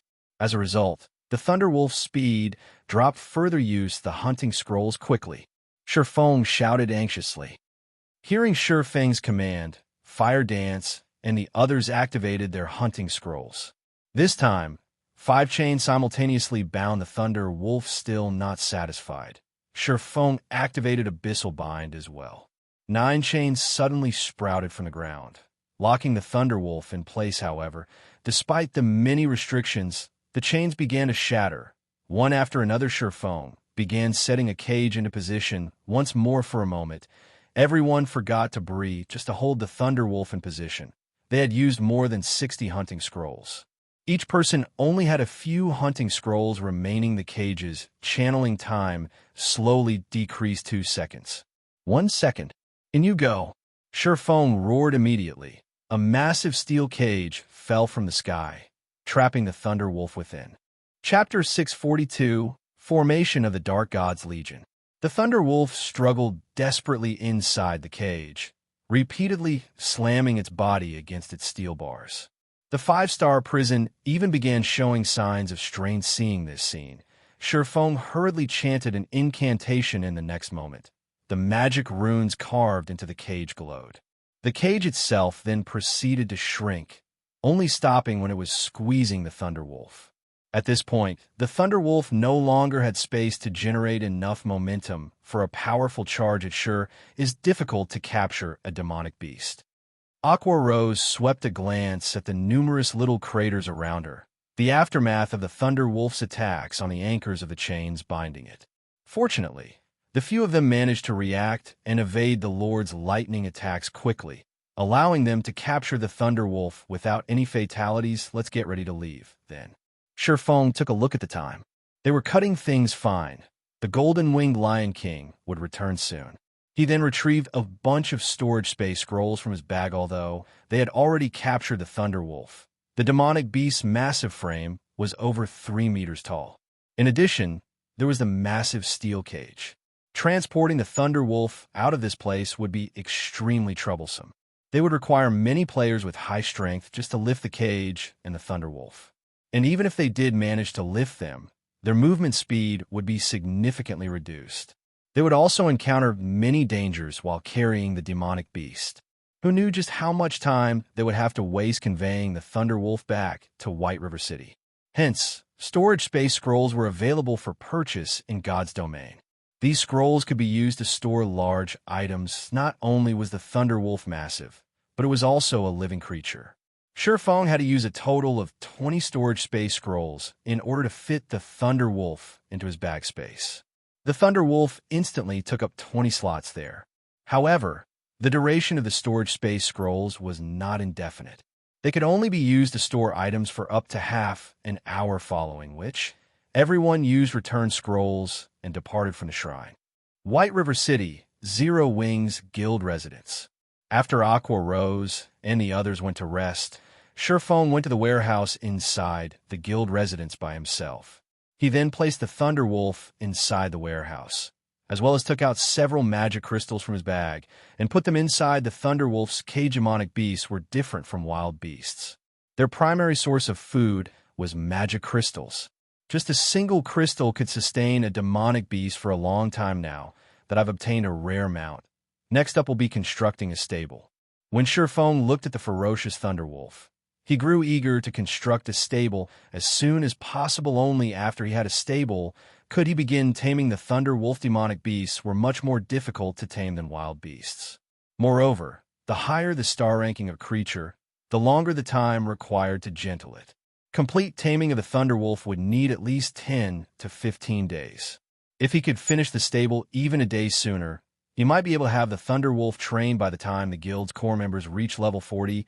If he could pair every core member with a Thunder Beast, their combat power would soar through the roof. Only too many materials were required to construct a stable. The stable was different from the other structures inside the guild residence, which needed only money to build. Moreover, many of the materials required for a stable were obtainable only from large-scale team dungeons. I need to speed things up a little bit.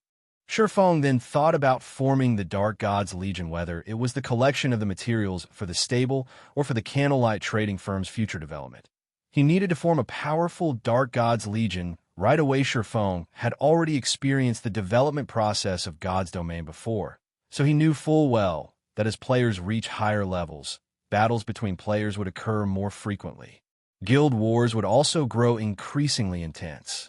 If a guild did not possess a formidable legion that could serve as a deterrence, said guild would get embroiled in many wars in the future following, which Shifeng instructed Aqua Rose to pick roughly 300 elites to form the Dark Gods Legion.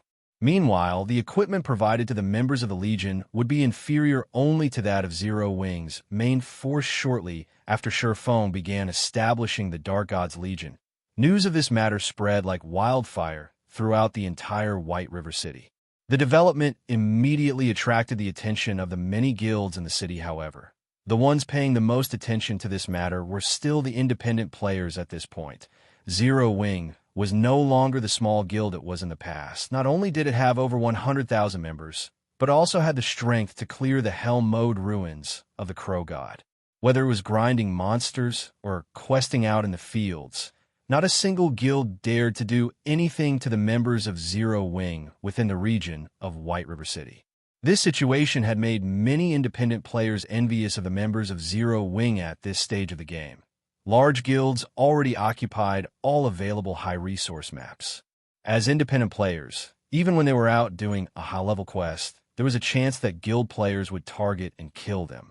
As a result, leveling up and upgrading equipment became extremely difficult for them. Hence, many independent players were considering joining a powerful guild. Meanwhile, Zero Wing was currently forming a Dark Gods Legion. Moreover, the members of the Legion received treatment that was inferior only to the guild's main force. It should be known that, while every guild had plenty of ordinary teams in its midst, there would be only one main force. Zero Wing's formation of a legion was equivalent to establishing a second main force. This situation tempted many independent players to join Zero Wing for a time. The number of players trying to enter Zero Wing surged. Once more, Shifeng spent 2 whole days carefully choosing the members of the Dark Gods Legion. After all, the number of people he could use Light of Darkness on was limited. Even though he could take back the power of darkness he bestowed, he still preferred not to flaunt it meanwhile. During this period, Feng produced quite a number of intermediate mana armor kits, which are all meant for the members of the Dark God's Legion during these 2 days. Many things happened throughout God's domain as well. One of these developments was that many guilds had succeeded in raiding 50-man team dungeons and had moved their competition onto 100-man team dungeons. However, 100-man dungeons were significantly different from 50-man dungeons. One could say that 50-man dungeons were warm-ups for 100-man dungeons. The number of monsters and the monster strength inside a 100-man dungeon were both significantly higher than in a 50-man dungeon. Of course, the loot from a 100-man dungeon would also make many players drool initially. Level 30 fine gold equipment was extremely difficult to obtain. However, it much easier to get in a 100-man hard mode dungeon. Even the chieftain-ranked monsters inside the dungeon would drop it. There is also fine gold set equipment specifically meant for the various classes nevertheless. The most attractive part about 100-man dungeons would still have to be the forging designs and various sorts of rare potion recipes that were not obtainable from any other place. Getting even a single design or recipe would mean endless riches meanwhile. Zero Wing was also desperately trying to raid a 100-man dungeon. However, despite obtaining the power of darkness, the progress of Zero Wing's main force was only subpar at best. A 100-man dungeon had a total of 6 main bosses. Currently, Zero Wing had managed to defeat only 2 of them. They had yet to see what the final boss looked like aside from competing over 100-man dungeons. The next thing that excited players the most was the activation of the Colosseum list to experts. This was a relatively good benefit. The Colosseum list also served as an incentive for players to improve their skill completion rates and combat power. The Colosseum list was the combat power rankings of the Divine Colosseum. As long as one managed to rank within the list, they would obtain the corresponding Colosseum points. Players could use these points to exchange for many items such as equipment, skills, potions, rare materials, and many more items. Among them, the greatest attraction was the equipment available. Not only was there level 30 dark gold equipment available, but even level 30 dark gold set equipment was also up for exchange. Due to this reason, Divine Colosseums throughout God's domain became extremely popular. Many players fought desperately to raise their rankings on the Colosseum list. Large guilds sent their core members one after another to challenge the Divine Colosseum for a time. Many hidden experts emerged throughout God's domain, giving players a great shock. Nobody had thought that there were actually so many experts in God's domain. Meanwhile, Feng was currently seated in a large private room in the Divine Colosseum of White River City. Chapter 643, Astonishing Financial Resources. Inside the towering Divine Colosseum, dozens of large screens hung inside the main hall of the Divine Colosseum were currently displaying the battle videos of experts who had managed to reach the 4th floor of the Colosseum. The challenges inside the Divine Colosseum were purely meant to test how much combat power a player could exert. The quality of a player's equipment was irrelevant in these challenges. Even a player wearing only bronze equipment could get past the 4th floor. However, ordinary players would have a difficult time just getting through the 1st floor of the Divine Colosseum, not to mention the 4th. In White River City, experts capable of breaking through the 4th floor were as rare as a phoenix's feather. As for players who did not have any magic crystals to challenge the Divine Colosseum, they could also watch the battle videos of experts at the main hall. Of course, these videos were only released with the consent of the players involved. Players could also use this opportunity to make a name for themselves. Look, Heaven's Burial is here again. Everyone in the hall quickly noticed the arrival of a group of players. These players were uniformly level 30, and they were members of Heaven's Burial's current main force. If not for the fact that they were aiming to obtain the first clear of a 100-man dungeon, these players would have long since leveled up. Even so, their levels were currently far ahead of ordinary players. Besides their levels, the equipment of Heaven's Burial's members was also extremely eye-catching.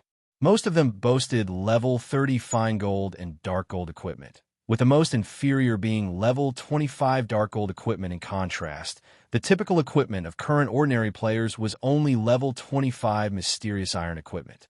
Only elite players possessed several pieces of level 25 secret silver equipment. Not only does Heaven's Burial have so many experts, but these experts also come here to train multiple times each day. It makes you wonder just how strong they are. What do you even know? Having more experts in a guild is better, of course. Moreover, by training here, they can increase their rankings on the Colosseum list and earn points to exchange for dark gold equipment, aside from improving their combat techniques. That's killing two birds with one stone. Why wouldn't they do it? Recently, Heaven's Burial has been growing increasingly stronger. Initially, they had less than 10 members who managed to pass the 4th floor. Now, after only a few days, that number is up to 20. 2 members of the guild even have managed to get to the 6th floor. In the entire White River City, Heaven's Burial is only slightly inferior to Overwhelming Smile and Zero Wing. Isn't that only because the guild is rich? Challenging the Trial Tower costs 1 magic crystal each time. Normally, when we raid dungeons, we will only get 1 magic crystal after a lot of difficulties. Even then, we still have to split it among several people. After raiding dungeons all day, our turn to get a crystal might still not come.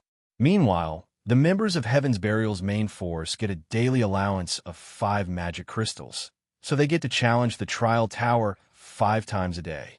With 100 members in the main force, Heaven's Burial has to spend 500 magic crystals per day.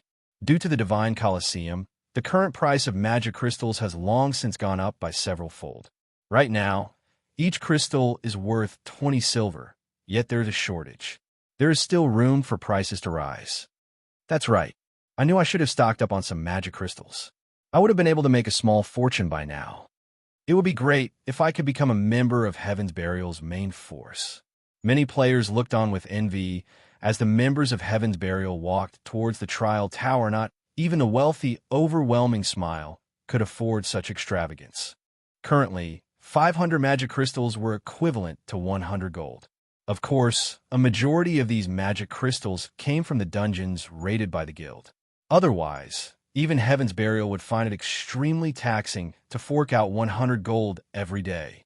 Meanwhile, Feng, who had rented a large private room in the Divine Colosseum, was currently standing before 300 people. These people were all players he had selected for the Dark Gods Legion currently. Everyone in the Dark Gods Legion was feeling excited. These members had not expected to be able to meet their legendary guild leader, Black Flame, in person. Moreover, Black Flame was even going to nurture them himself. This training was a privilege that was not available anywhere else in the entire Starmoon Kingdom. Nobody in Starmoon Kingdom did not know of One Hit Azura. The publicly acknowledged number 1 expert of Starmoon Kingdom tuition with the number 1 expert of Starmoon Kingdom was a privilege beyond price. I'll put this out first. Although you all official members of the Dark Gods Legion and get to enjoy extremely high benefits, the Dark Gods Legion operates on an elimination system. Waiting behind you are 700 reserve members. If your strength is found wanting, a reserve member will take your place, Feng said in a somber tone. From today onwards, each of you will receive 10 magic crystals daily to challenge the Trial Tower. I will rank you based on your battle record in the Trial Tower. At the end of each week, I will compare the last 30 official members with the top 30 reserve members. The winners will be official members, while the losers will go on the reserve team. Everyone could not help but gasp. The competition was incredibly intense. Up to 30 people might switch out each week. However, everyone was also shocked at Zero Wing's generosity. The Dark Gods Legion had 300 members in all. If every member could spend 10 magic crystals a day, that meant that Zero Wing would expend a total of 3,000 crystals, or 600 gold, daily. This outlay was simply inconceivable. Even a first-rate guild did not boast such frightening financial resources. What no one knew was that, even if Zero Wing had that much money, it was impossible to purchase so many magic crystals. Currently, the various large guilds were treating magic crystals like strategic resources. They would not sell any of their magic crystals at all. One could only purchase a small amount from independent players, however. Even before the release of the Divine Colosseum, Feng had already tasked Melancholic Smile with purchasing magic crystals in bulk. They had spent practically all the coins they earned stocking up on magic crystals. Currently, the Candlelight Trading Firm had several warehouses full of magic crystals. Right. I forgot to mention one more thing. The top 30 people will receive an invitation to undergo training together with the guild's top-tier experts. Surephone laughed. I believe that all of you have probably heard how Zero Wing has a special training ground. Whether you'll be able to go there and train will depend on your efforts. Guild leader, you're not tricking us, right? Can we really go to that place? Many Dark Gods members asked in anticipation. They had indeed heard that Zero Wing possessed a specialized training facility in the real world. There, one could ramp up their combat techniques. One could also learn the rumored advanced combat techniques and become a true top-tier expert originally. Training at that place was a privilege available to only a limited number of core members. Nobody had expected that even official members of the Dark Gods Legion could receive such a treatment. As long as you can enter the top 30, you can naturally go. Surephone shook his head and laughed. The Big Dipper Training Center completed the renovation of the Greenwater Villa only recently. The villa was outfitted with all kinds of training apparatuses and could now accommodate more people. Otherwise, he really would not be able to extend its use to the members of the Dark Gods Legion when Surephone was done speaking. The atmosphere inside the private room instantly changed.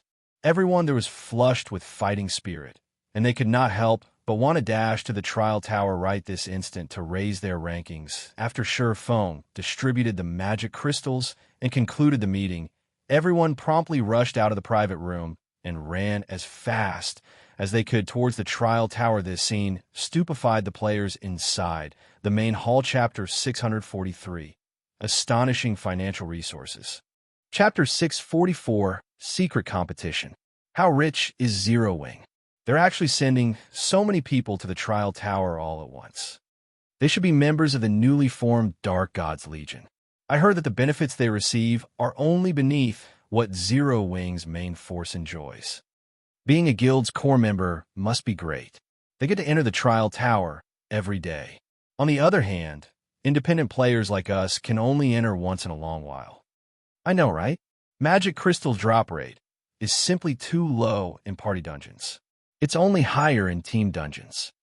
As expected of the number 1 guild of White River City, even Overwhelming Smile can only send 200 members each day, while Heaven's Burial only sends 100 members.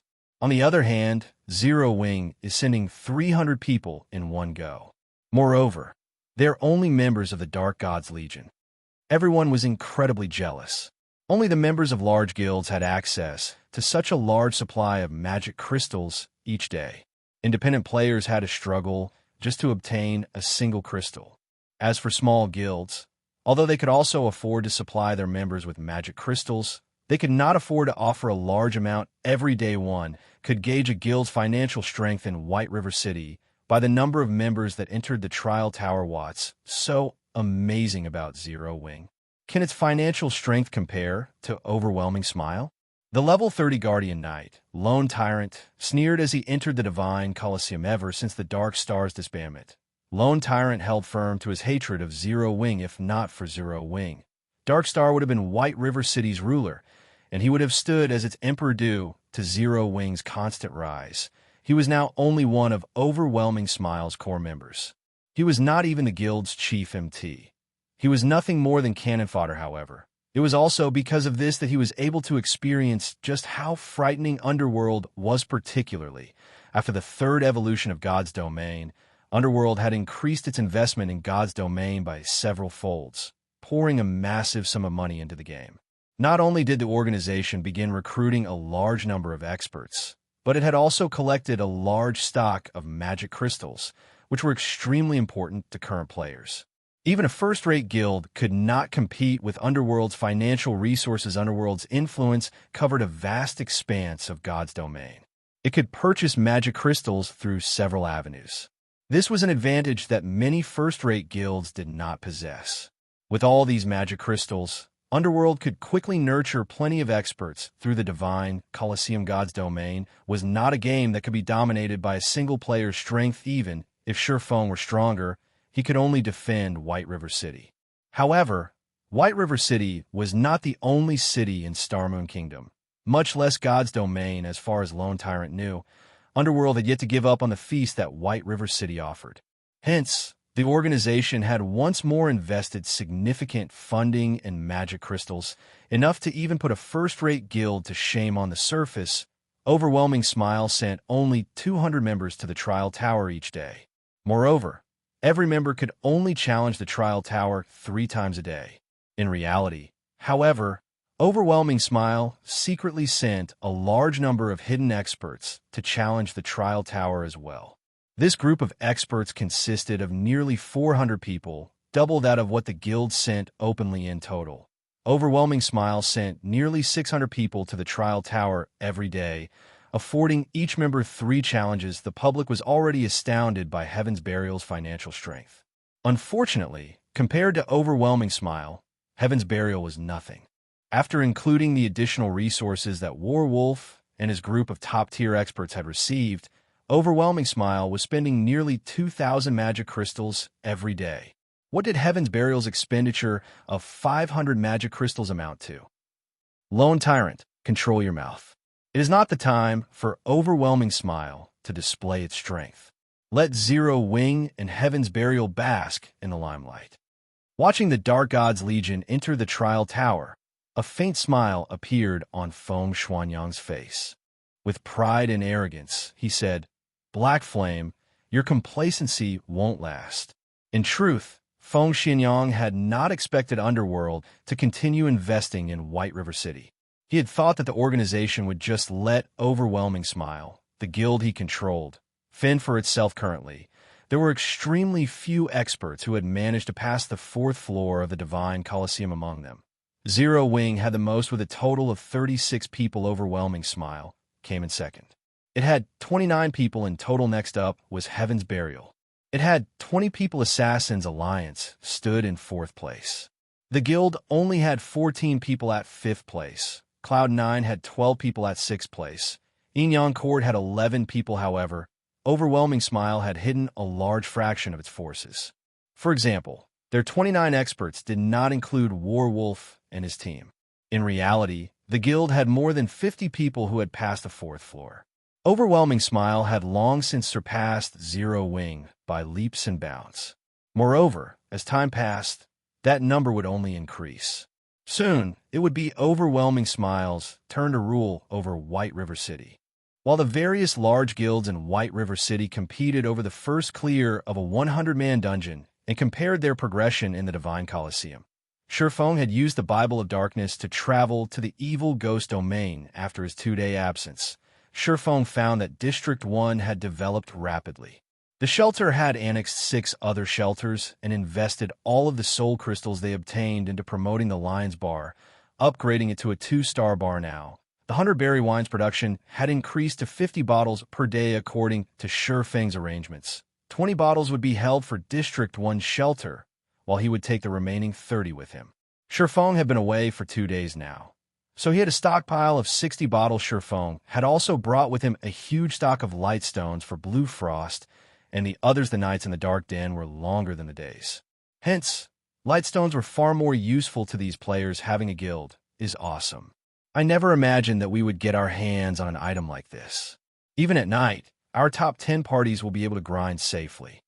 Blue Frost expressed his shock as he stared at the light stone in his hand. Not a single shelter in the Dark Den had anything like the light stones other than grinding and questing. The light stones could also be used during monster attacks to weaken the monsters, making it much easier to defend the shelter right. My main goal in coming here this time is to give this to you, Shifeng said as he retrieved the Chapter of Shelter from his bag. The Chapter of Shelter was an item that could promote a shelter by a single rank, up to a maximum of large shelter. When everyone saw the Chapter of Shelter, they were stupefied. Up until now, large shelters were something that only guild forces possessed. Although they had thought of upgrading District 1's shelter to a large shelter countless times before, it was simply too difficult for independent players. They would require at least a month to gather the required manpower and resources. The time might be extended further, depending on their progression on the quests involved now. However, With the chapter shelter, they could upgrade District 1's shelter into a large shelter without going through all that trouble. They would then qualify to compete for dominance in the Dark Den Zero Wing was astonishing. Shifeng's generosity had engraved this notion on Blue Frost and everyone else's hearts. The many guild forces in the Dark Den had spent a ridiculous amount of effort to upgrade a medium shelter to a large shelter. They had gathered all of the resources from the shelters under their control and had spent significant time to do so. On the other hand, Shifeng had completed a similar feat by casually revealing a chapter of shelter. If the other guild forces discovered this, they would definitely be dumbfounded. Lotus, begin the preparations. We're going to upgrade the shelter, Blue Frost proclaimed, grinning at the chapter of shelter in Shifeng's hand. Chapter 645, Administrator. The evil ghost domain was vast. It was roughly the 1/5 the size of Starmoon Kingdom. There were also several shelters within the domain. Among these shelters, some were under the control of large guilds. However, not a single shelter within the evil ghost domain had been promoted to a large shelter until today. One could just imagine how difficult it was to promote a medium shelter to a large shelter. When a medium shelter became a large shelter, its player capacity increased from 30,000 to 100,000. Not only would this increase the shelter's defensive capabilities, but the larger population would also improve collection speed of soul crystals by several times. Most importantly, upon becoming a large shelter, a shelter could have 3 specialties, which was 2 more than a medium shelter.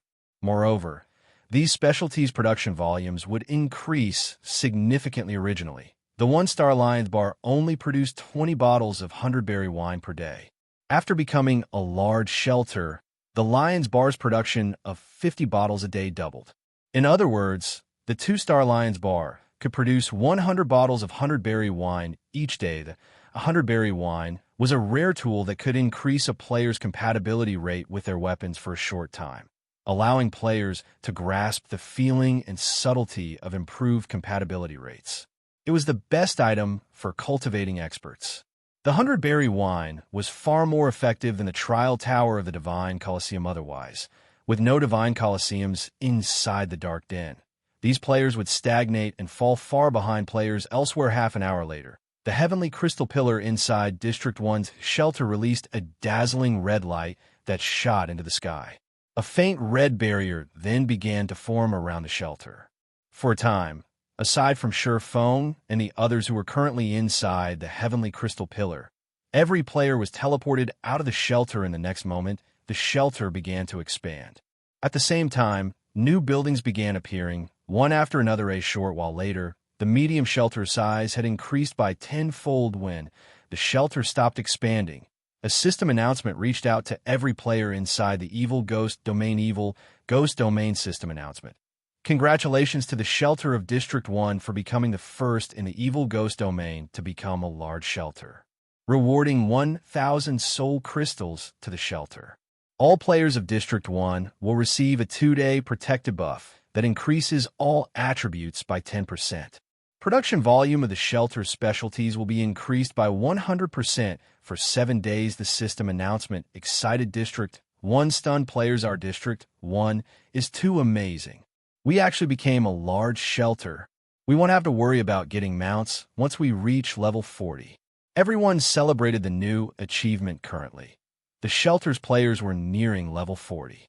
It wouldn't be long before they reached that milestone. However, upgrading a medium shelter to a large shelter was not achievable in a short amount of time. If they wanted to obtain mounts, they would have no choice but to travel to other large shelters and pay an exorbitant fee to purchase one. Moreover, they had to obtain permission from the ruling parties of said shelters beforehand. Otherwise, they would not be able to purchase a mount even if they could afford one now. However, they no longer had to worry about such problems. They could just buy a mount at cost price from their own shelter. Meanwhile, the various other shelters in the Evil Ghost Domain were stupefied. Normally, to promote a medium shelter to a large shelter, one had to pool the majority of the resources available within a domain and invest a lot of time. Although District 1 was one of the strongest shelters in the Evil Ghost Domain and had annexed several competitors, it should still require a long time before becoming a large shelter yet. After only a few days since District 1 began annexing other shelters, it had successfully upgraded to a large shelter. It was simply inconceivable to contact the leader of District 1's first party, Blue Frost, immediately. Tell him that our District 9 is willing to submit. How did they manage this so quickly? Wouldn't it be more beneficial to join District 1 rather than joining a guild force now? We need to head to District 1 and discuss an alliance. Shortly after the system announcement, the top 10 parties of many shelters discussed currying favor with District 1 when a medium shelter became a large shelter. It could hold 70,000 more players than before. It could easily fit the population of 2 or 3 medium shelters. If they could obtain a slot for themselves, they would not have to worry about obtaining mounts in the future. They could also enjoy the various benefits only available in a large shelter.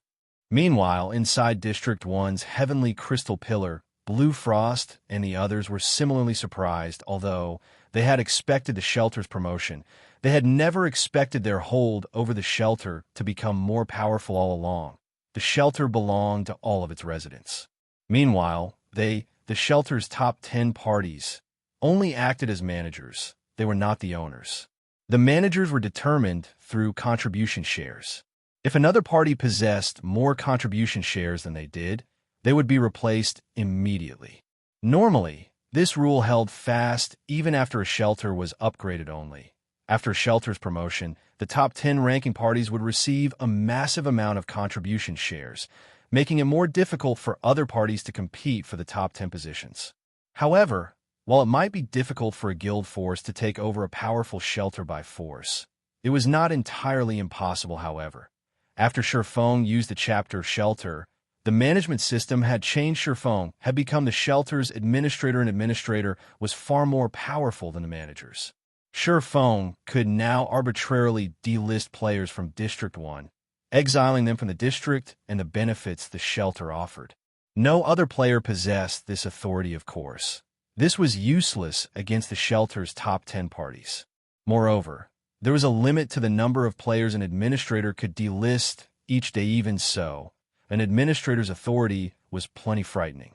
Now, they had the ability to remove potential threats easily, preventing other shelters from scheming against their shelter. More importantly, an administrator had the authority to veto a decision. For example, if the top 10 parties wished to construct something, even if all 10 parties agreed, the administrator could voice their refusal, and the matter would end there. Moreover, the position of administrator was unrelated to contribution shares.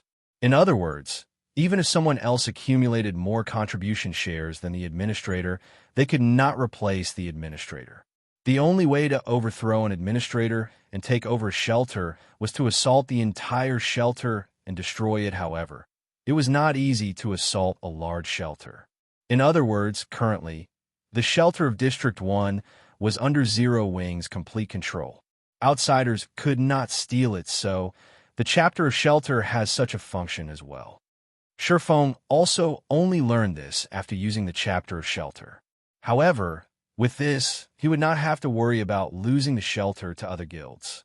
He could rule with an iron fist. With that out of the way, he could invest more resources in District 1's shelter, transforming it into an iron fortress following, which Shifeng left the shelter's management to Blue Frost. He then purchased all of the available bottles of 100-berry wine from the Lion's Bar and took the massive batch of gemstones Blue Frost had prepared before returning to White River City. As the shelter had just upgraded to a large shelter, its specialties production had improved. As a result of the 7-day bonus, the Lion's Bar could produce up to 200 bottles of 100-berry wine each day. However, as Blue Frost and the others had already purchased 50 bottles, there were only 150 bottles remaining. Even so, Shifeng was satisfied with this amount. Even one bottle of 100-berry wine could tempt many experts, not to mention 210 bottles. With this many, he could raise the combat power of Zero Wing's core members to a whole new level. Chapter 646, Killing Multiple Birds with One Stone. Shortly after Shifeng used a return scroll and returned to White River City, the shelter of District 1 hummed with activity now that the shelter's population potential had increased so drastically. Many players in the evil ghost domain planned to migrate to District 1 to enjoy the benefits of a large shelter. Hence, reviewing the invitations demanded a considerable amount of work. In addition, the promotion to a large shelter did not mean that players could purchase mounts immediately. There was a need to construct a taming facility first, and the construction of a taming facility required a massive amount of soul crystals. Meanwhile, after District 1's shelter became a large shelter, many guild forces based in the evil ghost domain began to consider a target. They all wished to conquer the large shelter in the past, although District 1 occupied valuable land, and the shelter was relatively strong. To guild forces, it had been a trivial opponent. After all, independent players ran District 1. It was of no threat to guild forces. Now, however, things had changed. District 1 had become the first district to own a large shelter in the evil ghost domain. This would greatly affect the situation in the evil ghost domain. The medium shelters under their control held no advantage against a large shelter if they could take control of District 1. Not only could they extinguish any looming threats, but they could also increase their own strength. They also wouldn't have to waste effort collecting and pooling their guild's resources to obtain a large shelter for themselves. Most importantly, District 1's large shelter had not been promoted by a guild force. As far as they were concerned, District 1 was like a heap of loose sand. Its residents were not united. They could take advantage of this and take the shelter by storm. With this, they could kill two birds with one stone. Why wouldn't they do it? For a time, the many guild forces in the evil ghost domain secretly plotted to insert their own men into District 1's shelter. Meanwhile, although Bluefire and the others had predicted these guild forces' intentions, not only did they not attempt to stop them, but they also actively encouraged it. After all, they were not afraid of anyone trying to replace them. They earnestly wished the various guild forces would come and offer them more resources. The matter of District 1 joining Zero Wing was only known by a few of District 1's upper echelons. In the eyes of outsiders, District 1 had only obtained a large shelter due to its managers being very united, powerful, and lucky. Moreover, there were only so many guild forces in the evil ghost domain. Everyone knew which shelters belonged to which guild forces. Hence, everyone believed that District 1's shelter had yet to ally themselves with a guild normally. If players wished to join a shelter, the shelter's managers would welcome them with open arms. After all, more players would strengthen the shelter itself and increase the number of soul crystals the shelter could obtain. For District 1, however, other than those who had been recruited by the shelter's upper echelons, any player who wished to join District 1 was required to pay a fee of 1 soul crystal. Although the price was high, current players were much higher leveled than before. As a result, the difficulty of obtaining soul crystals and the price of soul crystals had decreased. Compared to Shifeng's initial arrival in the Dark Den, soul crystals' prices had fallen by 2 to 3 times. Currently, every elite party had at least 1 soul crystal on hand at all times. If they work hard for a week or so, they could collect 6 soul crystals. Obviously, Guild Force's elite teams had a far easier time of collecting the crystals even after Bluefire and the others recruited some players. There should still be 50,000 spots remaining. Charging 1 soul crystal per person, if they managed to fill all 50,000 slots, they would receive an additional 50,000 soul crystals. A player's ownership of 50,000 soul crystals was vastly different from a shelter's ownership. Take the Lion's Bar's promotion, for example. If Bluefire and the others funded the promotion themselves, they would only have to spend 500 soul crystals to promote the bar to 3 stars. However, if they used the shelter's cumulative resources, they would have to spend 10,000 crystals with 50,000 soul crystals. Not only could they easily construct a taming facility, but they could also construct 2 more buildings that supplied specialties and upgrade both buildings to 2 stars. In addition, they would have enough leftovers to upgrade the Lion's Bar to 3 stars, increasing the production volume of the 100-berry wine once more.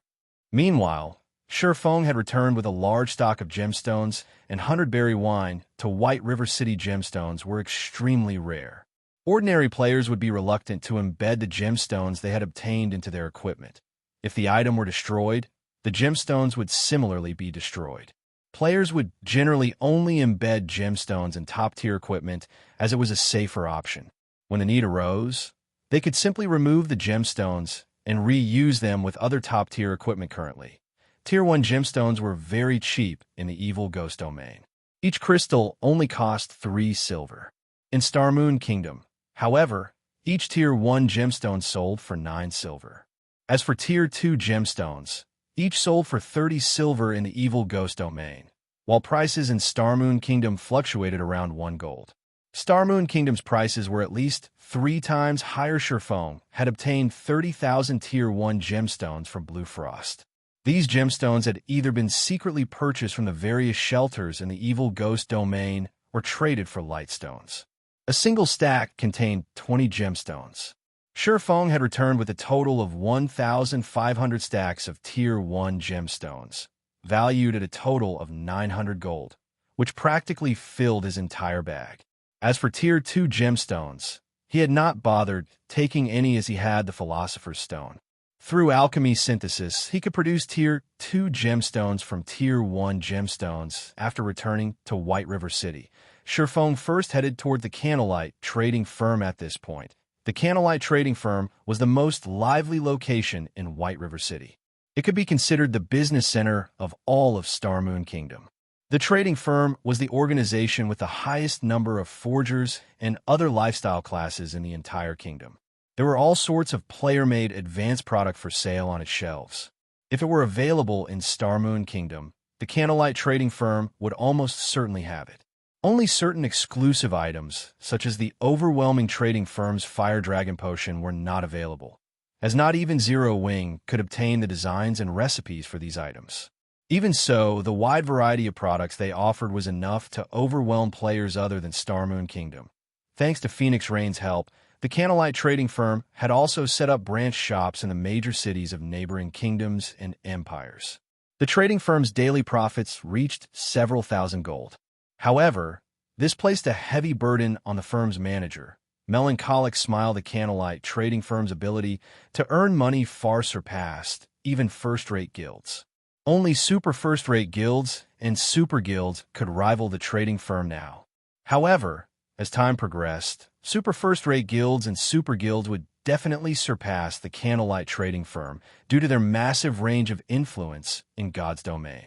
The resources and contacts they possess far surpass the Candlelight trading firm. Although the Candlelight trading firm could continue to expand, Zero Wing simply did not possess the required strength and manpower to keep up with it. Fortunately, Xianxia had long since prepared for this situation.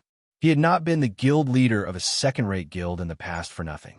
Since the first day he logged into God's domain in his life, he had been thinking of ways to improve his guild's background and had come up with a series of plans.